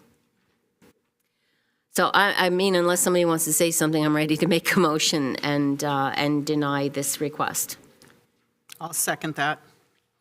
And I'll say that some of these expenses, they say requested $8,000 for a conference that took place in February. It just says requested, there's no information on it. Another conference took place in March, requested spend $6,000. Another one in March requested spend $5,000. There's no detail. So because we're getting zero return to our general fund for non-NFL events, this is just a lot of whining and dining that shouldn't be on the public's dime for no return. So I'm seconding that motion because there's no detail in this, and it's just a open checkbook for entertainment of whatever nature isn't explained. All right, so we have a motion and a second. Okay, just a minute. Authority Member Jane. Yes, we recently had a financial report on the stadium, and the non-NFL activities actually returned over $7 million in profits. That includes the ground lease and then profits on non-NFL events. Now, if this is according to the lease and management agreements that some members of this council signed, these are contracts with the 49ers that state that of the profits from non-NFL events, half of that could go to the general fund. But if there are police safety expenses exceeding the $170,000 originally threshold, then those police safety costs would be deducted from the profits of non-NFL activities, and that's precisely what happened. So I want to remind members of the public that in the financial reports, we put into a contingency fund all of those extra safety profits that could have gone to the general fund, but they were actually being spent on public safety. This is per the contracts that members of this council signed. So we are just abiding by the contracts. Secondly, I attend many lobby events in Washington, D.C. on behalf of NCPA. I will freely state that alcohol flows very freely at those events. These are lobbying events in Washington, D.C., and the alcohol flows freely. So I think it's disingenuous, and I believe that some other members of this council have attended some of these meetings where alcohol was served, and other lobbying events and other cities meetings, cities association meetings where alcohol was served, and we were not charged for that alcohol. It came out of the budget of SVP that pays for NCPA, so that is actually taxpayer money that went to that alcohol. So I think it is disingenuous to say that there should be no alcohol at some of these marketing events or lobbying events. Authority Member Hardy. Thank you. As someone who doesn't drink at all, I will say I don't have a problem with this because we had this discussion and we knew that this was part of the marketing. We discussed this over a year ago, so I don't understand why it's being raised again. Also, when we talk about the stadium, we have to pay the deal that was signed by other people here. We have to pay off all of the loans first. There are many things, and we are down to close to just paying for the demolition when the building is done for. The reality is that's what the city was signed up for. That's what we have to do. We were very fortunate to have many events, and there was a profit. And it's one of the first times that there was a profit in quite a while. And also, I looked up just yesterday that for this next summer, we have Taylor Swift, two nights for her, Beyonce, and Ed Sheeran. We are finally getting our stadium to have major events like it was built for. I venomously opposed the city doing this, and the deal, but the reality is this is the deal we have. We're doing our best, and to fuss over small amounts when we know marketing has to happen. And if you didn't read the report real carefully, maybe you missed the part that it was budgeted for. Thank you. I just want to say what Authority Member Jane and what Authority Member Cardy just mentioned have nothing to do with this report that's out now. There's little detail in the report. I'm not just talking alcohol. There's very little detail on how the money was spent. In fact, there's no detail on the events that took place in the last several months. There's 3 events that said, you know, to be budgeted, that we're the public's paying for, but we have absolutely no detail on. And I wouldn't mind if we were getting a return to our general fund for non-NFL events. So yes, all these concerts have taken place. And yes, when the curfew changed, this authority board, the majority said, yes, we're going to get millions into our general fund. The reality is we got donut this year. We're going to have 0 next year.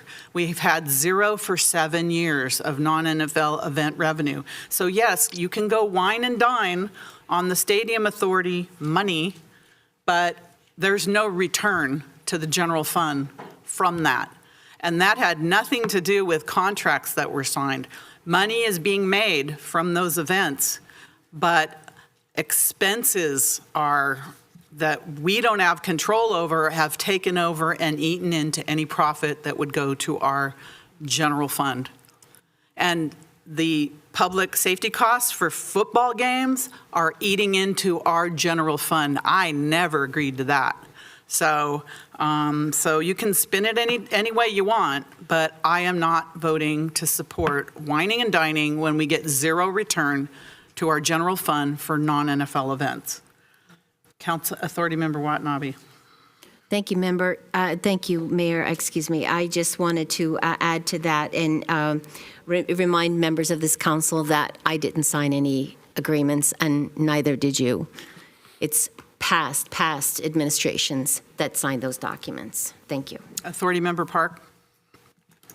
So after looking at the expenses, I do agree that I would like a little bit more detail on those expenses. As someone who also does not drink alcohol at all and never has, I don't actually notice how much alcohol is being drunk because I'm the person looking for what non-alcoholic things do you have besides just water.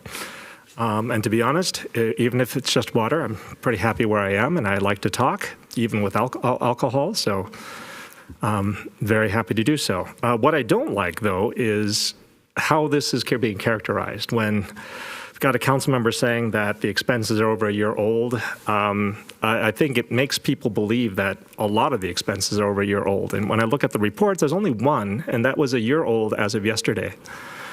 To say that we have not seen a return, to say that we're going to get 0 from the non-NFL events, I don't know if that's accurate either. I think that we have to look at what's good. I mean, we can say that, and obviously people have, but the question is that right? I think that Councilmember Jane did point out that we are making profits from the events recently. I think that having more events is giving us profits. And if we look at how our loan is being paid down, we'll find out our loan is being paid down faster than it has been before. But I do think that this characterization is a really bad one. I would like more detail. At the same time, I have to say, when can they turn in reports? What is expense reports? What is the process for that? And the process is they have to do it after the fact. So I don't understand what that objection would be either. But we have a motion on the table and a second. I don't know if there's any other comments, but I'd like to call the question. We have Christine Jung, our staff member, is on. Christine, do you have something to add? Yes, good evening, Chair and board members. So I just want to make a couple clarifications and provide more information to the board. So I want to clarify that we did transmit the request when received. There are write-ups included in the on the activities included in the report, although staff did notice that the activities were written as if the events haven't occurred yet. And so we did request the stadium manager to provide updated reports on the activities and how they achieved non-NFL events marketing goals since the events have occurred. And then recognizing the need that the expenses do need to be booked in the fiscal year that they were incurred, we asked that the stadium manager provide those updated write-ups at a later time.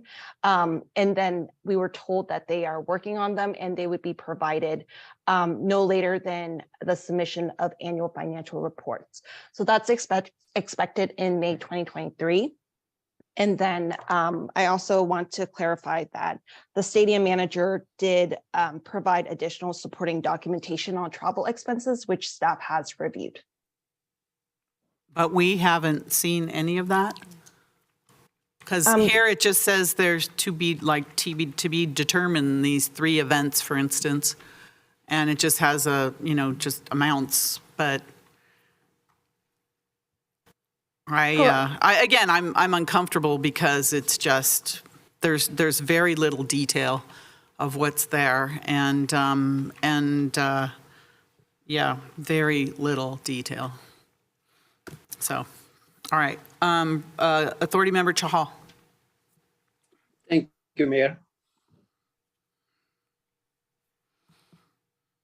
Well, just saying that stadium is not making money is basically a political statement, and we know that stadium is making a money. Our deficit on the stadium has come from $673 million to 270 or 80 million. Who paid for that? That the stadium has paid for that. And just repeating this thing, and I know Director Treasurer Ken Lee very fundamentally presented the waterfall agreement. Why that money is not coming to general fund. It's not because the stadium is not making money, but it's the agreements we signed that is making us the money not flowing to the general fund. So first, that is clarification that stadium is making money, and we funded the first time we funded this year the demolition fund, and otherwise that money could have come to our general fund basically. So let the residents read through the financial reports and find out what the stadium is making money or not making money. Do we need to make more money? Of course, I am for that. Stadium should be making more money. I'm all for that. But just for political reasons, we just highlighting, oh, they are not making money, that no money is flowing to general fund. That is not correct, basically. Second thing, we do see a 19-page report on what the stadium manager has submitted. I would like everyone to go through that. They have clarified some things. But at the same time, I would like to make a substitute motion. As Councilmember Park, Vice Mayor Park has mentioned, we do need some updated report. And as Kristen has mentioned, that they are waiting for some information. So I'll make a substitute motion that let's wait for the detailed report which we are expecting from the stadium, and then we take action on this item. I'll make that motion, substitute motion on the. I'll second that. City Attorney. Madam Mayor, one comment I wanted to make is we haven't taken public comment yet on this item and didn't want to have you too far down the procedural path before you did that. Okay. Authority Member Jane.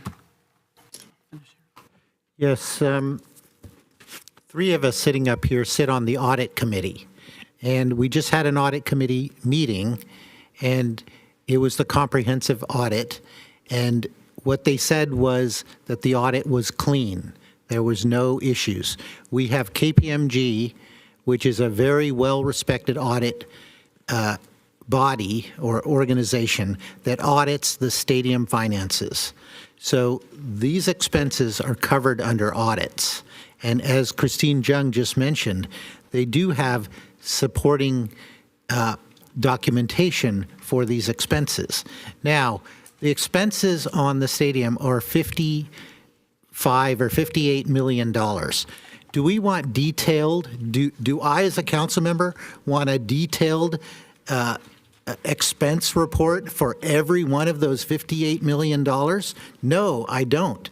I actually wish that we had created a separate organization, separate from the council, to be the governing body for the stadium, because it chews up so much time, so much of our time as council members to manage the stadium as well as staff.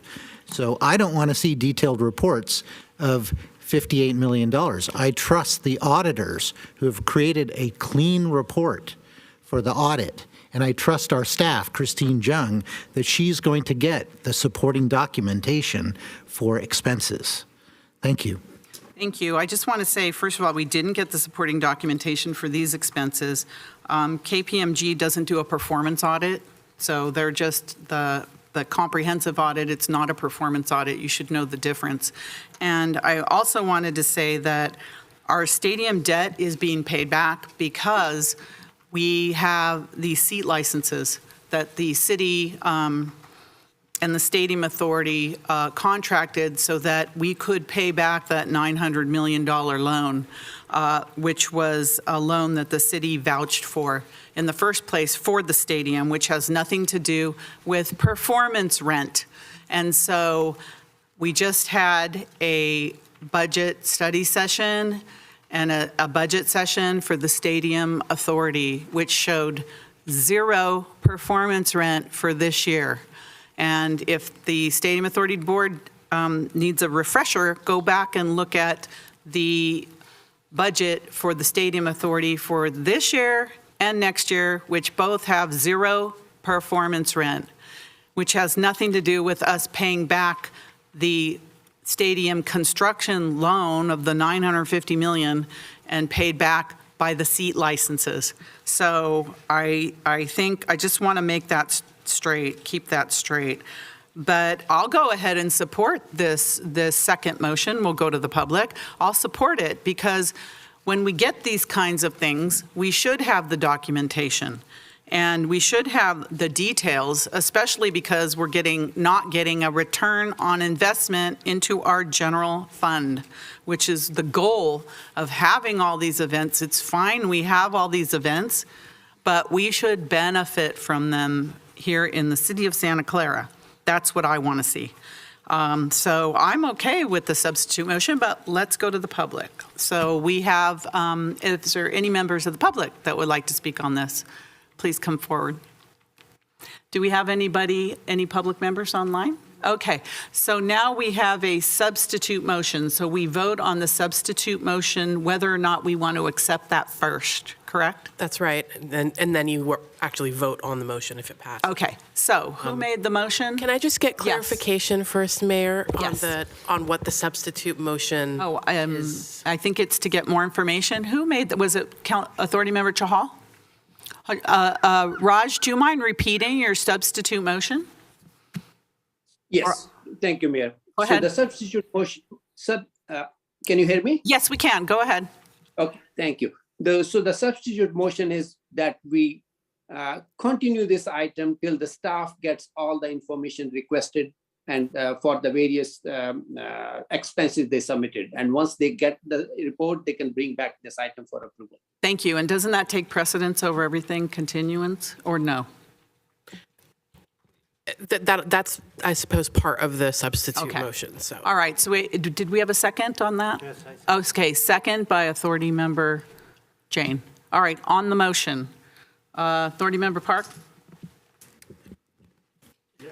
Yes. Okay. So when you're ready, Stadium Authority Clerk on the motion.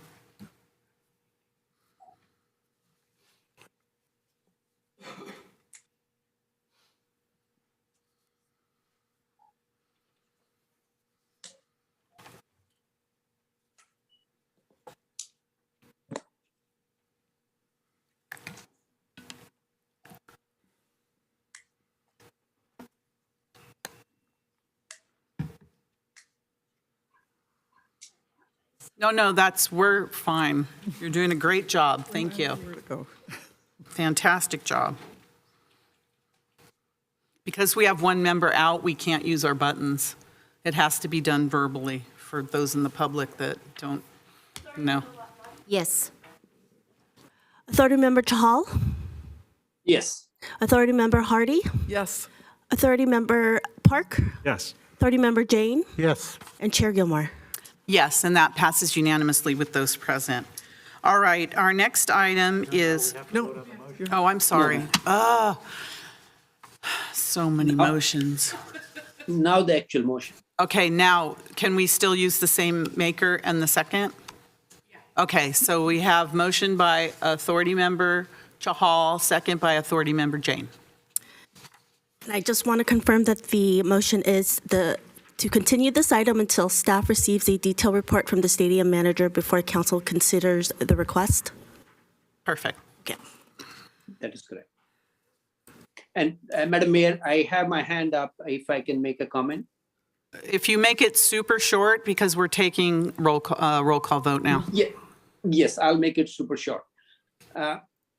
Since I came to the council, I have been asking for transparency on the financial package, and I have been fighting for it. And this is the first year when our staff have clear transparency, and they can look at all the documents being prepared by the stadium.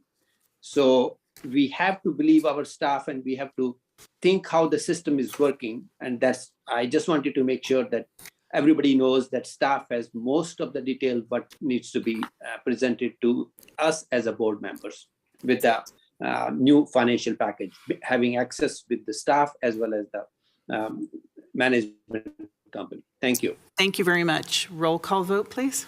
Authority Member Watanabe? Yes. Authority Member Chahal? Yes. Authority Member Hardy? Yes. Authority Vice Chair Park? Yes. Authority Member Jane? Yes. And Chair Gilmore? Yes, and that passes unanimously with those present. Thank you. Now, moving on to public hearing fiscal year 23-24 draft annual action plan for the use of federal housing and urban development grant funds. So I'm going to declare the public hearing open. Is that you, Adam? Yes, Adam will be taking this for us. Thank you. Welcome. Thank you, Mayor. Good evening, City Council. We're going to go ahead and put up some slides, and I'll try to be brief as it's getting late. So go ahead and go to slide 2. Thanks. Good evening, and tonight I'm here to present the first draft of the 23-24 Annual Action Plan, which programs our federal CDBG and home dollars for the coming fiscal year. This is the first of 2 public hearings, and later this week we'll kick off a 30-day public comment period on a draft that incorporates any changes you direct staff to make this evening. The comment period will end at just before our second public hearing on May 9th. Please note that the home ARP plan, which was approved on March 21st, is a separate pot of money, but it will complement the annual action plan by expanding the city's tenant-based rental assistance program, funding domestic violence support services, and a 1-year homelessness outreach program. Next slide. This year, our CDBG award decreased slightly by just over $7,000, while our home award decreased more substantially by a little more than $28,000. I would like to also remind you that the City Council directed staff to set a minimum funding amount for CDBG funded public service projects in an effort to more efficiently use staff time. Next slide. When we estimate the resources we have available each year, we have to look at the combination of a few different funding buckets. We look at the annual allocation from HUD, funds from prior years that were not spent or that need to be unprogrammed, and program income that we receive when a loan is repaid.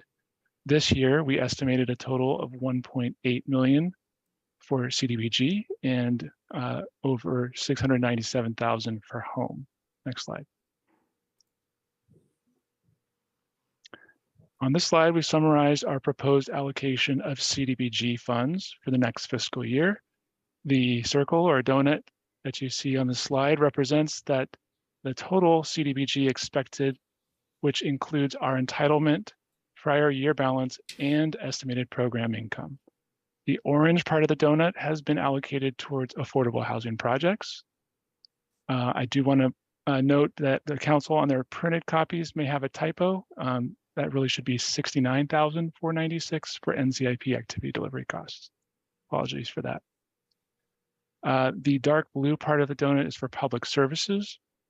As you may recall, we are capped at spending 15% of our entitlement and program plus program income on public services. This year, our public service cap is just over 171,000, which is 15% of those two numbers. So even though the slide says 9%, that's 9% of a larger number. The mint green portion represents funding for public service facilities improvements. And last but not least, the dark green represents administration. Next slide.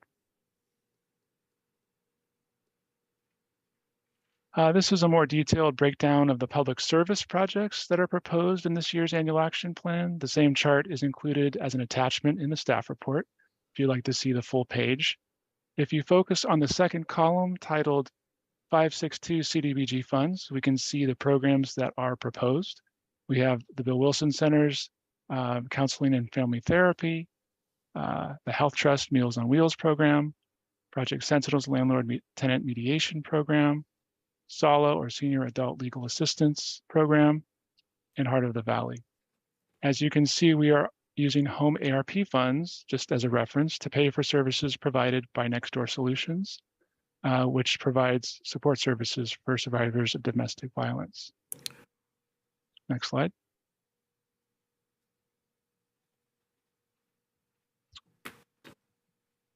And here we have a summary of the CDBG funded capital projects that are being proposed. And here you can see in purple and blue. So the Vista Center for the Blind, which is adding ADA compliant internal doors, rewiring electrical for the building as the fuses have been blowing out, solar panels, as well as a kiln for the ceramics activities. Mid-Penn Housing has a 71 unit building in North Santa Clara with 5 buildings.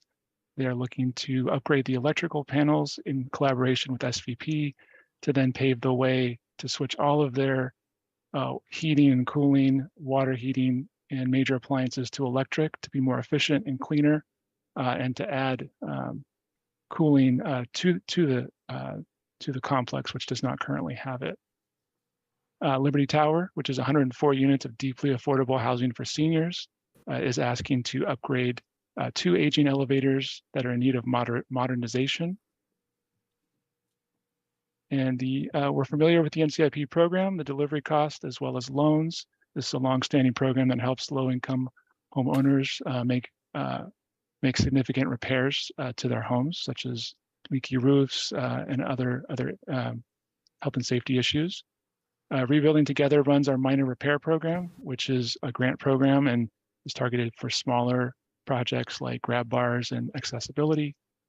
And then, of course, looking at our home funds, we are also looking to fund the tenant-based rental assistance program, which provide rents and deposits, as well as leveraging our other city funds to pay for case management that complements the rent and deposits. Note that Home ARP is helping to expand our TBRA program, and it's just in here as a reference. This is a reminder of how these two plans are complementing each other. Next slide.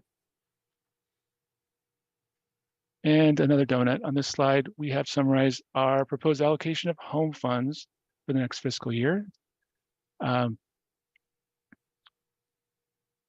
The orange color represents the rental and deposit assistance for households who are homeless or at risk of being homeless. Note that the administration and case management is covered through our city funds because home funds cannot cover those costs. The mint green color represents administration, and the dark blue represents our fair housing services provided by Project Sentinel. Next slide.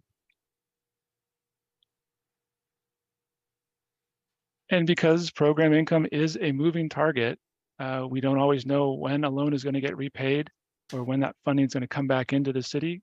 we do like to include contingency language so that we can efficiently utilize our funds without having to come back to council too often.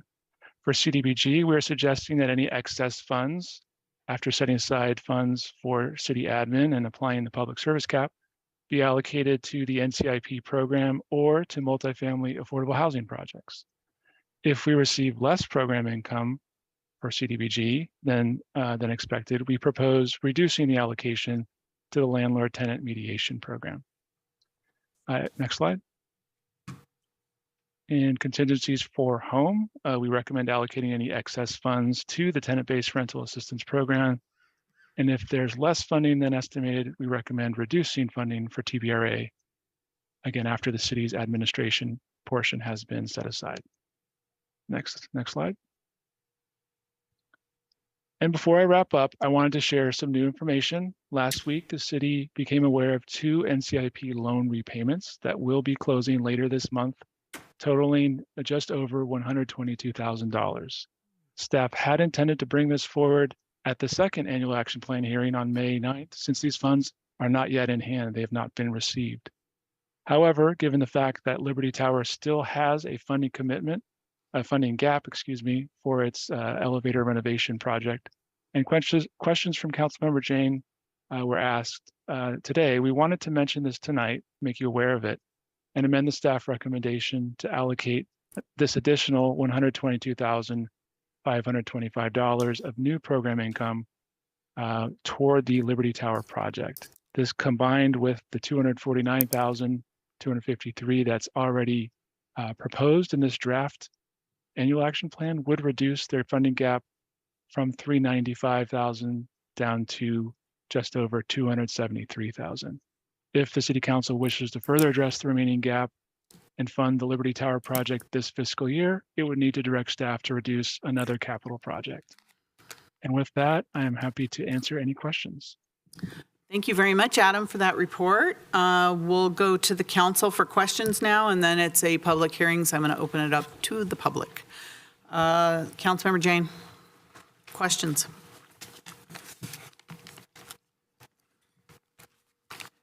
Thank you, Adam, for that report. I didn't get a sense of really how bad the Liberty Tower elevators are and whether we could push that off to next year. And certainly I don't want anyone to be stuck in the elevators or anything, but it wasn't clear in the answers that I got to my questions whether it was legitimate to push that off. And I know that repairing both elevators together brings us cost, brings the cost per elevator down. You get sort of economy of scale. And so I certainly am interested in doing both together, whether it be this year or next year. But I know that there's a funding gap, and I understand that if we do it next year, the costs will be higher just because of inflation. So I guess I'm kind of interested in getting it done this year.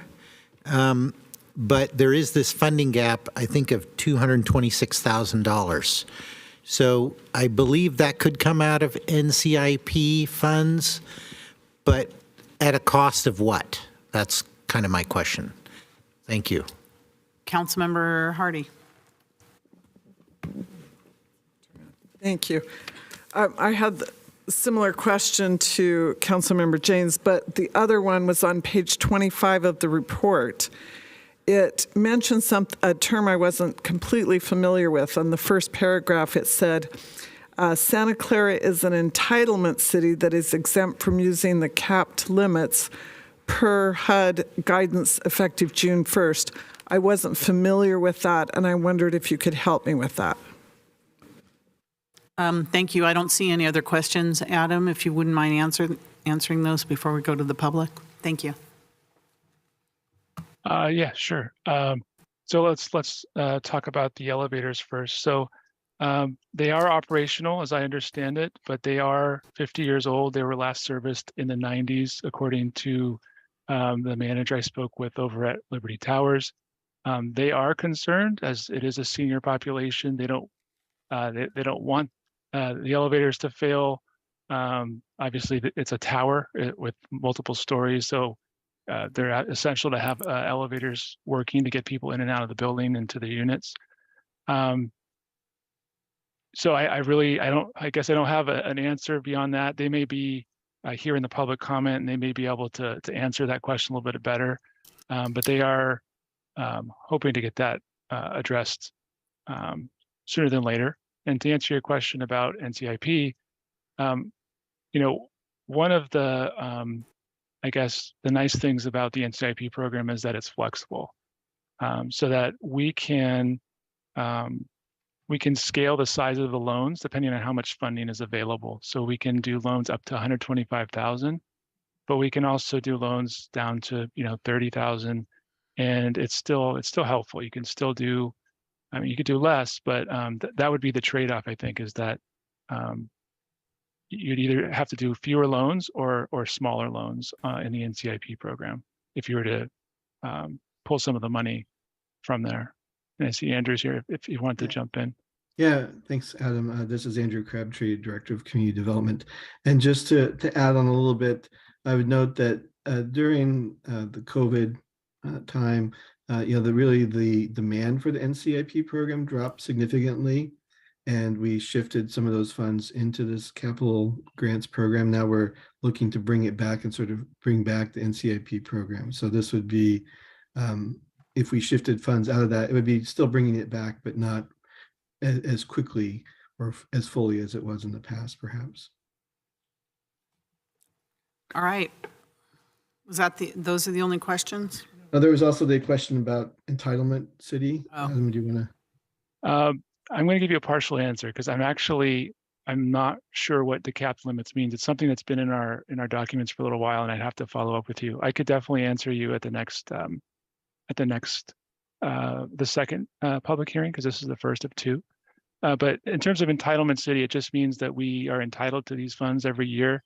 It's not a competitive grant. It's just we're entitled to our CDBG and home because of the size of the city that we are. But I'll follow up with you and answer your question about the cap limits. Thank you. Shows I read my report. It does. All right. So this is a public hearing. I'm going to open it to the public. So anybody that would like to speak, please come forward. And thank you for your patience this evening. For allowing us to address the appeal. It's been quite a while since we've been here, and I love the seating. They're a little more comfortable than they were previously. I honor your patience and your public service. My hat goes off to you.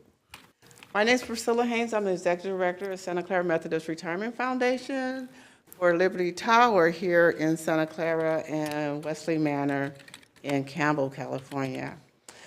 We addressed the City Council on the appeal on the city staff suggested to fund only one elevator and make this project cost prohibitive. However,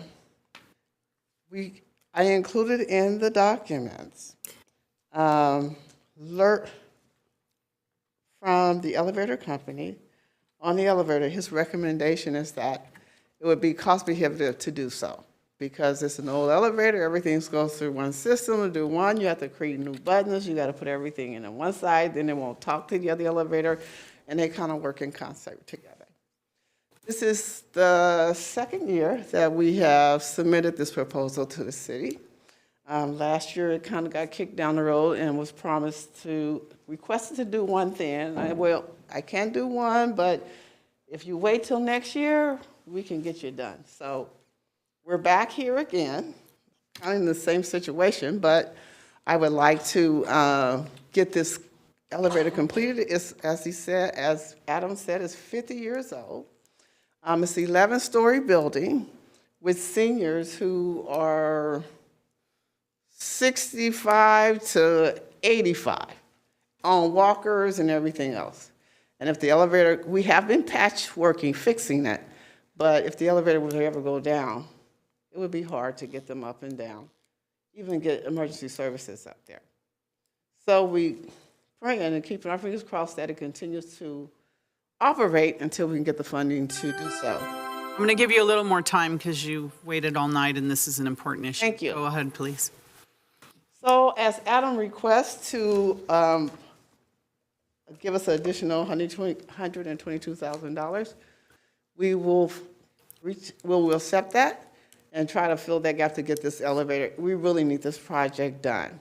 We have some plumbing issues too, but we can fix the patchwork the plumbing issues, and we'll take the elevator so the residents can continue to live there and have access to their apartments. Any other questions I can ask for you? No, I think that's it for now. If we do, we'll let you know. But thank you. You gave us some very good information. Thank you. Anyone else? Public hearing? All right, is there a motion? Do we have anyone online? Yes, we do. Okay, Katie, go ahead, Katie.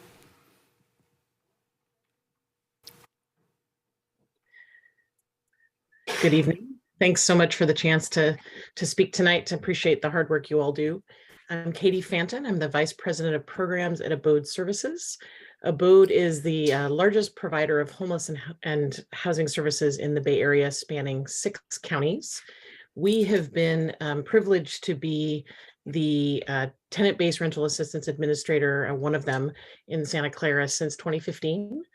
During that time, we've successfully housed 84 households representing 244 individuals in this program. 80% of those households have exited to permanent housing after the duration of the program.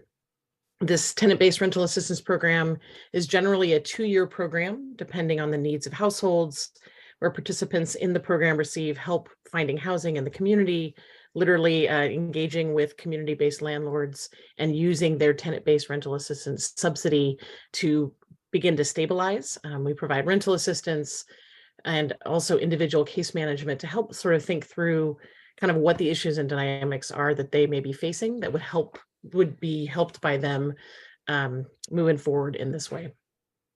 One of the things that we really acknowledge about the great work that we've been able to do in Santa Clara and are looking forward to continuing to do with this new funding from the action plan is to continue to help families and individuals, folks maybe who've experienced domestic violence and need additional assistance, folks who are veterans, or even folks who are at risk of homelessness. I know that came up earlier in this conversation. So we're really excited to continue to partner with the city in this tenant-based rental assistance program. And just to wrap up, I want to tell a good story because we don't get to hear enough of those. I'll call this participant John. This participant has been in the tenant-based rental assistance program a little bit over 2 years, I think maybe 3 because of COVID and some extenuating circumstances. He and his 5 children and wife were homeless and staying in an emergency shelter and were referred to the city or by the city to this program. Within this several-year period, 2 to 3 year period, they've since stabilized. He was really committed. They were really committed to staying in Santa Clara because their kid needed to be in school in the system. Thank you. Can you wrap up, Katie, please? Yeah, Thank you. Yep. Sorry about that. Ultimately, it's gone really well for him. And he was actually able to move into a unit that he's going to be able to stay in permanently through the work of this program. So great. That's good news. Thank you very much, Katie. Georgia, go ahead, Georgia. Good evening, Georgia Basile, Directing Attorney of Senior Adults Legal Assistance, SALA. As many of you know, we provide free legal services to Santa Clara seniors, targeting clients that are low income or at risk of abuse or loss of independence. Last year, 85% of the Santa Clara seniors we served were very low income. 53% were 75 or older, and 56% had a disability, making them highly vulnerable. Our current funding from Santa Clara supports expanded availability of our services for Santa Clara seniors, and we thank you very much. In the action plan, city staff is recommending $30,000 in funding for SALA to continue these services. During COVID, we provided our services remotely and primarily by phone. I'm pleased to let you know that we're currently working out details with the Santa Clara Senior Center to reinstate our on-site appointments there very soon. If we're funded, we will also continue to serve clients by phone that cannot leave their homes or that have emergencies that cannot wait for a senior center appointment. We address a wide range of matters impacting our clients' daily lives.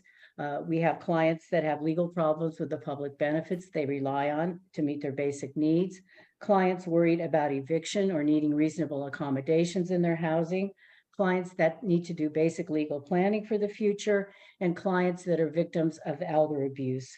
We can't charge fees for our services or accept fee-generating cases. The primary way that we support ourselves is through grants like CDBG. So your funding helps us provide the highest level of service possible.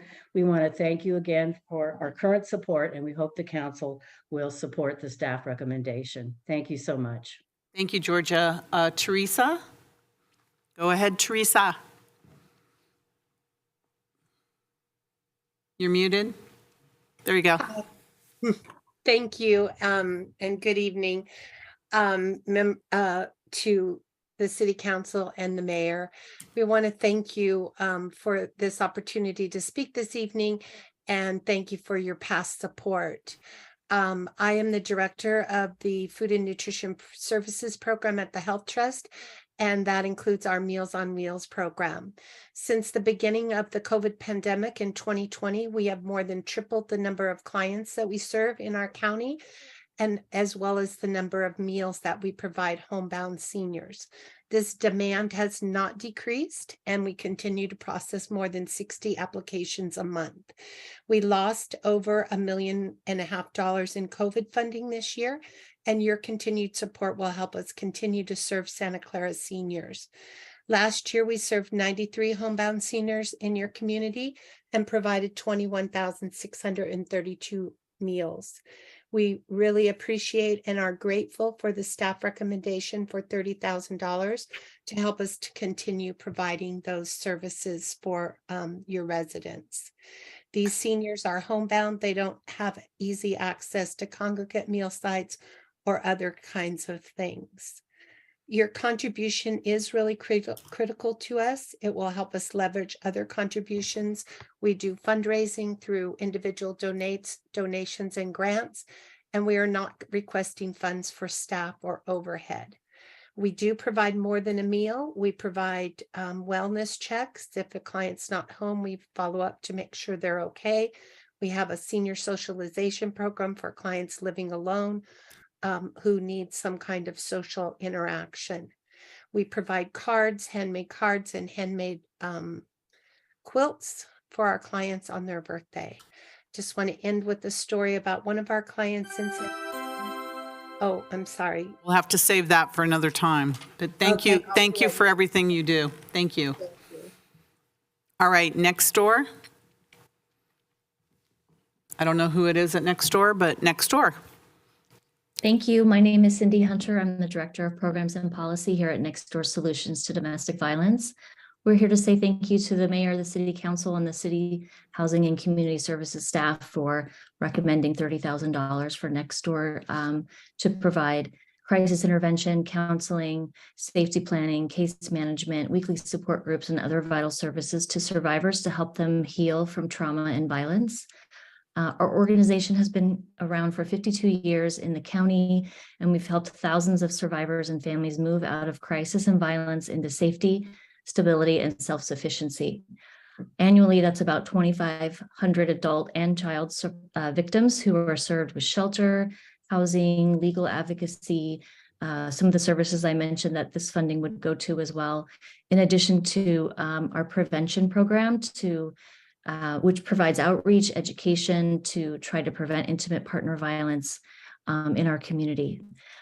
So thank you again, and we hope that the City Council will approve the city's Housing and Community Services staff recommendation for the $30,000 to continue meeting the needs of survivors who are residents of Santa Clara. Thank you.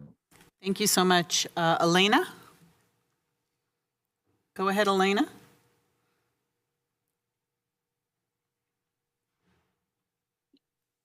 Good evening, Mayor Gilmore, council members, and city staff. Thank you for this opportunity to share on behalf of the life-changing work Rebuilding Together Silicon Valley has been providing to the County of Santa Clara for over 30 years. My name is Elena. I'm the Development Director at Rebuilding Together Silicon Valley. Rebuilding Together has transformed the lives of our clients and their communities by providing critical home repairs, which help to preserve affordable housing and home ownership and restore safe living environments for over 32 years.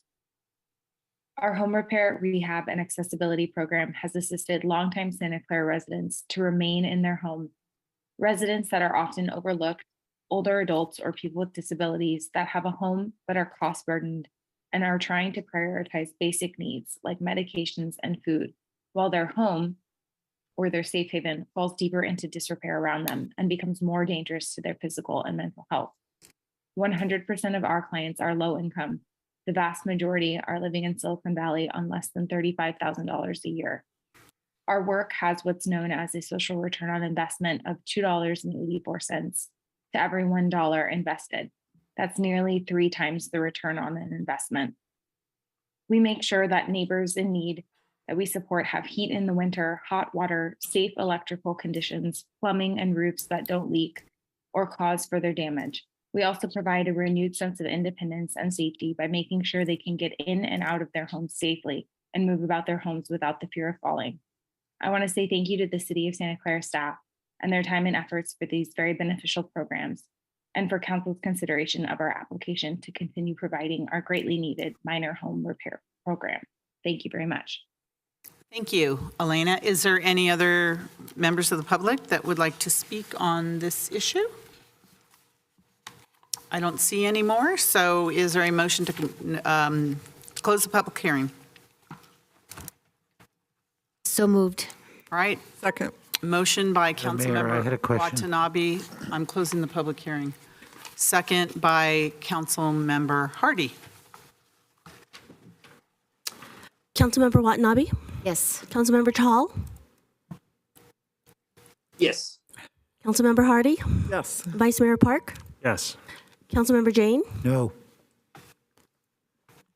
And Mayor Gilmore? Yes, and that passes 5-1. Public hearing is closed. Okay, so now comments from the council. Councilmember Jane.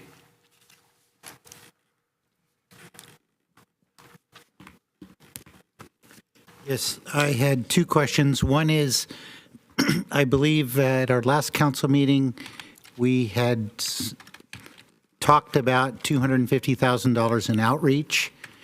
Is that part of this program? Because I heard you mention it. And are we approving that? Is that in this? And then the second question that I have is that the draft annual action plan allocated $249,000 to the project, leaving a funding gap of $395,000. And then if we added the $122,000 NCIP repayment, that would still leave a gap of $273,000. And I had heard from the folks at Liberty Towers that they would find a way to fill that gap. And I guess I'm hearing a nod for that. So I'm very pleased. Very pleased to hear that, because I would like to see both elevators repaired at the same time.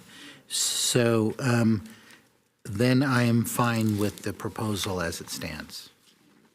With the $122,000 NCIP repayment allocated for this. And yes, I agree, both elevators should go, and it should go this year. We cannot put those seniors at risk. Vice Mayor Park? Yeah, I was going to say that as well, which is I would hate to see an issue cause us to regret not adding money. I know that governments are notorious for reacting to problems and not being proactive in fixing them. And I looked, and for you to wait 1 year, and so a year later, to get this issue addressed, well, now's the time to get that addressed. Like, I don't want to hear, and if I hear that nothing happened and it got repaired just fine, I will sleep even better at night. But if we don't fund this, every single day I'll be looking for something in the newspapers and I don't want to find. So I completely agree with that. I do understand how all the programs are helping the community. So it's, it's kind of a loss one way or the other, but I mean, we got to understand funding is kind of like an air mattress, right? You've got to, when you push down in one area, it's got to go up in another. When you pull up in another area, it pulls down another. But I think that we've got to put the air, we've got to make sure things are balanced so that the air is going where it's needed. And if we can, we like to fill the entire mattress with more air. But I think that the reality is we're always going to have these kinds of, push-pull situations. And in this case, I think that funding the elevator program is warranted, and I wish we had programs like this for International Swim Center. Thank you. I have a question for Adam. So how would we approach approving this and adding this additional money to the Liberty Tower, the payoff money to the Liberty Tower project? How if one were to make a motion on this council, what would that motion look like and sound like? Councilmember Hardy really wants to know. Okay. Did you want me to answer or wait? Yes, Are there any please. more questions? No, Okay. there's no more questions. Yes, please. Okay. Please. Should I go in order? Let's see. So to answer Councilmember Jane's question, so the street outreach was included in the home ARP plan that the City Council approved a few weeks ago. We only put it in here just to remind you of it because we were sort of showing in that breakout with the sheet with all the colors on it that's attached to the staff report. There's a column there that says home ARP, and you can see that line 14 has the $250,000 there. So it's a totally separate plan. It's more just to let you know, yes, it's included and it is has already been sent off to HUD for them to review. So as soon as they can approve that plan, we can work on getting that started and finding a vendor to do that street outreach. Let's see, the NCIP repayment. I think your question was, I think you got it answered by Liberty Towers, but you are correct in that the new program income that we expect to get tomorrow and later this month from two different loan repayments is $122,525. That's the amount we can use because there's a percentage we can use. It's considered program income.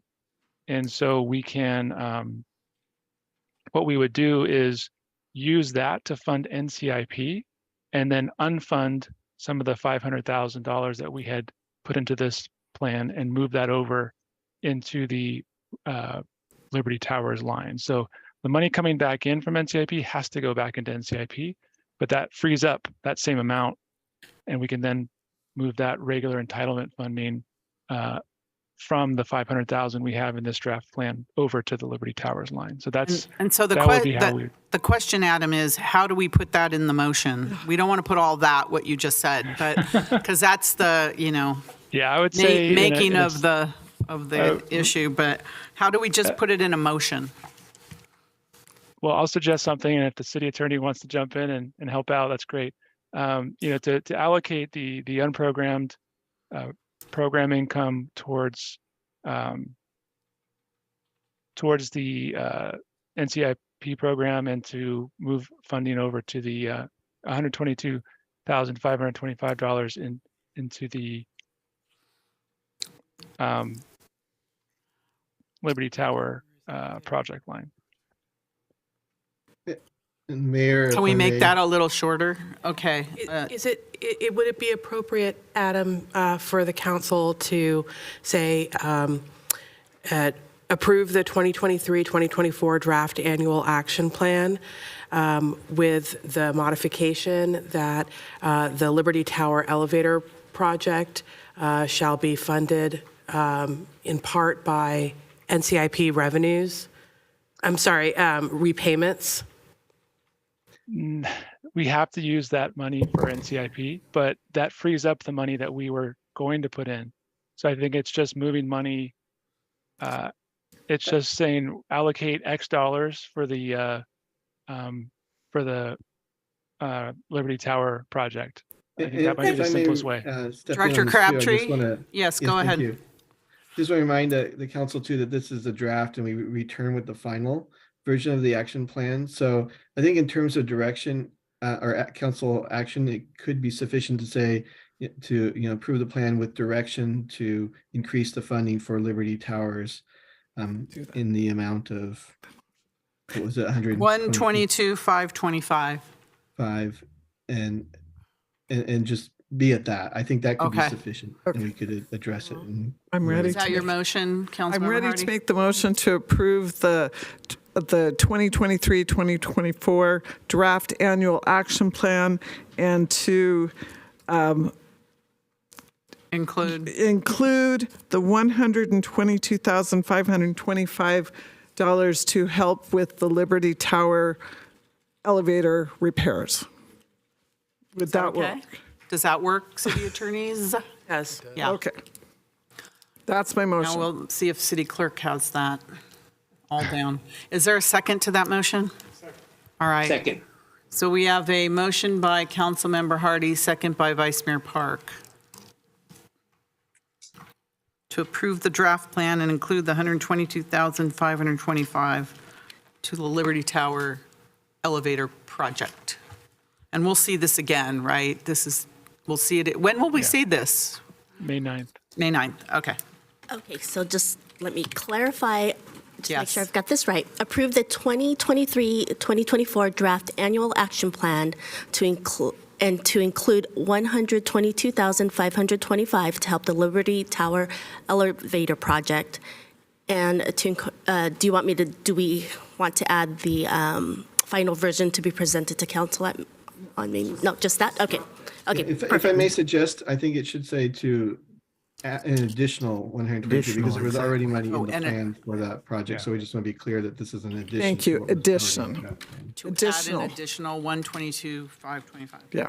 Approve the 2023-2024 draft annual action plan to add an additional $122,525 to help with the Liberty Tower elevator project. Yes. Perfect. We have a motion and a second with no other discussion. We're ready. Councilmember Watanabe? Yes. Councilmember Chahal? Yes. Councilmember Hardy? Yes. Vice Mayor Park? Yes. Councilmember Jane? Yes. And Mayor Gilmore? Yes, and that passes unanimously with those present. Thank you very much. Thank you, ladies, for staying all night long.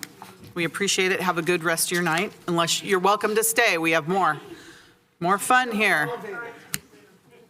All right, next, receive Silicon Valley Power quarterly update, abbreviated version.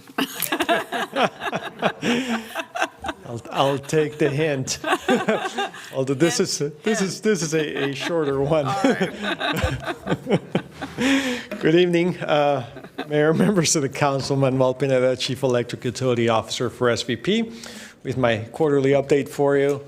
And there we go. So agenda, we have a few items. I'm not going to read them for you, but we're going to go through them fairly quick. We'll focus a little bit on the budget impacts. From a load growth perspective, I say it all the time, our growth continues, our sales continue to grow, and we keep trying to implement our growth plans and work with the CAISO to get our additional transmission line into the city. So those continue. I'm not giving you an update on that today. I've been giving you updates on, I think, the last 3 or 4 quarterly reports on those items. I'll have it for next time. Budget highlights. So I touched on this multiple times with you and also send you some emails. The graph next to you shows 2 lines. It shows the one at the bottom shows gas prices for the previous winter. The blue one shows the gas prices for this past winter. And I've gone through in detail with this you before, but it's really the graphic really shows where it's been and the difficulties we're having. And that, of course, affected power prices significantly, and especially the power that we bought from the market. We're buying at 100 to 150% higher. It actually went much higher than that for certain periods, so this really affected us. As I talked to you on February 7th, our research and production costs were $75 million over budget up to that point in February. And while it got a little better, you can see that last year to this year still didn't align and still hasn't aligned until probably this month is when we're finally aligning. We have implemented a number of budget saving measures to try to alleviate some of that. We liquidated partial gas position, and that actually netted us $8 million. We had a lawsuit resolutions for CVPIA, and we were able to put that budget into this year's budget to help us out. We deferred some capital projects, and I want to note defer because obviously we're going to have to spend the money next year. But we just wanted to kind of get a little more breathing room for this year. We are going to be selling some excess RECs very conservatively because we want to make sure we don't sell too much for next year to help us out. Because there were higher prices, our sales were actually higher as well, so that helped offset some of those costs also. And hydro production is looking pretty good, but it's not sufficient to really make up for what happened during those 2 months. Right now, our estimated deficit, even with everything that we have done, we're looking at about 70 million, and we're using a lot of those cash balances that we had that are supposed to be used for this purpose to help us out with that, but it's really depleting them to get us to that point, as you can imagine. That number is so unexpected, and all utilities are dealing with it. We are planning to recommend a 5-year mid-year increase. It's not something the utility does very often. It has done it in the past. But just with what's happened with gas prices and power prices, we don't really see any other options. Because we do know that's unexpected, we have started our outreach to let people know, both kind of with local customers and our large customers. And also, we are planning to do a climate credit for residential users, similar to what PG&E has done, that should help alleviate a significant portion of what a 5% rate increase would be for our average homeowner. Just to let you know, 5% would be equivalent to about $3 per month for our average bill. So we're going to try to do something that covers a significant portion of that, and we're working to those numbers. So I did spend a little bit of time on that because it's important. And then I'll go to the rest of them a little faster than that. So storm response, I know I was able to talk to you from my assistant city manager hat when I was here last time. A lot of stuff going on while the rain's been good. The crews have been working extra hard and a lot of overtime. And I showed you some pictures and showed some pictures of what happened as part of the lot of storm response. A lot of good work by the teams, and I highlighted that last time. And then some other updates. We have some big things coming up. Our transformers RFP, we're going to go buy 22 of them. It's going to be a huge purchase. It's closing on April 11th. That's the transformers we need for all our major projects, NRS, KRS, SRS, as well as some extras. We had to extend that RFP because there's a little concern about out there, as you know, with the supply chain issues. They've asked for extra time to see if they can get more information and pricing from vendors. So we're really we extended it twice. We're really waiting for that April 11th date because that's going to drive a lot of our schedules. The Loyalton sale, we have selected a brokerage firm to help us with that sale. That contract's going to be for council consideration on April 18th. And obviously, if you have any questions, we'll be able to answer them then. And then the 900 Lafayette building, last time I was here, I told you we were going to explore SVP relocation. The RFP did close on March 31st. We do have people who submitted, and we will work with the city attorney's office to determine how that's going to work as part of the surplus land process that you might decide to move forward with the downtown properties. But we are going to continue that process for now. So with that, what is coming up? Of course, the big one is consideration of rate increase on May 23rd. We'll also be coming back with you with some community solar survey results. We'll do a separate report on that in the next couple of months. Talked about the transformer, very interested to see what happens with that. We're going to be looking at some bond financing, major bond financing for the 4 large projects that we discussed in the past. We also got a big switchgear procurement package. That's what we need for our receiving stations. So that'll be interesting to see what we get. And as always, you'll be seeing contract awards from us, as well as solicitation and master agreements. You'll see those on a regular basis. So with that concludes my report. And hopefully, Mayor, it was fast enough? All right. Available for any questions. All right, let's go to any council questions. Councilmember Jane. Yeah, I think there was a concern by a resident about rate increases for commercial, but I believe the rate increases are across the board, right? For yeah, that's correct. 5% for residential and commercial. Okay, just wanted to clarify that. Thank you. Councilmember Hardy?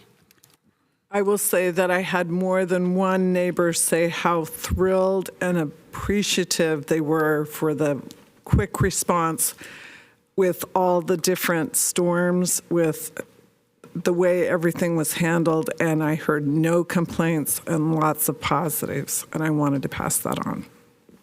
Thank you. Councilmember Chahal? Thank you, Mayor. Thank you, Manuel, for the report. I'm referring to one of the emails which resident Tahir Naeem sent Manuel. And it had multiple questions, and I would like to have a response to most of them. But one thing which is paramount to me is he mentioned that if we increase the 5% increase, which is primarily due to the gas price increase, and if the gas price is stabilized, do we have a sunset for this 5% increase and we go back to our pricing before the increase of this thing? And he had some other questions about the SVP option contracts to buy, sell net gas, how far of the time we go into that, and what is the breakdown between SVP's fixed price, variable price, and spot market net gas purchase in the preceding 24 months. I know these are pretty technical questions that need a lot of data crunching. So I would like to have a response to that, to the resident as well as to me, for my knowledge. But can you comment on sunset of these 5% increase? I don't have any other questions, so if you just want to go ahead and answer that. Sure. And yeah, we do have those questions. Staff is responding back to the customer directly as we do. Based on the request from Councilmember Chahal, we'll also send a response back to the full council as part of that as well. And just a quick note, because there was a lot of details in there. SVP doesn't do speculation, as it relates to gas prices. We'll hedge gas prices. Most of the questions were related to speculation of the market, which is not what we do. We just hedge for future use. Regarding the 5%, no, it's not something that would sunset. As I mentioned, what we have here is that we have used about $75 million worth of cash and reserves to help balance the budget, because we can't act immediately to raise rates as PG&E seems to be able to do. But so it's not going to have a sunset, because it's really helping us catch up and recover for the last 2 months. And it's really more than 2 months. December and January were the two real bad ones. But it really has been a difficult period for much longer than that. So we would not have a sunset period. We need to be able to carry that for the next 6 months of the calendar year, and also continue it for the next year as well, to be able to start catching up for that natural gas, which I know the governor sent the letter out trying to figure out what happened. We'll see if we ever do figure out what happened with the natural gas markets. There's definitely a lot of theories out there. But finally, now in April, they seem to have come back to normal. So it will not sunset. All right. Thank you. So I don't see any other questions. Let me go to the public. Is there any member of the public that would like to make a comment on this report? I don't see any. So thank you, Manuel. Do we have a motion to note and file? Councilmember Watanabe. Thank you, Mayor. I just, push my button to make that motion to note and file this report. Thank you. And thank you, Manuel. I'll second it. So we have a motion by Councilmember Watanabe, second by Councilmember Jane, to note and file the report. Councilmember Watanabe? Yes. Councilmember Chahal? Yes. Councilmember Hardy? Yes. Vice Mayor Park? Yes. Councilmember Jane? Yes. And Mayor Gilmore? Yes, and that passes unanimously with those present. And I just want to say, Manuel, I think this is the first Tuesday in a long time that I haven't looked outside. I haven't been out for hours, but is there a storm out there, or wind or rain? Because it seems like every Tuesday was happening. I don't know what it is about Tuesdays, but okay, very good. Thank you so much for the report. All right. Next, we have item number 10, action on a resolution for an exception to the 180-day waiting period to appoint retired annuitant Mark Giovanetti, a retired annuitant, to serve as temporary extra help. Government Code Section 7522.56 and the 21224 in the Finance Department to perform work as a purchasing division manager. I guess you retire, you never leave, right? Then you always have to come back. So the recommendation is to adopt the resolution. Do we have any questions or comments on this? And if not, I'm going to go to the public. I don't see any from the council. Any member of the public want to comment on this? All right, seeing none, do I have a motion to approve this resolution? Motion to approve. All right, motion by Councilmember Hardy. Second. Second by Councilmember Watanabe to approve. Councilmember Hardy, did you have a comment or? No. Okay. When you're ready, City Clerk? Councilmember Watanabe? Yes. Councilmember Chahal? Yes.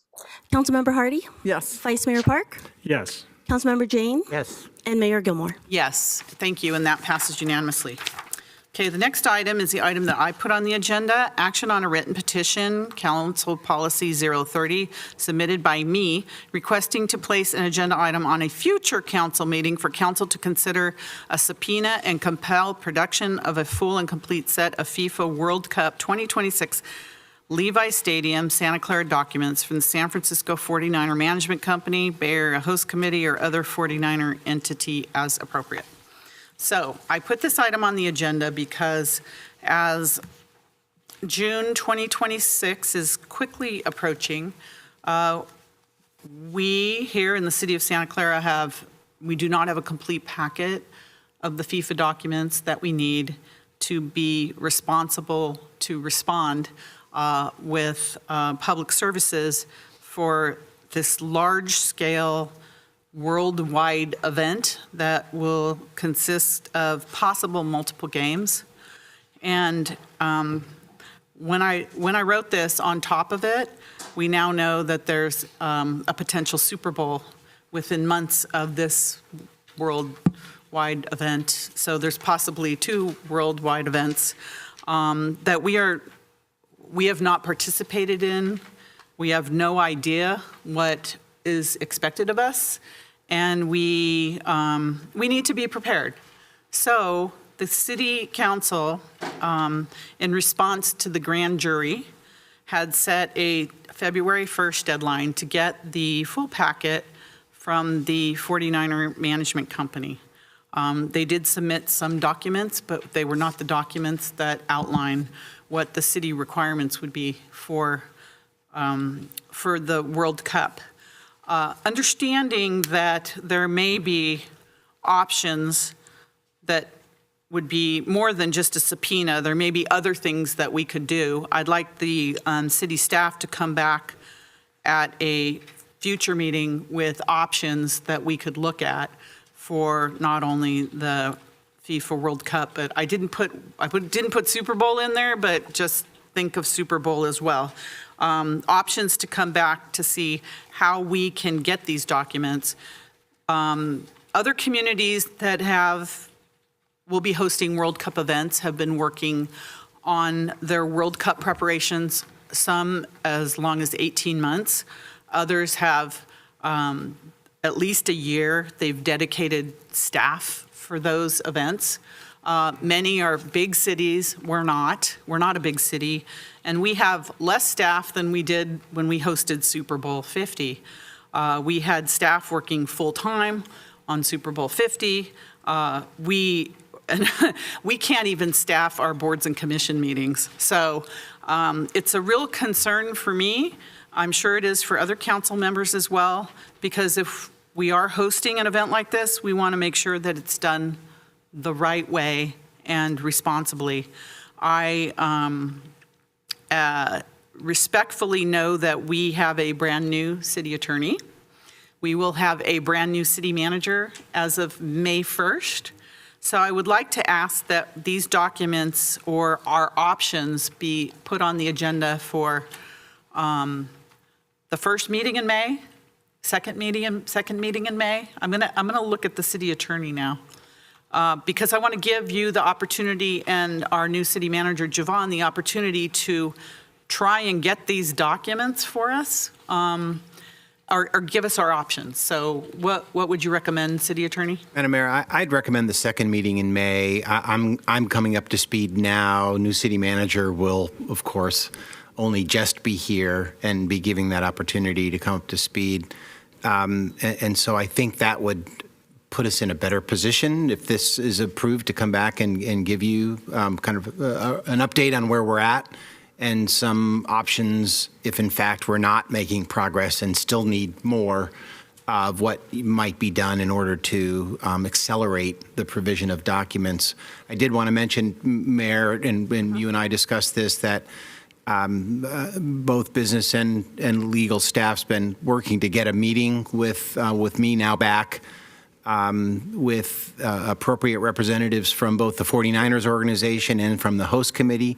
And we have that meeting scheduled for April 19th.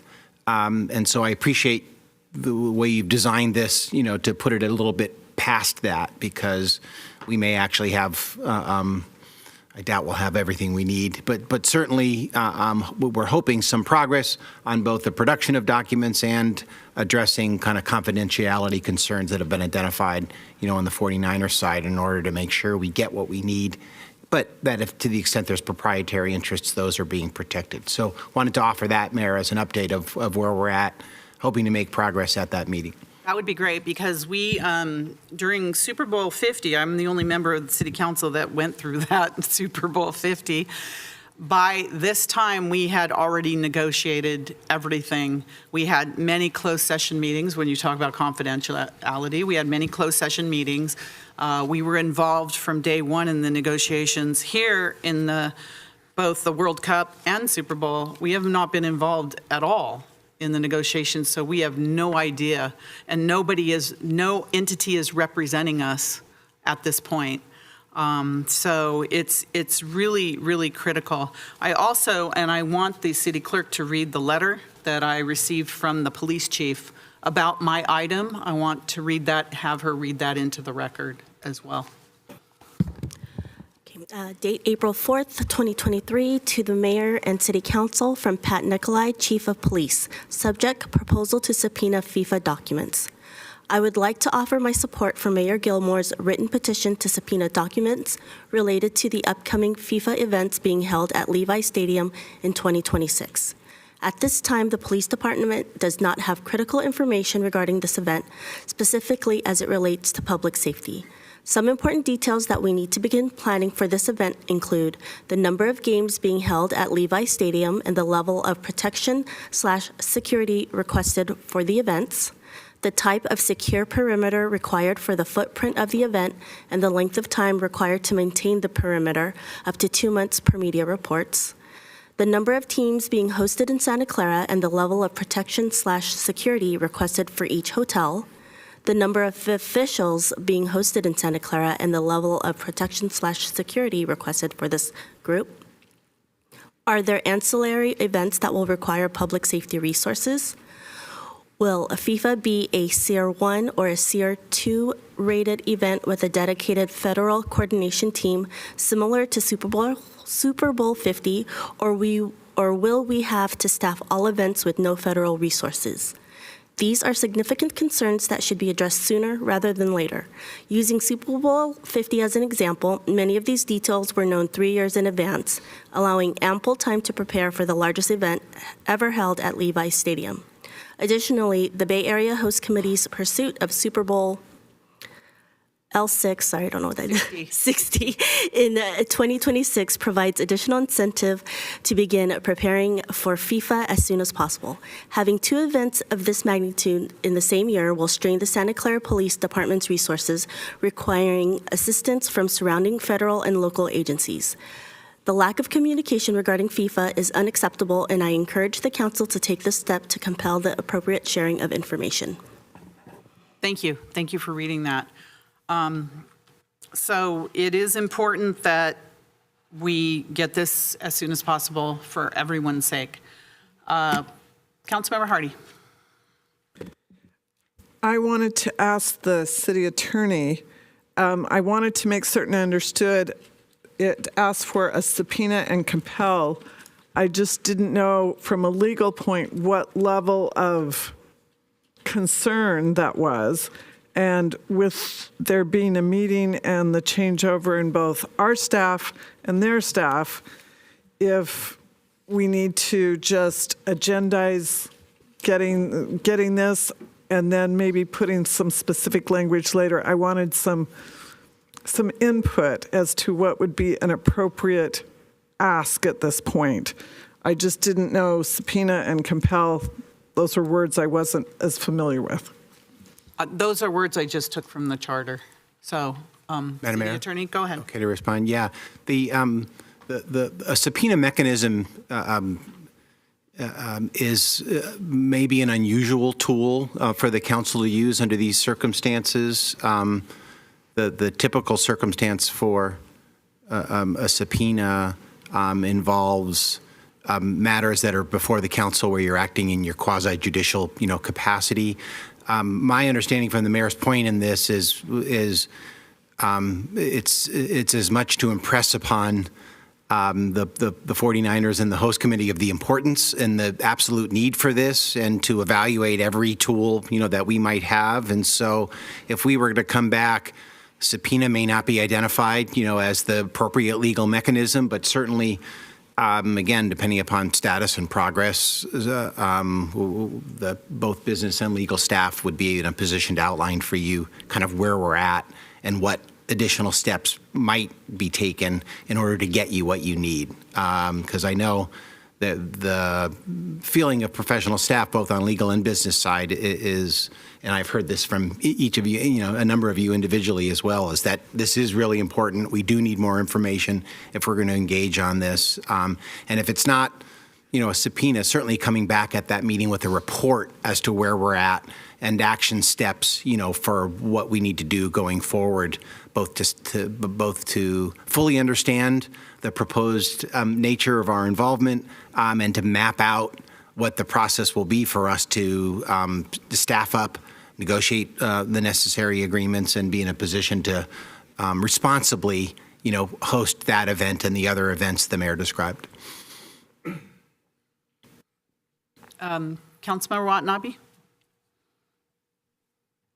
Thank you, Mayor, and thank you, City Attorney, for that response. I mean, we've been waiting for the document since February 1st. I mean, it's over 2 months now, and here the mayor is attending meetings and hearing that all these other cities, these host cities, have all this information and are so far ahead of in their planning, and now to hear this letter from the chief of police, with his concerns, and I totally understand. I mean, from what I understand from the past in this with the Super Bowl was that, our police officers in preparation for the Super Bowl were working 16-hour days for like 2 weeks in a row. And if we're looking at a World Cup for 6 weeks, potentially 6 weeks, depending, who knows, we might get more games. And they're still working that kind of a schedule in leading up to it. I mean, that is just going to frazzle our police department. And then I've come to learn that the NCAA men's basketball tournaments are going to be happening in San Jose in 2026 as well. And that's in March. So you're talking Super Bowl, an NCAA tournament next door, and a World Cup for who knows how many weeks. And so that is going to have significant impact on our resources, on our region, and we need the information. Thank you. So, Madam Mayor, I just did want to remind the group, and I may have been guilty of this too, in terms of going down the path of no evaluating the discussion on an substance event. of it. Yeah, but I think it was consistent, Mayor, with your policy, which is to discuss the urgency, of the matter, and that's the the need to have something agendized. Whether the council just wants a report after our meeting or something more formal is within your discretion, and that's what you're deciding tonight is to what to agendize, and at what time in the future, if anything, on this subject. But I can assure you, based on my conversations with staff and I know internally legally, we view the matter as very serious, and we'll be working on this even regardless of the action that you take tonight. Thank you, Madam Mayor. Well, thank you. I just think that we need to place this on the agenda, even to let our public know, because when we had Super Bowl 50, by then we had the public involved. We were part of the bid. We negotiated, we were part of the bid. This time we were left out completely. I didn't even know they were putting a bid in until they asked for a letter 2 days before the bid was due. And so this is a responsible thing for us to do. If we take no action and we say, oh, we'll just wait until they give us the documents, that's irresponsible in terms of protecting our community from what's going to happen to us. These are major events. And I know I've heard some people say, oh, World Cup game, it's just the game. It's not just a game. In fact, the requirements for World Cup are even stricter and more unbelievable than the requirements for Super Bowl. So, I mean, these are things we should have known about already. We should have been a part of, but we weren't. But still, we gave a February 1st deadline, and it passed. I guess they didn't take us seriously. It passed. We don't have the documents that we need. So I'm saying put this on the agenda for the second week in May, second meeting in May, to give our city attorney and our new city manager an opportunity to get these documents for us, or at least tell us why we're not getting them, or when we should expect them, or what's going to happen. And even, I mean, I'm slightly uncomfortable with that because it's another 2 months down the road.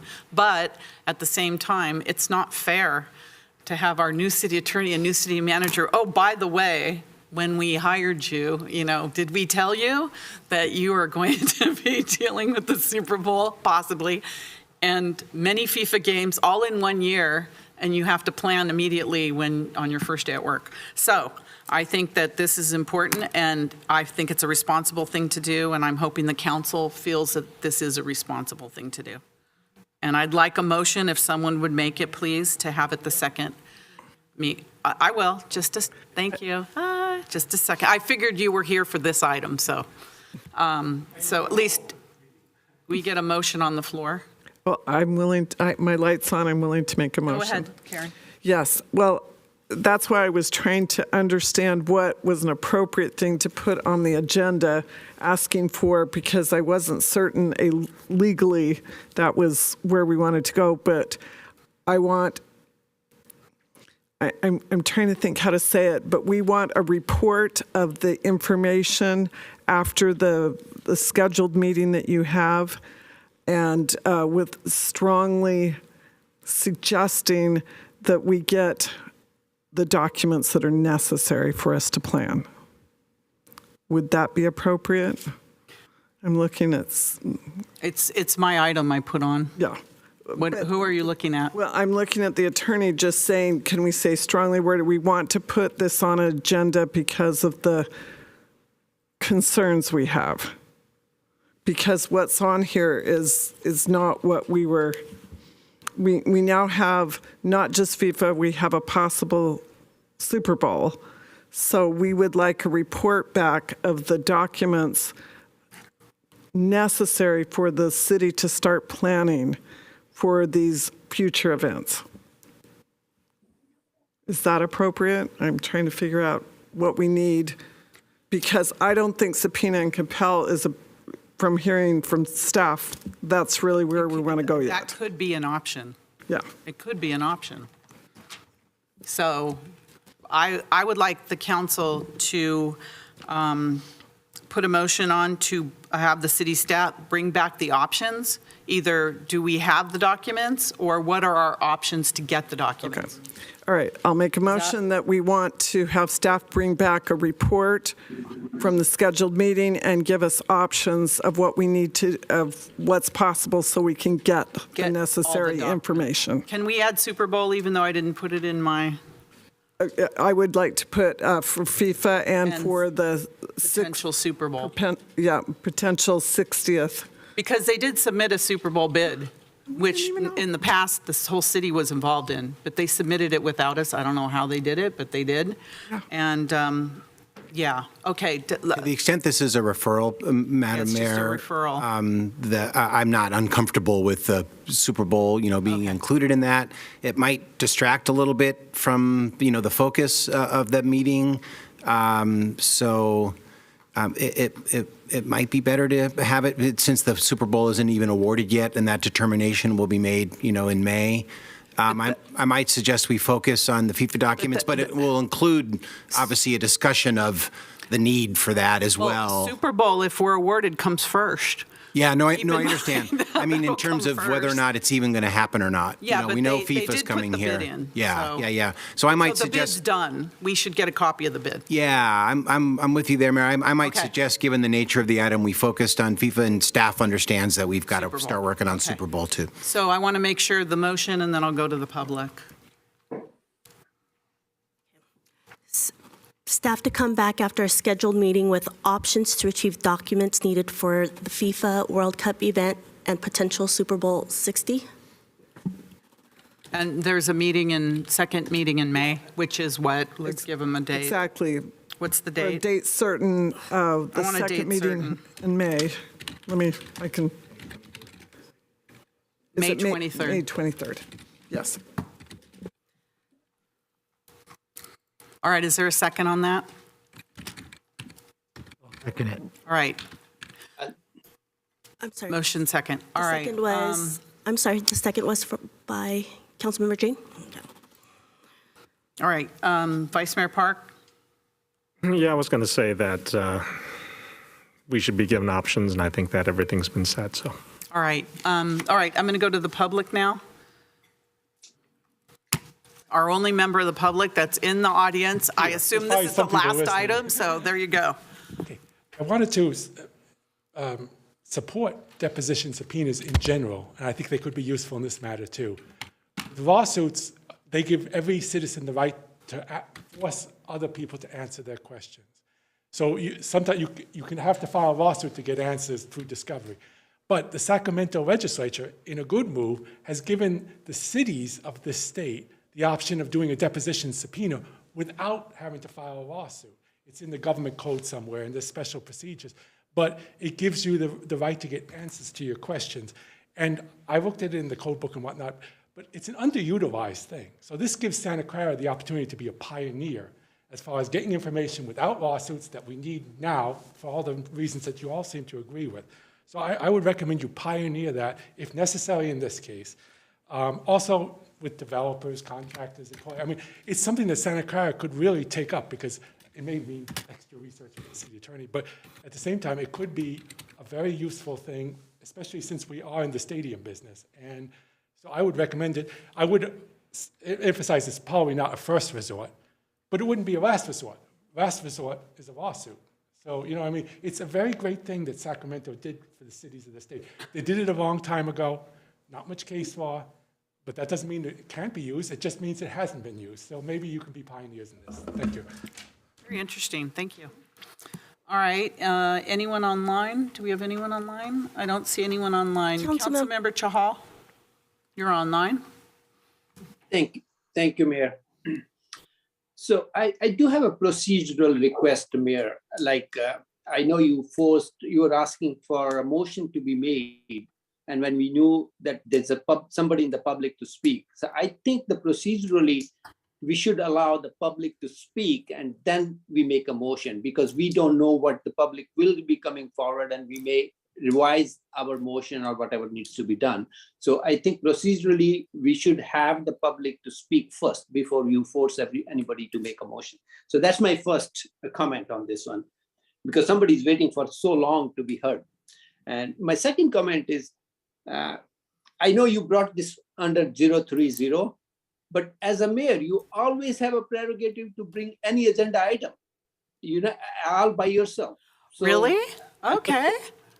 I like that. Thank you, Raj. I will do that then. You have that prerogative. I don't have that. I will have to ask for city council members to sign and then bring an agenda item. Okay, well, next time I'll put it straight on. Thank you. No, don't you realize? I would ask the city attorney. Doesn't she has the? No, I don't prerogative need to ask the city attorney that. No, if you're confused, you should ask. Like, I'm not. No. You have the prerogative. Yeah. You have the Sorry, it's prerogative. getting late. I'm laughing. Yeah. Thank you, Raj. I No. like that. Okay. Yeah. So you have that prerogative, but I would support the motion that we need some information, and how city needs to do the planning, and I will be supporting the motion. Thank you. Thank you very much. So we have a motion and a second on the floor. When you're ready, City Clerk. Vice Mayor Park, you always wait till I call on the City Clerk. Well, I know. Please do it earlier. I know there was some tongue-in-cheek in the last exchange, but I would like the city attorney to clarify, just for the people in the studio I can audience. call special meetings by myself. Yes, that's true. That's maybe what you're thinking about. But I guess I could call a special meeting on an item that I want to be heard. So I guess I could do it that way. Yeah, my understanding, Mayor, is consistent with yours. I think you were being tongue-in-cheek, that you follow the 030 policy like everybody else. Yep, and there's not, that I'm aware of anyway, in the charter or otherwise, that authority beyond your ability to call a special meeting. Right, but I could call a special meeting. I I think that's right, Madam Mayor. Yes, I could, but yeah, I, for the most part, don't, but I could. All right, ready, City Clerk? Thanks. Councilmember Watanabe? Yes. Councilmember Chahal? Yes. Councilmember Hardy? Yes. Vice Mayor Park? Yes. Councilmember Jane? Yes. And Mayor Gilmore? Yes, and that passes unanimously of those present. Thank you very much, and thank you to our public member for hanging in there this late. All right, reports of members and special committees. Vice Mayor Park. So, a week and a half ago, I had the pleasure of going to Washington, D.C. for the National League of Cities convention.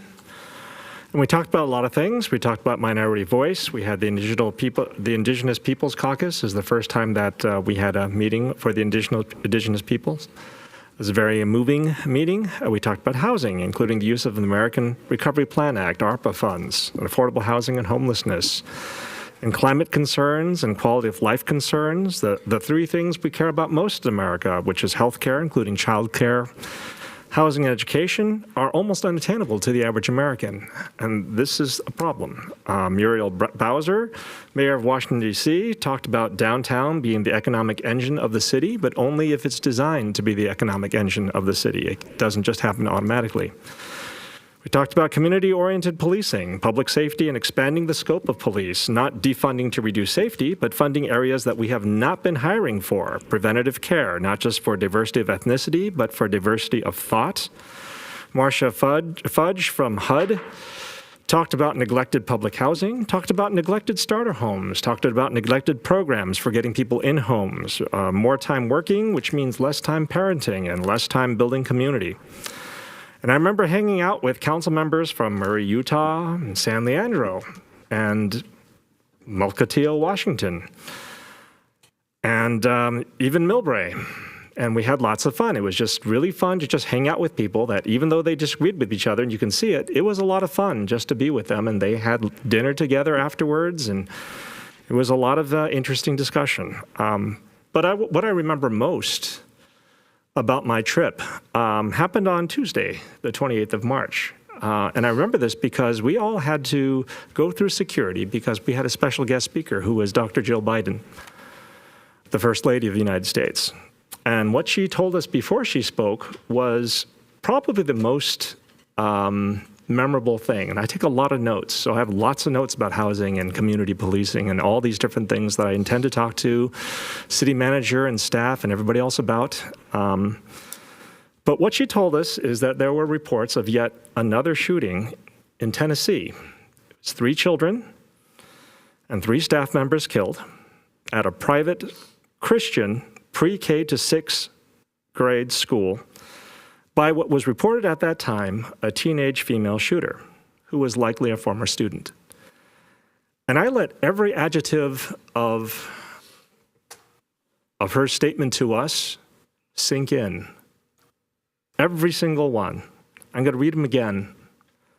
3 children and 3 staff members killed at a private Christian pre-K to 6th grade school by what was reported at that time, a teenage female shooter who was likely a former student. And the corrections to this aren't much better.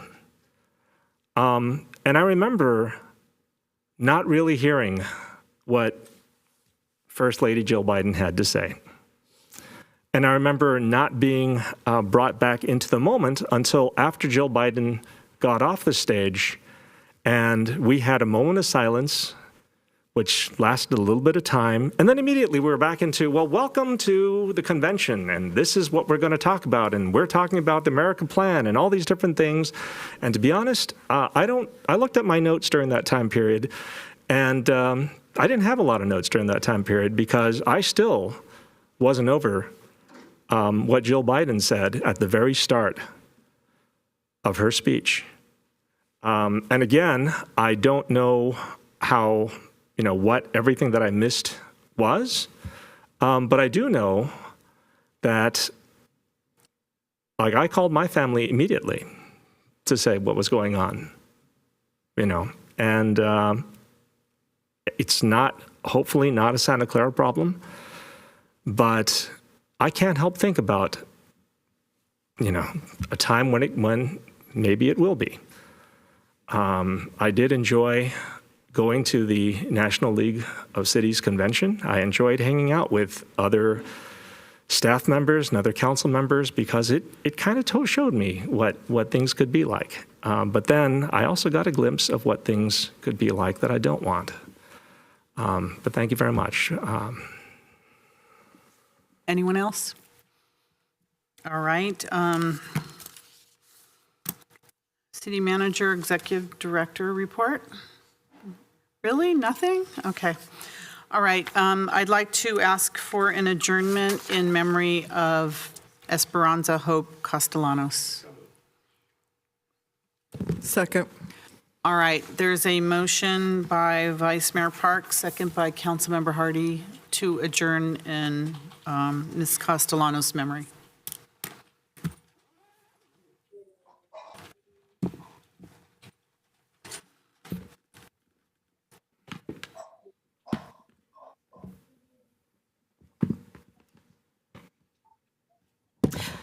Councilmember Watanabe? Yes. Councilmember Chahal? Yes. Councilmember Hardy? Yes. Vice Mayor Park? Yes. Councilmember Jane? Yes. And Mayor Gilmore? Yes, and that passes unanimously of those present, and this meeting is adjourned. Thank you very much. Everyone have a good rest of your night.